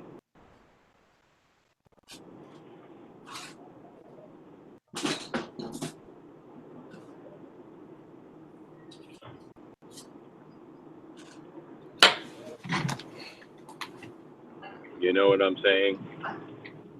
Word. Word. You know what I'm saying?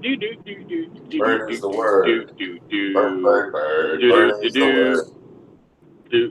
Don't you know about the bird? Everybody's heard. Say, fuck the police. Fuck the police.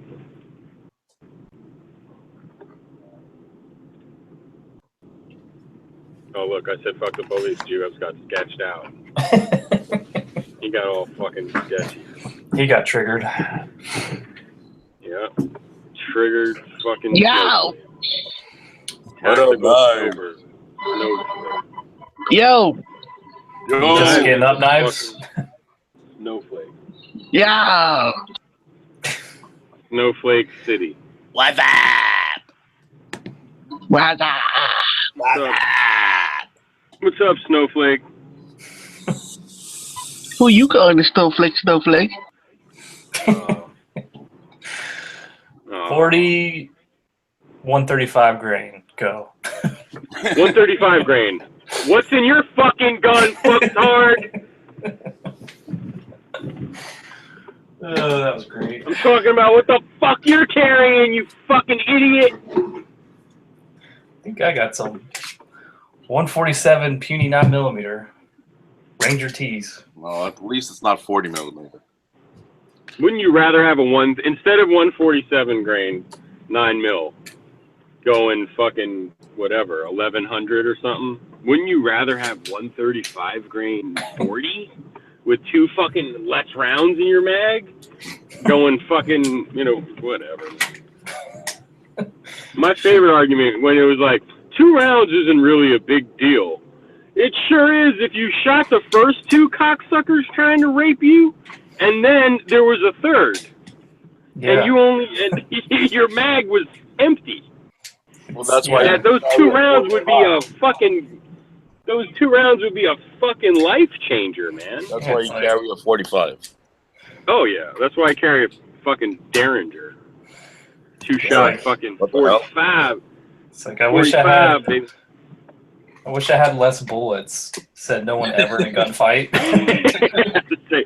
2 rounds ain't really a big deal unless you're being choked to death by a fucking felon, and you're looking. Your last fucking sight is like your family looking to you to help out, and your gun is at slide lock, and it's only 2 rounds. You wish you fucking had. Dude, I'm just saying.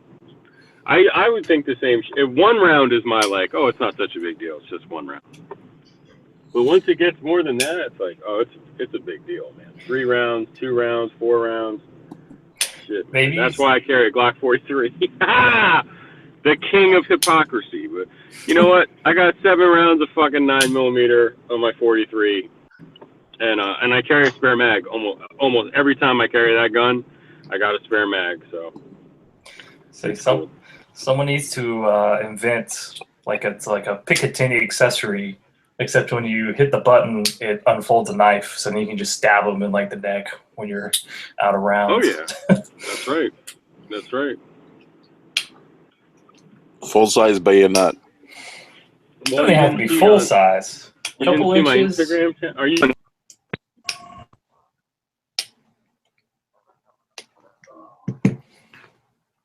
Did we lose DB? Yep. I think we lost a couple of people there. Yeah, these just bounced out. All I heard was Instagram. And then Nothing. NSA pop hashtag. What the?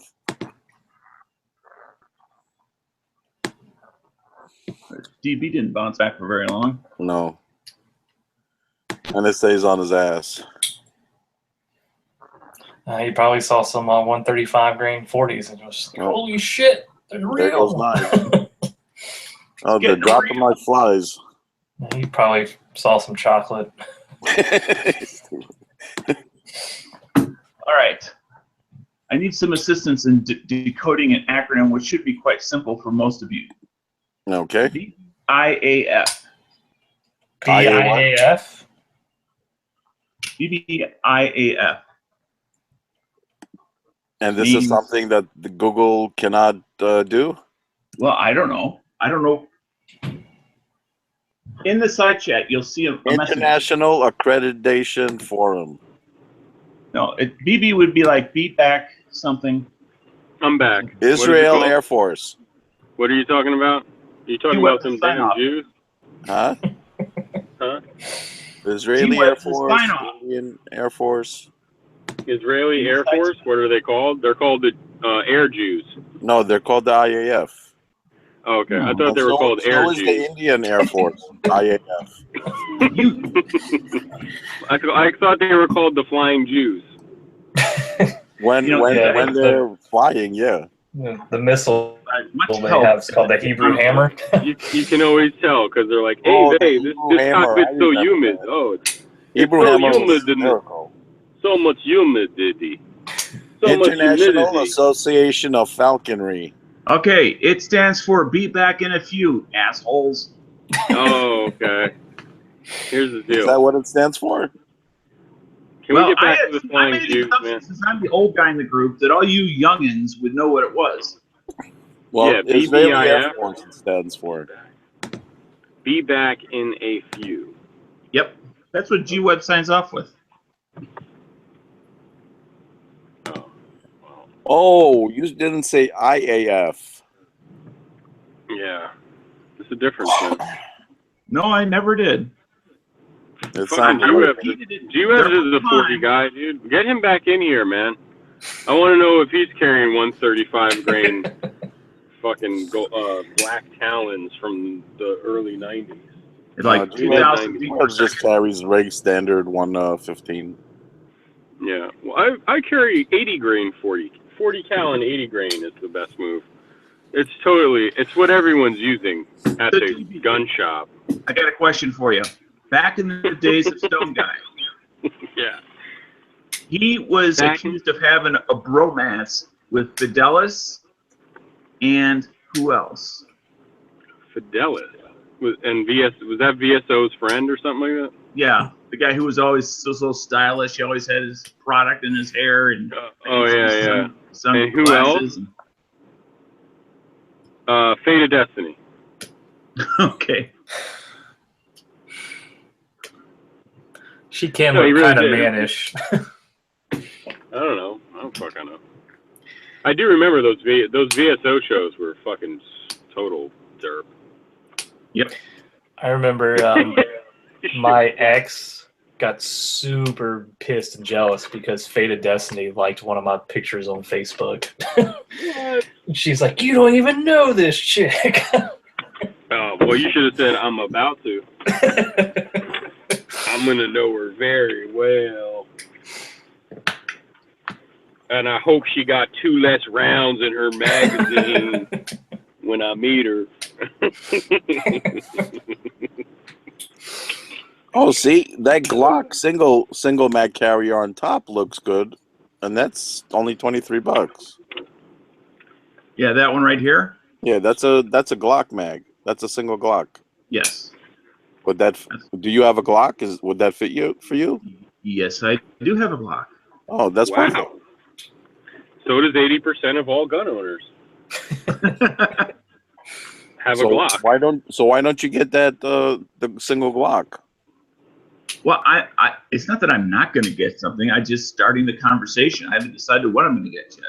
And like Dee said, he has the single version of the Phobos that you have, so that would be no, too. not the Phobos. I got the Black Hawk.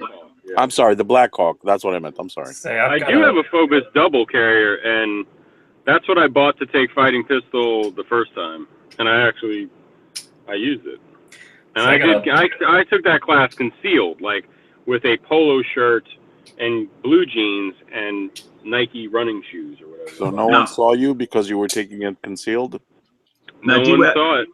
No one saw you? It means I had to draw my gun from concealment every time. I wasn't like one of these bozos with a fucking drop leg holster taking this class.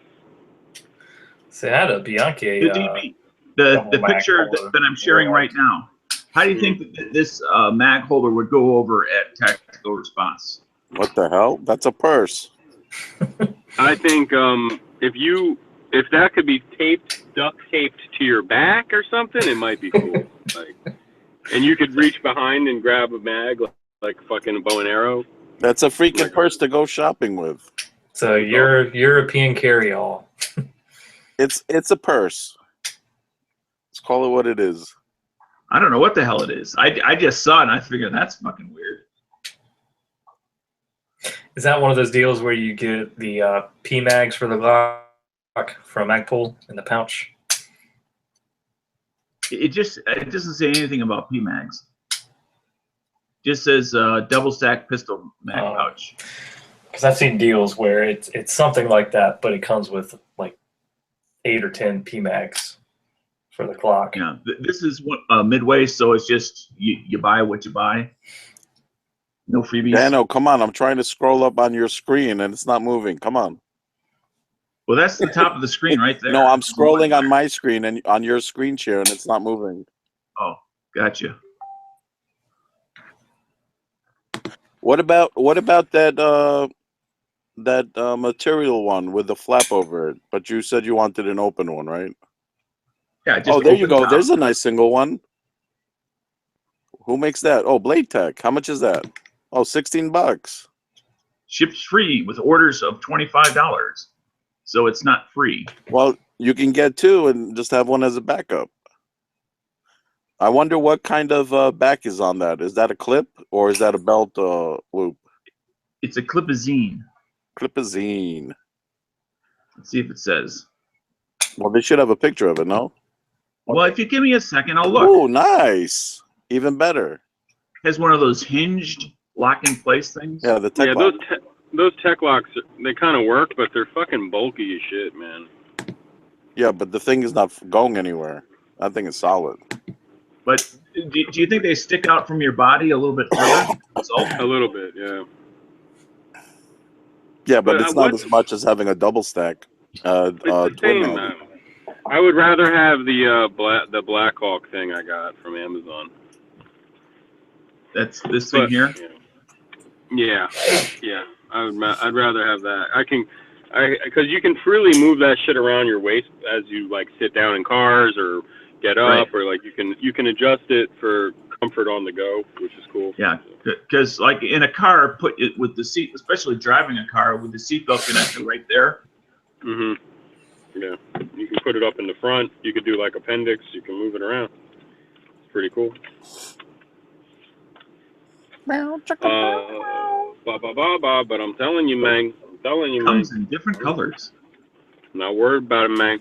When I'm carrying a Glock 19 or whatever, I don't even fucking carry a spare mag anymore. I'm like, fuck it, man. Fuck it, son. That's just I got too much shit. I got too much time. I mean, no, whatchamacallit. Ain't nobody got time for that. That's what I was gonna say. I'm going to quote Sir Reverend James Yeager. You carry a spare mag in case your magazine fails. You can replace how would I'm gonna quote myself. How does a magazine fail, dude? For real? Well, let's see. Have you ever had a magazine fail? For like seriously? There was a guy who spoke in here, sounded a lot like you, who talked about when he dropped his magazine, it Why the fuck would I be? Why would I be dropping my fucking magazine, man? Because like if I hit the mag release button by accident. Because you have a dead round in the chamber and a double feed. Dano, this one is a single. Oh, I'm booking, man. This it's focus is Operation Nike, then, bro. It's over. You know what I mean? Operation Adidas. Run like the wind. Yeah. That's when the Eagles? That Eagles song just comes on, like, run, you know, and like the wind. You know, I'm out, man. Jackson Brown, running on empty, bro. You know what I mean?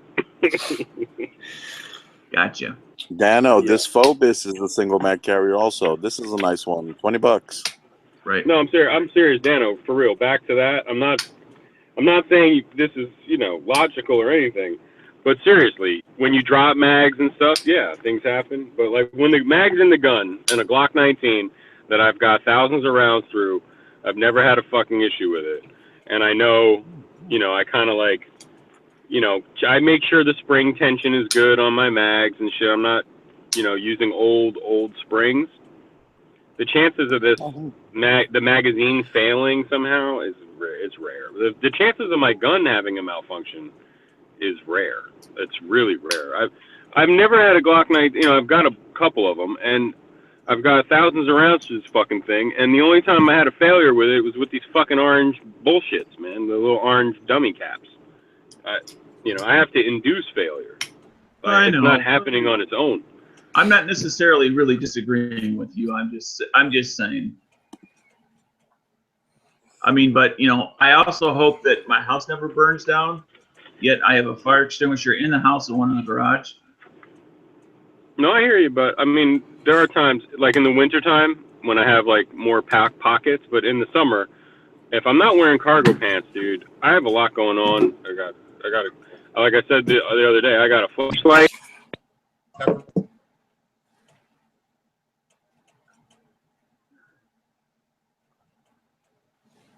Did he just drop? Yep. He must have. What do you think about this one, Dano?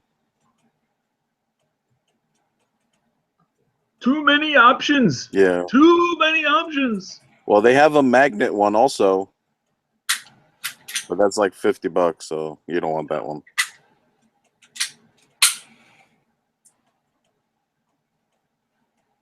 Oh, this is a decent one from Gould and Goodrich.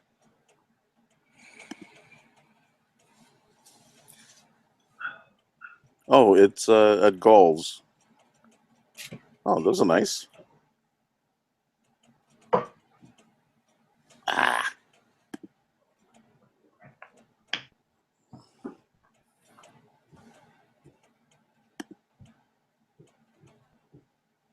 He must be out on the road. Yeah, he usually jumps in when he's driving. Yeah, not the safest time to be doing it, but you know. Oh, what do you think about this one? It's on Etsy. Has it? This is pretty cool. Let's say I was trying to say earlier, I've got a Bianchi double holder, and I don't really like it. You like your Bianchi or you don't? I do, but I don't. You know, I don't use it to carry. I mostly use it when I'm out in the range. You're talking about the AccuMold one? I can't remember. It's like a cloth fabric. It's not a plastic one. Yeah, the AccuMold is like a cloth, but it's like almost it has Kydex under the cloth. Yeah, that might be it. Like it's got a screw where you can adjust the tension, so it will fit like multiple different manufacturers' magazines. Right. Well, you can always go classic with this one. This is a classic. And big. And big. Or you can go Uncle Mike's. That's what ladies like, classic and big. Well, look at this one. This one's pretty good. $15. Cops Plus, is that like right next to the donut shop? They're good, man. I've ordered shit from there, man. From I've Cops ordered Plus? stuff from there too. It's Cops the Plus. You know what I'm saying? Cops Plus. If you want a really good one, do you specifically want a paddle or a clip or something, or do you want it could be riding on the belt slot? Well, I'm thinking of a clip, only so that I can move it around easier. Mm-hmm. Here you go, Dano. That looks No, dude, I would stick with what I said. I would get that fucking Blackhawk again for a single, man. It's fucking, It's good, man. Yeah, well, that's probably what I'm leaning towards at this point, but it's not like it's a big decision. Oh my God, I blew $20. What's going to happen? I can't make the mortgage payment. No, what's awesome is that clip is pretty small, because the other ones like the Kydex holsters inside the waistband, they all have that same kind of clip. It's like it's a plastic clip, and it's for a 1.5 inch belt, and they all got them, like they all do. Anyway, that clip I've seen outside the waistband, like single mag carriers with that clip, and the Blackhawk clip is way smaller than that, and it's like it's built into the mag, I think, somehow, or it's screwed down in it. The Blackhawk clip on my double stack has never not held onto the belt. Mm-hmm. Yeah. Badambo. Did you get excess big dot sights yet? No, but it's funny that you mentioned that, because two executives from that company were in my fighting pistol class, and you think they dropped us a fucking discount code? Hell fucking no. No. Well, they're pretty cheap to begin with. 10% off would be nice, but it would. So I was just reading a story that apparently the Turkish president, his bodyguards were beating up a bunch of protesters outside the embassy. Nice. Right now, yeah. That's I think funny. Trump is meeting with him today or something. He did yesterday. He's going to teach him how to He met with beat up Erdogan protesters. yesterday. Guy's a fucking dirtbag, man. He's a real scum, that Erdogan guy. I'm surprised they let the guy in the White House. Well, he's in NATO. I mean, he's a fucking NATO ally, so you might as well. Well, that doesn't mean he's trustworthy. The guy probably has a knife and would shank, the Donald. I don't know. Well, He I'm sure used Donald his huge hands to block it. This is the first president of the United States where I can name Donald Trump's gun collection. I wonder if he had the HK USP 45 or the SIG 229 9mm or whatever the fuck it was. He's got a J frame too. So if you don't think Donald Trump is expecting someone to try some shit, I think you're underestimating him at this point. See, my favorite headline from today was Putin came out and he was like, "Yeah, I'll release the transcript of what went on in that secret meeting if you want me to." So now they're saying, like, what's funny? They bugged the White House. As if any liberal Democrat would believe what was on that transcript paper coming from him, right? Like, right. Yeah. Fucking hysterical, man.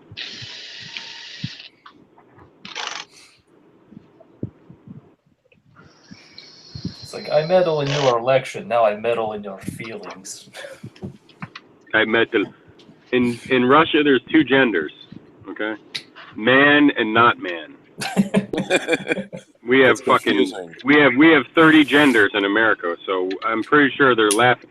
Yeah, yesterday Putin said what's going on in America is like schizophrenia. It is. They're laughing their asses off, man. 78 different pronouns. It's like, no, there's two. And now pronounce you man and borscht. Yeah, and it's gotten so bad that Netflix is like editing Bill Nye's old show to try to disprove the science. It's crazy. Oh, Bill Nye the douchebag That's what guy. Stalin did. Bill Nye the douchebag not so guy. science guy. Ivan Drago is more qualified than Bill Nye. You're right about that. Bill Nye, the ice cream orgy guy. Yeah. The sex junk guy. That thing was the most pathetic performance I have ever seen. It's like cringeworthy. Not even. It was so much more sad than cringe. They're gonna look back at that in like 6 months and be like, "What the hell were we thinking? What the hell were we smoking?" My sex junk. Oh. Can go either way. Oh. Hey, listen, it just goes to show even mentally challenged people have a place in life. Well, I just can't imagine the dairy farmer in Iowa is like, yes, this is exactly what this country needs right now. More pronouns. And it's crazy because it's like it's the Democratic Party is literally like East Coast, no heartland anymore. They completely lost touch with the blue class working people or blue collar working people. Were they ever in touch with them? Yeah, that was their big base for most of their history was blue collar working class, and the Republicans that's for sure. Yeah, and the Republicans for big business white collared, and now it's completely switched. Well, they've been losing their minds for years. Yeah, that's true too. Keep telling you, F7 mental disorder. Yep. Liberalism is an F7 mental disorder. F7 being mental retardation. Malformed brains. I saw it. Call it whatever you want. I saw it. Someone had painted a mural, and it was Trump with the Bane mask on, and it was like, "I'm giving power back to you, the people," and it's got that one lady that was like screaming at the inauguration. Just, like, you're talking about Louder with Crowder? No, this was actual like a painting. Oh. I don't know if it was like a legit painting somewhere, but it was made to be like one of those street murals, like artist paint. It was pretty funny. But yeah, I heard the Crowder thing with Tranny Bane. That shit's pretty funny. Oh, that thing is hysterical. Giving you two back to the people.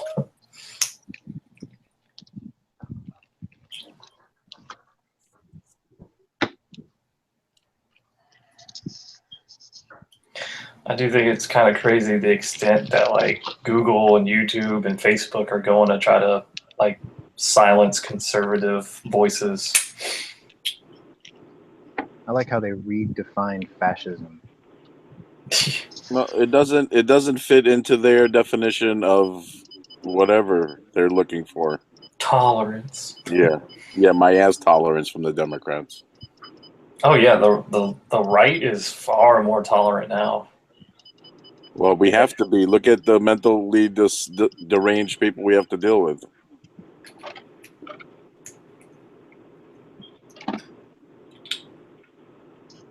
You remember the video of the one liberal that gets on the ground when Trump wins and that whatever it is just starts screaming like a maniac? Yeah, no.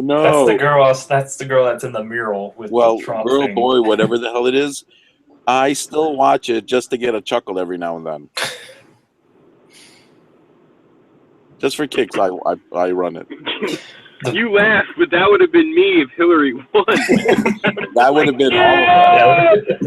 Except I would have been outside of a gun shop at like 6 in the morning, fucking trying to buy the last fucking $100 PMag and shit. Like, oh no! I knew it was $70 for a box of fucking 50. No! It's never gonna end ever. It's like I'd be screaming like Sam Kinison, man. I was telling them earlier I rewatched that Joe Rogan, Alex Jones podcast. God knows that thing's funny. Oh, you want to know? Wait. You want to know the real deal? Okay, wait. You want to know? That was the best ever, dude. So wait. In a second, I'm gonna tell you everything, man. I'm gonna tell you. You want to know the real deal? Okay, here it is. Oh god, that was funny. That is, I was just curious, and I looked at Rogan's shit. That is the most watched Rogan episode ever. It's like millions more than anything else. And Yeah, he said during the podcast, he was like, "Yeah, this is the most watched podcast we've ever had. Like people live watching it. It was like 66,000 people were live streaming it." And that's still more than CNN on any broadcast. Yeah. Alex, the funniest shit they talk about is when Alex Jones was talking about CNN, and he's like, "They're dying media, dinosaur." He goes, "Look what they're selling, self-lubricating catheter." He's like, "Look at the way." It's true. All they're selling is like diapers and fucking like old people diapers and catheters and like weird shit. You're like, wow, that's the only advertisers Fox News can get.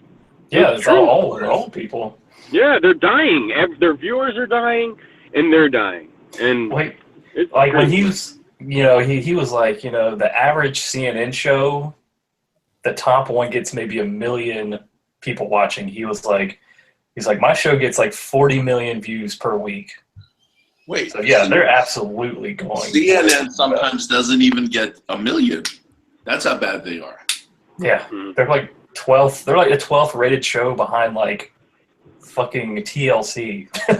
Well, now Rachel Maddow is the most popular show on cable news. She's like the new Bill O'Reilly because like that they needed that to galvanize them and their viewers. Because now it's like bashing Trump. Honestly, I want to watch it because like I'd like to see them having panic attacks and talking about impeachment every night for 3 years. For the next 3 years, like. See, I get her and Chris Hayes confused. Yeah, honestly, I didn't expect this amount of like avalanche of leaks and impeachment talks, and like yesterday was something, bro. I've never seen anything like that. Like breaking news. Breaking news. He released top secret information to the Russians. Right? They're talking about this is it. It's impeachment time, and then like at 4:59, it was like breaking news. He fucking forced Comey to, he was, the Comey memo. It was insane. It was like double whammy. Who is that James Brown congresswoman? Oh, you mean Maxine Waters?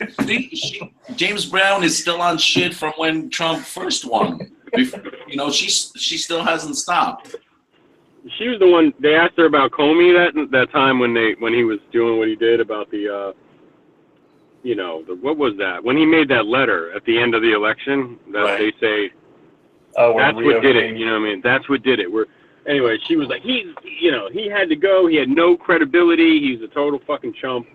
And, it was collusion with the Russians because they came up with the slogan, Crooked Hillary. I mean, come on. You have to be a mental patient to think that's still the issue.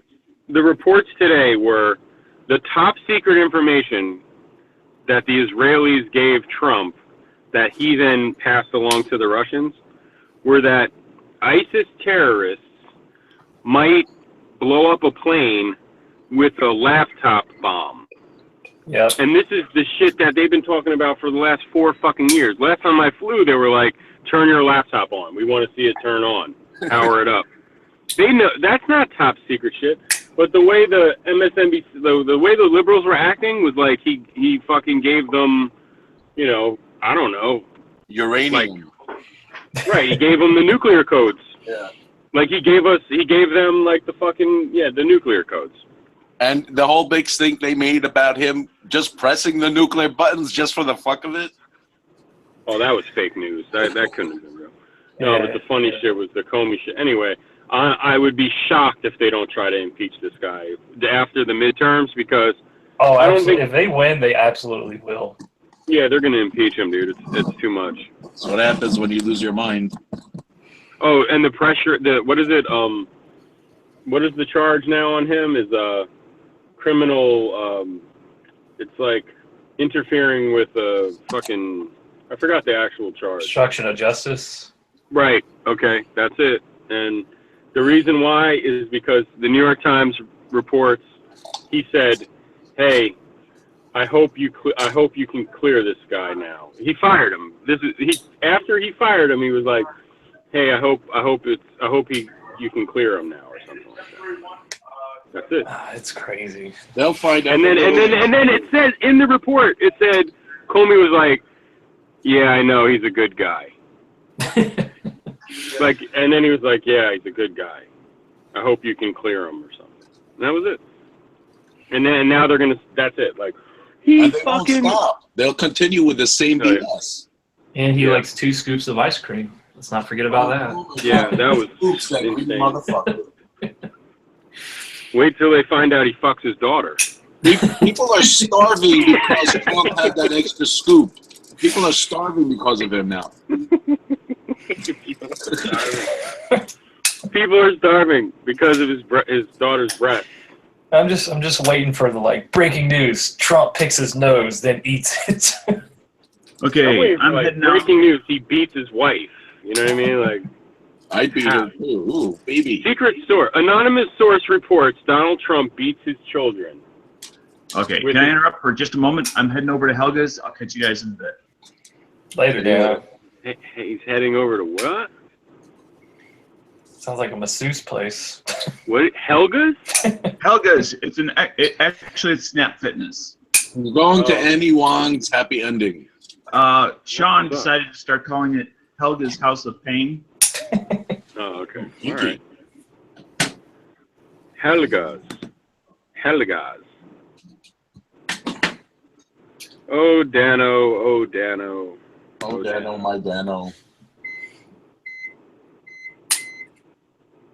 Yeah, I am kind of shocked the amount of hate Trump's getting, but I can't say I'm not. surprised. I mean, dude, the Judge Report had a link to it was like a fucking real article. 95% of CNN's airtime is dedicated to anti-Trump stories. Like, because there's they have no nothing else other going news on. anymore. Dude. Yeah, they don't report anything other than Trump shit. Because And granted, there's a lot of Spanish news, man. It's crazy. You should hear the Spanish news. They're going to deport us. Anyway. The Democrats are going to deport all conservatives, would you say? He's trying to build a wall around New Mexico and was like, you know, you can have New Mexico. I'm trying to get rid of all the old Mexicans too. Something like that. No more New Mexicans is what he said. He's trying to build a wall around New Mexico. We're going to bring in some Russians into New Mexico. Replace them. Hey, Matt, did you hear that social justice song? Yeah, I saw that the other day. You posted it. Yeah, man, I just think, like, Putin must think we're a bunch of fucking idiots now. Yep. Exactly. Putin thinks we're a bunch of 135 green 40 guys. Going supersonic. I think we're more like 10 millimeter, man. Buffalo bore 10 mil. 10 mim.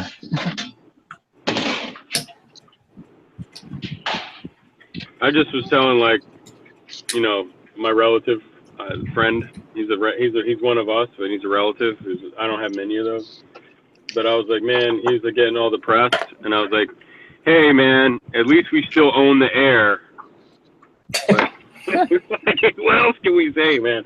This is fucking crazy, man. At least we own the air, man.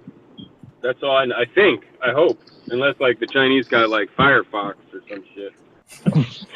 Firefox. They might. But I was, like, arguing with them, and I was sent some, like, a few weeks ago. The Russians have a bunch of prototype planes, and so do the Chinese. And I thought they were already in the air. But when they do get in the air, we might not be the best anymore. Because like they have some stealth fighters and shit that are looking awesome, you know. They've got a plane in China that makes ours look like Tinker Toys. Already. Yeah, but I don't think it's in use yet. It's like, it is. Oh. It's like a mix between an Su-35 and the Typhoon Eurofighter. It's incredible. Is it stealth though? Yes. Oh. See, I heard a rumor, probably from Alex Jones, that China's developing like this underwater aircraft carrier, like the fucking thing off the Avengers, sort of. Nice. Why wouldn't you? Well, the Japanese tried it in the 40s. They called it the I-400. It worked. Yeah, we blew one up with a nuke. Well, that's an awesome We idea. literally I watched a real documentary the other day it was called 0 Days. 0 Days, about the Stuxnet virus that we fucking rocked Iran with, and it's really good. You guys should check it out, man. It was worth watching.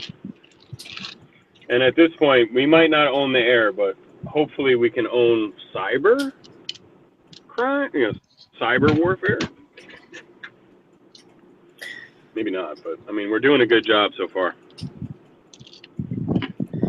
What was it, like all that CIA malware got loose, and they're saying that attack that happened earlier this week, like that's just the beginning. The WannaCry thing supposedly came out of North Korea. Yeah, that was North. They say whatever, but the Stuxnet shit was like a super virus. They didn't need to download nothing. It was like self-executable. It was targeting control unit machines in the power plants and the nuclear reactors, and it was making them fucking blow up. They were blowing up nuclear reactors. There's nothing they could do about it. And yeah, it's an insane documentary. Drops the control rods down into the reactors and makes them cool off. Yeah, it was fucking with the carbon fiber fan. Like there's these things spinning in the rods. Yeah. The uranium enrichment thing, and this thing is spinning, and it's also spinning, and it's going back and forth like a wobble, at the speed of sound. Okay, and any like alteration of that, or the virus that we gave them was making the shit go faster than the speed of sound, and then it was blowing up. It was blowing up fucking uranium enrichment machines. Oh, so they were messing with their autoclaves. Yeah, we were fucking them up so bad, and they couldn't figure it out. So then I think they fixed that we were making them go like too fast. So then we started making them go slow. Anyway, I mean, I don't know how the fuck we were getting the virus in there, but they were playing Iranian propaganda videos in the documentary. They were talking to it wasn't James Clapper. They were talking to the head of the NSA. They were talking to CIA people, congressmen, senators. They're trying to figure out where it came from. They broke it all down. And at the very end, basically, it was like we created a monster because once the Iranians and the Russians and they figured out what it was, that how we were doing it, and then they hit us with something like, oh, watch, we got something like that too, and then we hit them with something that was like, we can shut your power off, like in your entire country. We will shut your power down, and now they're talking about having cyber warfare peace treaties, not like treaties where we were like, okay, well, we won't shut the hospital down, shit like that. Like, we're not going to shut the orphanage down, like the power, whatever the fuck. And it was a crazy documentary, man. 0 Days. It was really fucking awesome. But anyway, check that out. Sounds interesting. So at the very end, when we told them we're going to shut the fucking power, we can shut your country off. That's the shit we got. That's when they came to the table and started talking to Obama about their nuclear treaty deal, right? And even Obama says, okay, well, this will slow them down for the next 10 years. Hopefully something will change in the next 10 years, like a regime change or something. Maybe he's talking about, or maybe our cyber warfare will be that much better. You know what I'm saying? Like in 10 years from now, we'll be able to fucking do some more shit to them. But before Stuxnet virus, the Israelis were just going around shooting Iranian scientists in the street. Like they had Mossad. A Mossad agent would ride along with a motorcycle and just slap a bomb on a scientist's car, blow it up. That's what they were doing. That's what they've been doing for years and years. Awesome. Good stuff. Yeah, I read something that the Israelis recruited some Nazi hit squad guy in the World War II, and he was going around assassinating scientists to help I think it was Iran or Egypt start a nuclear program or something like that. Was it Nixon or was assassins and shit? We gave the Iranians we sold them their very first nuclear reactors. And it was at the time when the Shah was still there. Iran was like going to Vegas. You know what I mean? It was awesome. It was an awesome country. And anyway, they wanted, I think it was, I forgot what fucking president it was. Maybe it was like Carter. Maybe it wasn't Carter. That was like there. It was before that, and it might have been Nixon. And it was like they were encouraging Iran and Pakistan to go nuclear energy. Can you imagine? Like they were friendly back then, you know. Oh yeah, they weren't fundamentalists. Nah, Pakistan's, yeah, they're scary. No one talks about how scary a nuclear Pakistan is, and they've got the bomb. It's a proven thing. So anyway, Was it India keeps them in check because India's got the bomb? Well, yeah, they have the gun pointed at each other. They literally have the guns pointed at each other.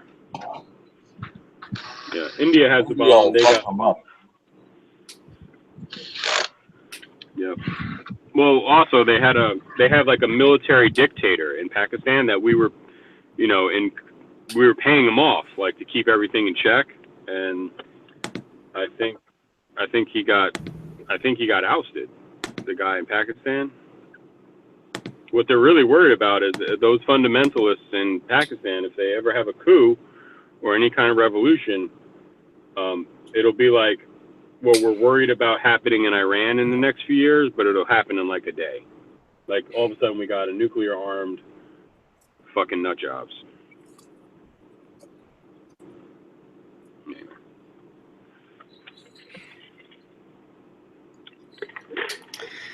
Yeah, it's crazy.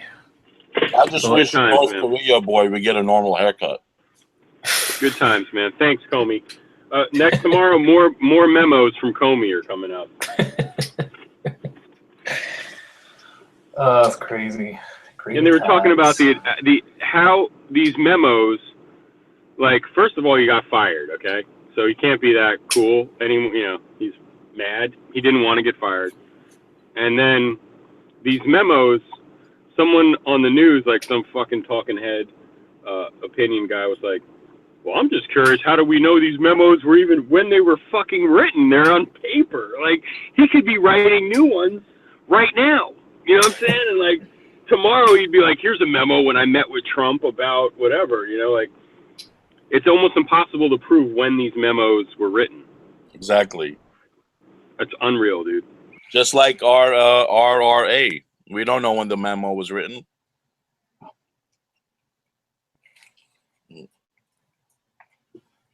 But again, I just wish North Korea boy would get a normal haircut. Dude, that is normal for him.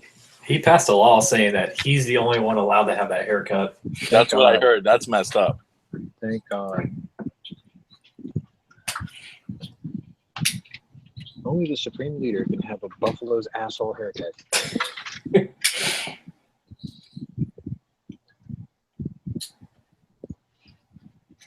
Patented haircut.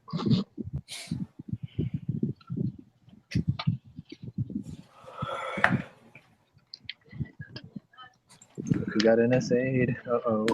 Who? Yeah, oh, D's got NSA'd again? Oh, yeah. That's like the 5th time. I got NSA'd once already. Comey's on the button today. Why? Nope, I still want to know who the leaker is in Trump's cabinet. I told you guys this morning about what happened with the Comey firing letter, right? Right. Hand-delivered letter by a courier of Trump's cabinet had to go 7 blocks. But before that letter even got to FBI headquarters, 30 people near the White House were already talking to the press. Yeah, there's a 30. leak somewhere. He doesn't trust his own cabinet because he's got a leak in there.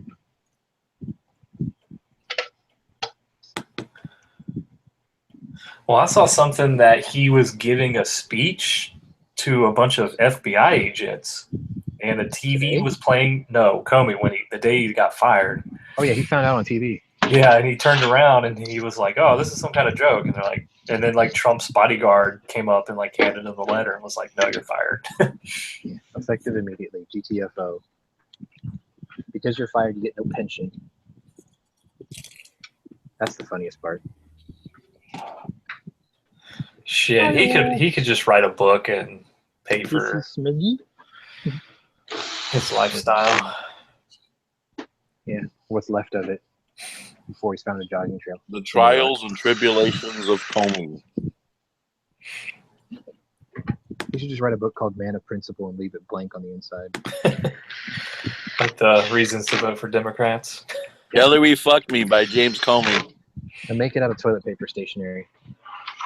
Be like, this is great toilet side reading. Narration by Patrick Stewart. The audiobook narration.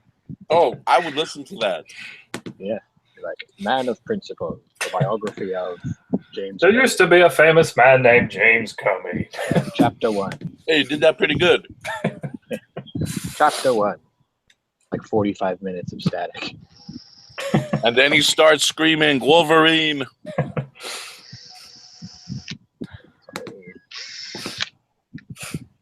Chapter 2. The chapter I don't talk about Hillary Clinton. Because I don't want to be a dead man. Chapter 3. I'm a dead man. Hillary's coming. No, man. It has to be blank. Toilet paper stationery.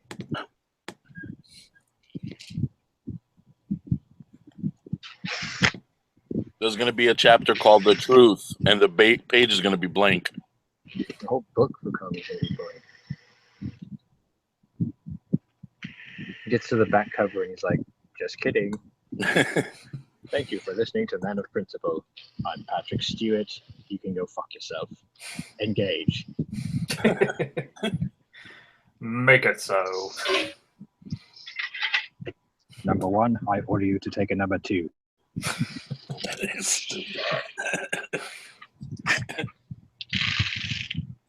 Yeah, one of my friends, her first name's Deanna because her mom liked Star Trek so much. And I was like, you need to become a counselor and you need to marry someone with the last name Troy. So you can be Counselor Troy. Hell yeah. Oh, man, I would have so done her in the day. Yeah, she was pretty hot. Yep. It's okay. There's a whole new generation. I've been talking about them all week. It's great. They're huge and bigly in all the right places. I think Monday's girl of the day was Ivanka Trump. Oh, she's so hot. Or not Ivanka, sorry, Melania. She's so hot too. Dude, Ivanka's had 4 kids already. Slip and And she's slide. still holding it all where it belongs. Hot dog down a hallway. She's got enough money to get that fixed, though. Can't fix a split pelvis. They have surgeries. You can fix it so the rest of us don't know. Got titanium plates to fuse your pelvis back together. It fits tight for a reason. Yep. Monday was Melania Trump. Tuesday was Michaela Maroney. And today was, I only remember her first name, Pataki, or her last name was Pataki, the Brazilian model, or the Spanish model. Woo. Oh, that's the one you mentioned before, right? Yeah, Angry. Angry suggested it. It was a fantastic choice. I had to Google Bubble Butts after you mentioned her name. I think that's a nice new segment we can add. Girl of the day. Bubble Butts of the day? Want a piece of that bubble? Yeah, I wonder if I can get dinged with YouTube by playing the Baby Got Back. Like, But unless you got big bum, baby got back.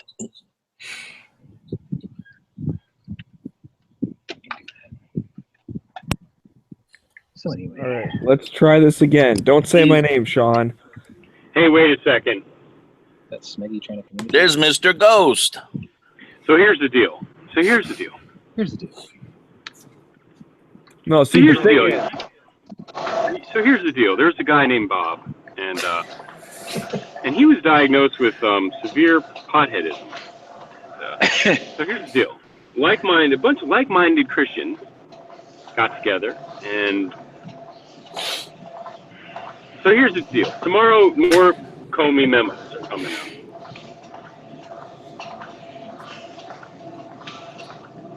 So Dano. Yes. I got to talk to you about the end of tactical response. the very end. Is it my wireless? When you sit around in the circle and they ask you, does anyone want their money back? Did anyone fucking ask for their money back? No. No. Did everyone have a great time and learn a lot? Absolutely. Wow. And I had some more questions about it. So, fuck. The answer is 42. 42 malfunctions? No, the answer is 42. Just ask Meggie. Maggie. I don't know about 42. I was going to ask you some personal questions, but... Oh, well, those are great for on the air. We're not going to do that. But, we're waiting. No. One day, I think I could make you laugh hysterically for at least a half hour. But I'm sure you could. What was I going to say, in terms of the class? I know when they sat around and they asked, like, hey, was anyone, like, not happy with the class? Deez, I got a Everybody question for you. Are go those ahead. sirens chasing you or going by you? They were going north. I'm stuck in traffic. And that was an ambulance. But, no one's chasing me yet, man. I was going to say... Just curious. Because no one knows what DB looks like, that you know? Yeah. I was going to say Dano, because I've only taken a couple of classes from some real high-end Tier 1 operator types. And the quote, a lot of people will be like, fuck tactical response, no one's a Tier 1 operator and all that shit, And I disagree with them, man. On forums and, I'd just be like, nah. But that guy Jay said something a long time ago. Actually, while I was there taking my class, one of the rare Jay Gibson videos where he was like, you guys sit around and you say, like, you would never train with tactical response. You'd only train with, like, Larry Vickers or, Kyle DeFore or whoever the fuck. It was like, you guys are full of shit. And he's like, I can tell you for the most part, none of you are ever going to train anyway. You're just saying that shit. You're all full of shit and all this shit. But I guess what I'm thinking about is after training with other people, I still think that class had the way they structured it was like perfection. It was almost perfection. As long as it's being done safe, and I know there was videos of like some unsafe shit that certain people thought were unsafe. Maybe I think even I did. I thought it was a little bit sketchy. As long as that class is operated safely with enough range officers and instructors per student, it's hard to beat for like a first class, for anybody. It's pretty fucking awesome. This message brought to you by Tactical Response. Yep. Pay me my $5, motherfuckers. So was there a question? There wasn't. Oh yeah, Dan. Well, no, there wasn't a question. No, okay. There wasn't. That was a statement. It was a statement. Awesome. I had a question about something, but I forgot what it was. I know the money back thing is an issue. Like, there are people that claim they've asked for their money back and never got it. Shit like that. But there's very few people that have ever said that. I can only respond to the class that I had, and there was absolutely none of that. Everyone was very happy with the experience, the mindset, the tactics, and the skill that was taught, the way it was taught, the way it was organized. There wasn't one aspect that I detected anyone was unhappy with. Did you do this drill where you like walk? So you shoot, you shoot while you're moving. It doesn't have to be fast or anything. And then you hit a piece of cover, and then you shoot from the cover, and then they kind of judge you a little bit on accuracy. Because when I took the class, there was this drill where they wouldn't let you stop unless you hit the head of the target, and it was a little bit further out than the whole 2 days we're shooting at 7 yards or something, 5 yards, 7 yards. But then there was this one drill where they pushed it back out maybe 15 yards, and they had this Thing in the middle? Did they do that with you guys? The thing in the middle, I'm unfamiliar with what you mean by that, but yeah, there was a couple where we shot from a little bit further out. Yeah. Okay. And were you shooting on the move? Oh yeah. Yeah. Both directions, towards as well as backwards. Yeah. And Side then to side from too, right? oh yeah, side to side for working on cover and concealment. Yeah. I remember by the end of day one, and I was thinking back of like the class and shit. I was just thinking to myself, Jesus Christ, I cannot believe they took us from point A to like point S that fucking fast. Like, holy shit. Like, Yeah. as soon as they felt that you had something down, they would add another step. You know what I mean? Another level. Right. Stuff was like really fucking great. And I think that's what explains why people take the course more than once, was for that exact reason. It's almost like, the old drinking out of a fire hose. I mean, whatever you can get down is good, but you didn't get it all. Yeah. Is there a discount for those that already took the class? Yeah, 50% off. Really? If you take it at Camden only. Yeah. That's fucking awesome. That's a caveat you need to be aware. But you need to take the class that you took over again. Like, now, there is another discount, and if anybody wants, email me at dailygunshow@gmail.com, and I have a discount code for $100 off Fighting Pistol at Camden only if you are a first-time student. So if you want that code, email me at dailygunshow@gmail.com. In the subject line, just put in Fighting Pistol class. I would do it if I didn't have to spend $400 to get to Camden. Oh, no, I'm just saying for those that, whether you hear this, 3 days from now or 3 weeks from now, it's an ongoing offer, obviously subject to be changed at any point. I think the fact that you're charging people $150 for that discount link. Yeah. The charge is you have to have enough effort to type out an email. If you don't have that level of effort, you shouldn't go to the class anyway. That's true.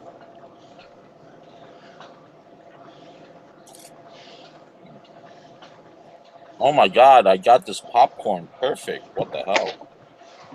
So Dano, are you well on your way to a suck less bumper sticker? I don't use stickers on my car as a general rule. I'll have to get you the patch then. Is that a nothing fancy sticker? Yes. Okay. got Mim. That's what I want a sticker that's got Mim with a question mark. Yeah. Well, Dano, you see now, I mean, do you think that, I mean, how long, I have questions for Jaeger and shit more than you, but like, how long did it fucking take them to like come up with some of this stuff? Like, right. It just seems, it couldn't have been like, all right, we're done. Like, he came up with the class and how it was taught in like a year. I mean, it seemed like it must have taken a very long time to get it where it was at. I think there's some general assumptions that you can take which would be true, which is it was an evolving class. As the years went by, the students went by, he attended other instructors' classes, gathered up the things that he felt were of quality material. And, because we all, stand on the shoulders of those who came before us. We don't have all unique ideas or reinvent the wheel, so to speak. Right. No, that's so, and like in the handout, he gives credit to whether it's, Farnham, John Farnham, or Jeff Cooper, or some of the other people that he had picked up things from. Yeah, so, Andy Stanford surgical speed shooting was like the required reading.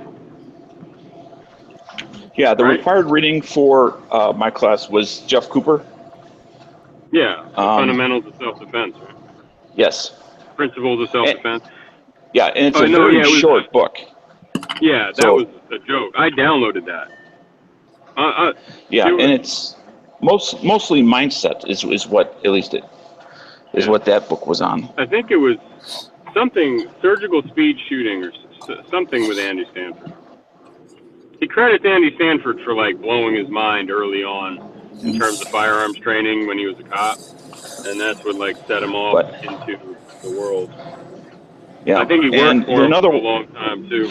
Another unique opportunity there is, is the ability to stay in the team room. And there are two things on that. One is obviously saving money, because most people don't live right there; they have to travel, and hotels or motels cost money. And the other is you may not feel comfortable asking in class because you don't want to be that guy. It gives you an environment to ask a question where you may get a better understanding of, or be encouraged to ask that question directly to the lecturer, whether that's James or somebody else. Right. Hey, Dano, can you give me James' email? I want to email him to find out if I can get a scholarship.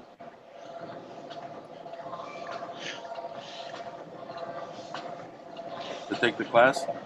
I would say, what else? Dano, man, I don't know. Were you able to do the shooting from the back and the shooting from prone and shit like that, or what?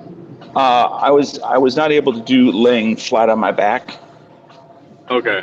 But how about, did they do the side thing? Were you laying on your side or something like that? Oh, yeah. I did from the side to kneeling and then up from there. Okay. Because if I was on the flat on my back. And the issue there is not that I couldn't do it. It's can you do it and continue to have muzzle discipline. Right. And I didn't, it's not that I didn't feel safe. I didn't want to bring anybody else, someone else feel unsafe. Yeah, totally. The shooting from retention part, had you done anything like that before? No. And wasn't that fucking crazy? Like, I was getting hit with powder, like unburnt powder in my face, man. Like, I was like, holy shit. And the way they explained it, like, hey, we want you to be able to do this, number one, but when you do it, we want you to know what it feels like. That unburned powder can sting and shit, and we don't want you to think, oh shit, like I got hurt or something, like it was right. DB, isn't it true? DB, isn't it true that you're quite comfortable and familiar with taking things to the face? Brass, only brass, dude. Oh snap! Only brass, man. Whatever I am not the Jedi you're looking for. I did not get any powder to the face when I did it. But, I was also, in a previous class that I took from somewhere else, taught to shoot directly from the holster, which is a different technique that they don't do there. But, one of the things James says immediately is, regardless of what level you're at or what you've been told, just for 2 days only, I want you to set that aside and just try to follow along with the program. And then at the end, once everything's all said and done, then you can decide for yourself what works for you, that sort of thing, rather than just fight them along the way. I know now from not even to say that was because I took other classes from other people, but what was the thing that stood out the most that you were like, all right, I'm not going to do that? You know what I mean? Like, they can teach that all they want, it's not for me.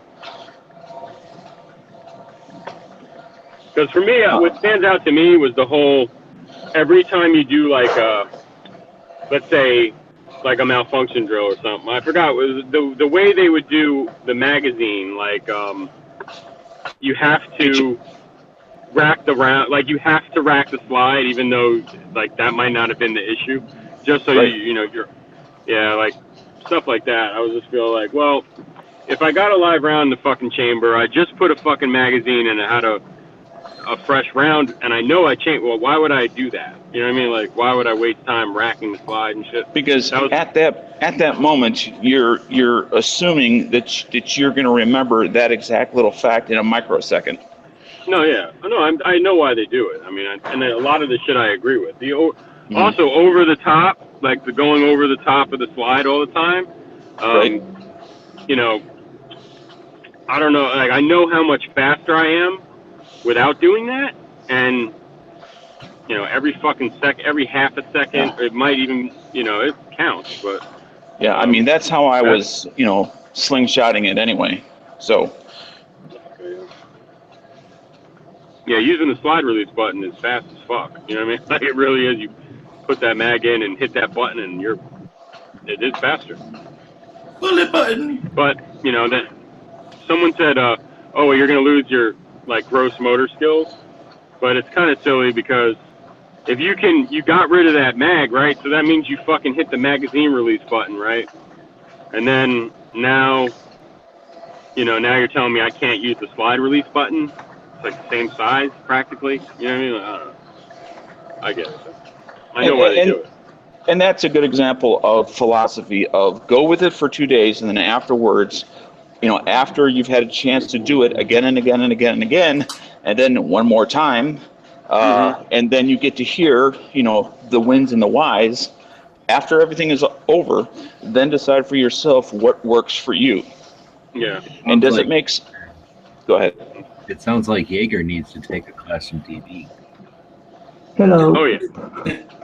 Well, I'm sure he's taking classes from guys that don't go over the top, and I doubt Jaeger's the kind of guy that would be like, "Oh well, I'm gonna take this 2-day pistol class from like someone like Costa or somebody," and be like, "Oh yeah." I'm sure he does what the instructor tells him to do. Right. I know. Because if you don't, how else can you be exposed? I mean, you've paid somebody a lot of money to expose you to a new philosophy, maybe a different way of doing things. Why would you pay them money to not let them give you the opportunity for new information? Yeah. No, I agree. He should take a class from me. It would be a fucking awesome class. It would be like, I don't know. It'd be awesome, man. It'd be great. It'd be great. Fighting Schnauzer. It'll be great. It'd be great. It'd be great. Fighting beer. Fighting India Pale Ale, by the way, which is racist. I didn't realize. Did you know drinking IPA is racist now? It's very racist. I had no fucking clue, dude. Oh, So what's how many that beer miles- you guys were talking about the other day that was crisp and light? Sea Dog Miller Blueberry Ale. No, you Miller mentioned Lite. a different beer. Huh? Not me. You guys mentioned a different beer the other day that was crisp and light when like sitting outside or Rolling barbecuing. Rock. Rolling Rock. Yeah. On a hot Try day. Bell's Oberon Ale is pretty good. No, it wasn't the Rolling Rock. That's what Angry and I were talking about.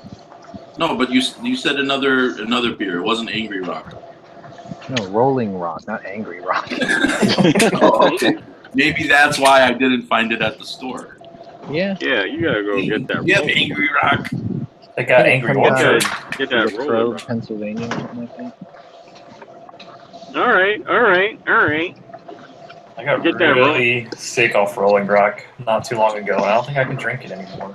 It's only good on a Rolling really, Rock really is good, hot man. day. It really is good for a cheap light beer.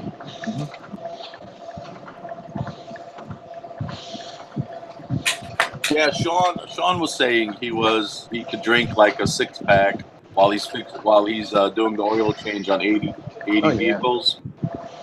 3. I could drink a 12-pack of Miller Lite before work. Jump in the car. I'm not drunk after 12 Miller Lights, dude. I could talk. I could talk to a cop.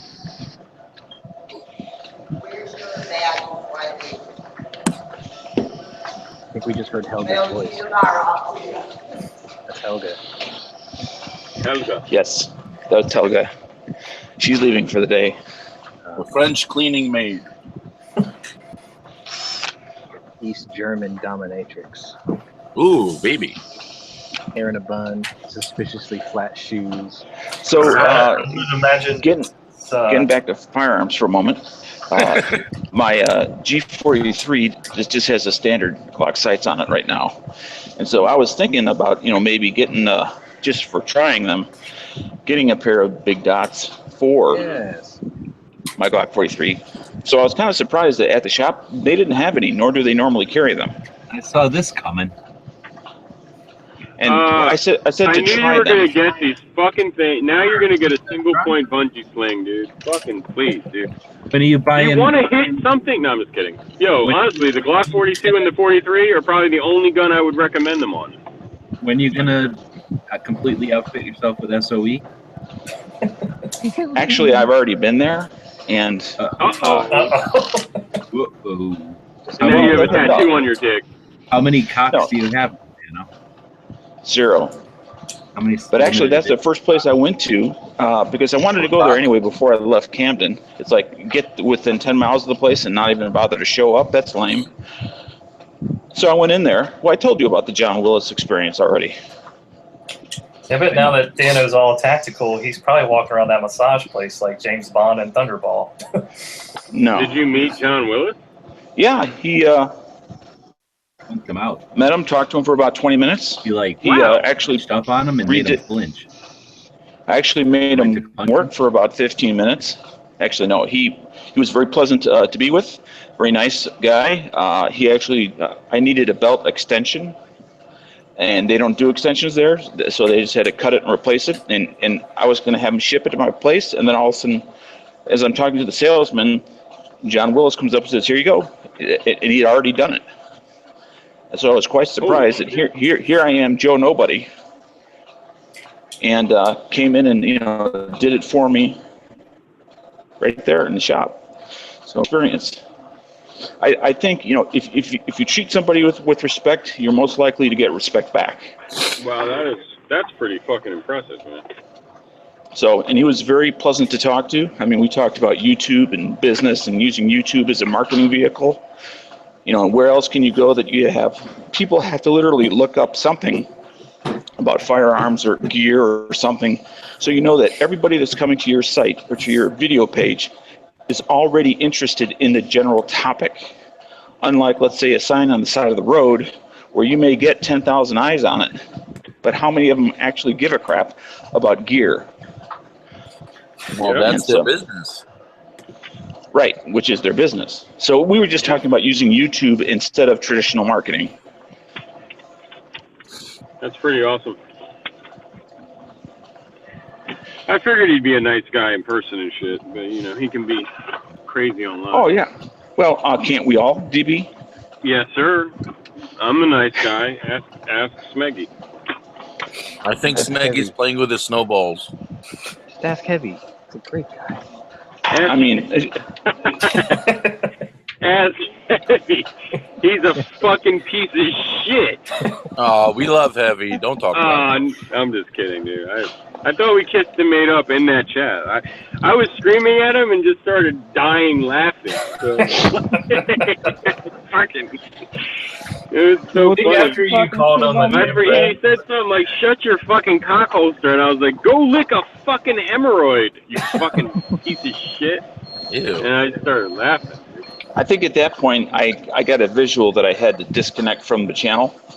Oh, you were listening that day, Dana? Thanks. Yes, I just it was a little bit too much visually. He was trying to eat at the same time you were describing that. Knives sent that to me. He's like, listen to this on your way home from work. I almost wrecked the car, man. That's the other thing, is that Knives was laughing so fucking hard that it was kind of hard to stay mad. Yeah, he was. I thought he was going to have a heart attack. Oh, God forbid. Yeah, he was choking. I could tell he was choking. So I was like, I knew I was doing good when I heard him like choking to death, laughing. You almost killed Cuchillo. Yep. I realized, man, I'm here to entertain Mr. Knives probably more than anything else. And you do a fine job, sir. Thank you. Knives, you know where my Patreon account is at, right? It's like, Just Knives needs to donate like $15 a week or something.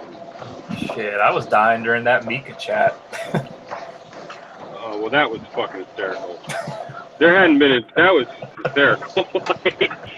That wasn't two grown men who've never met each other in real life screaming at each other about fucking derp. You know what I mean? That was next level, bro.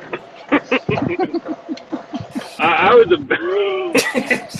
gonna try to segue to his fucking Surfa holster, but I didn't have a chance, man. We'll save that for part 2. Round 2. Round 2 will be like Serpa holster.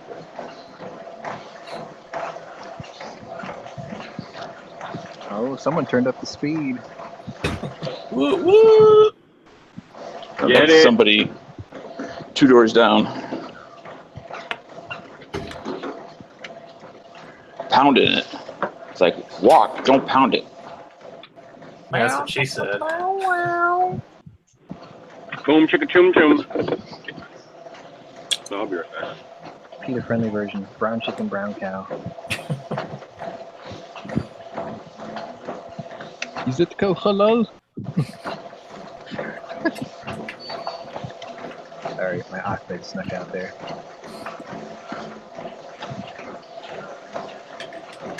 I showed my mom a video yesterday of that social justice douchebag who was sitting there saying that there's no way that they have like a town in Sweden where the cops won't go into. And then he went there and he got his ass beat. They took his camera. Yeah, like a no-go zone. Yeah, and then the cops were like, "You're under arrest for being an idiot." And they took him to the airport and kicked him out of the country. This is for your own good. He was from here. Seriously? Yeah, he was like trying to prove that there is no-go zones in Sweden and that the media's blowing this all up. We're just all Islamophobes. No, he got what he deserved. Yeah, within like 2 minutes of walking into the territory, like these 4 huge dudes came up to him and started like talking shit and pushing him. And then all of a sudden one of them cracked a rock over his head. Nice. That was it. Well, that's not the only country that I've heard of that has those no-go zones. I've heard of France has them, Germany has them. So what are you guys talking about? I just heard someone get cracked over the head with a rock, and you guys are happy about it? What are you talking about? It was funny. It was a social justice smearing. The warrior got his social justice. He tried to like go back to the cops, and the cops are like, "You're an idiot for going in there. We don't even go in there." Well, I also wonder how much that has to demoralize the local law enforcement when they know or have been told, "Don't go there. We surrender." I read a story about a Swedish woman that lived near the neighborhood, and she was walking through it to get back to her house. She was gang raped, and almost beaten to death. The cops didn't show up. Like, they pulled up to the border of the neighborhood, they saw where she was, and they turned around and left because they were like, "We're not going in there." That's bullshit. Man. That That's is bullshit. Cops right? can't be such fucking pussies. And she crawled out of that neighborhood. I don't see that on CNN. That kind of shit makes me mad. I mean, I get it, being a cop's dangerous. Then don't fucking sign up if you don't want to have a dangerous job. I'm not a firefighter because I don't want to get set on fire. It's not fucking rocket science. You don't want to have a neighborhood that you're too scared to go into. Then don't admit all these people into your country in the first place.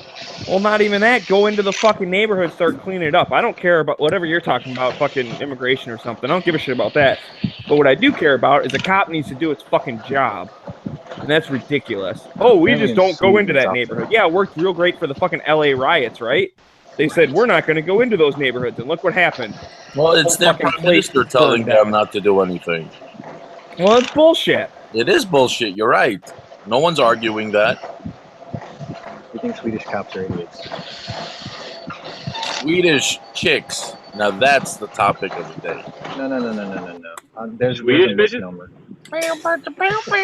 That's a misnomer. The women of the Swedish bikini team are less than 1/10% Can you imagine if these Muslims start breaking into houses in Switzerland, what they're going to find in their basements? I mean, it's going to be outrageous.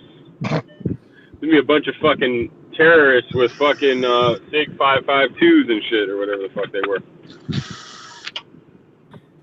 I'll tell you what, man, it actually kind of makes sense, right? Because, like, the Swedish accent plus the, like, Herga Durga Burka, like, it's kind of the same language. We're talking about Sweden? Yeah, Swedish chef. Yeah. I thought we were talking about Switzerland. Schmurgy-burg. Schmurgy-burg. I was waiting for Matt to just jump in there with colonists. The jihadis. Swedish conspiracy, I swear to God. This is all George Soros's doing. The damn globalists. Nazi collaborator. George Well, Soros is a proven Nazi collaborator. The Dow Jones is down 372 points. Yes, but it's less. Well, Probably Donald Trump's Trump, fault, right? Donald Trump's ego is up 400. What led the I decline heard Trump's today, getting impeached soon. I heard Comey's writing a new memo, post-dated fucking. Hillary Clinton is getting a new server. We're gonna do ink. What is that shit called when they like date shit like in geology? Yeah, we're carbon testing Comey's fucking memos to see when the ink dried. Was it yesterday or was it fucking before he got fired? Carbon dating. 18 weeks ago. Well, maybe we should carbon date Rock Island. Did you see that? Rock Island said that like, oh, we quit the board of the Isla Fuffa or Dude, whatever the hell first the of thing all, is. you're gonna get sued for slander. It's not Rock Island, it's Rock River. It's a completely different company. Oh yeah, I always get Okay, confused. Whatever. Thank Right you, now, sir. you're slandering a perfectly good Filipino company. I'm not slandering. I'm misspeaking. There's The also a difference. Rock Island, Illinois, and there's a Rock Island Armory, which is a federal institution. But there's also Rock River who makes shitty ARs that only Nothing Fancy was talking about. Okay, well, did you see that Rock River came out and said that, like, you know, the dude quit the board of the lobbying group, like, before they made that decision to do whatever they did? Yeah, that's what they say. That's what they. Yeah. We haven't Did seen you the hear memo. We'll have to carbon date the meeting notes to see like what, like, oh no, you signed that last Tuesday. Like, what the hell? You said it was a month ago. They're doing a cheaper than dirt exclusive AR. Yeah, that's messed up. Yeah. Well, that sounds like perfect bedfellows. Yeah. Totally. And it'll be I buy so- all my Rock River from fucking Cheaper Than Dirt. Exclusive With- Rock River, distributed by Cheaper Than Dirt, on the shelves of Dick's Sporting Goods. Yeah, with a Smith & Wesson fucking Hillary Hole revolver and also a Ruger 1022. 10 rounds is more than any American citizen needs. Oh my God, that would be awesome! A Quadruple play. A Ruger 10-round magazine, a Hillary Hole in the side of a Rock River AR, distributed by Cheaper Than Dirt. Boom! It's everything you've ever wanted as a fucking cock. With a California stupid thumbhole stock thingy. It's everything you needed as a cuck, dude. It's Cucked and Loaded, my new fucking podcast, man. Fuck. Oh, dude. It just dawned on me. Cucked and Loaded. Fuck, man. I need out of that. I hope I get invited to it. I need my demo where I need a damn. Who's gonna be my guest host? Cooked and Loaded with DB and Smeggy. The DB and Smeggy. Cooked and Loaded with DB and Smeggy. Oh shit! I just realized that would make me the cuck and you'd be loaded. Fucking Cucked and Loaded, man. We're gonna talk about all kinds of interesting topics, man. It can only take place at like 2:00 in the morning. Self-dating. I'm asleep, man. Nowadays, it is like. Oh, that's right. You're an early drinker. I'm a late drinker. Dude, I haven't been drunk in like 10 hours or something. Fuck are you talking about? So your first guess can be heavy. Cucked and Loaded. What should the brain first? weights. Yeah, the Cucked and Loaded. We're gonna have like the first one will be gun owners for what is it? Sensible gun control. Episode 1. Oh, get them as a special guest? That'd be awesome. Oh my god, yeah, it'd be fucking great. Every fucking FUD, any FUD we can find, we're gonna get them on.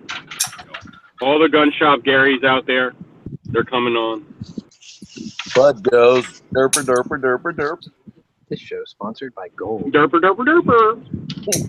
Derper derper. Cucked and Loaded with the staff of Moss Pawn and Gun. Make sure you get the berry special. Cucked and Loaded with the first gun review from Cucked and Loaded would be the Canik TP9 SA Elite ISIS model. shooting team. Go. No, ISIS shooting team. Just for clarification, because I'm still a little confused on this.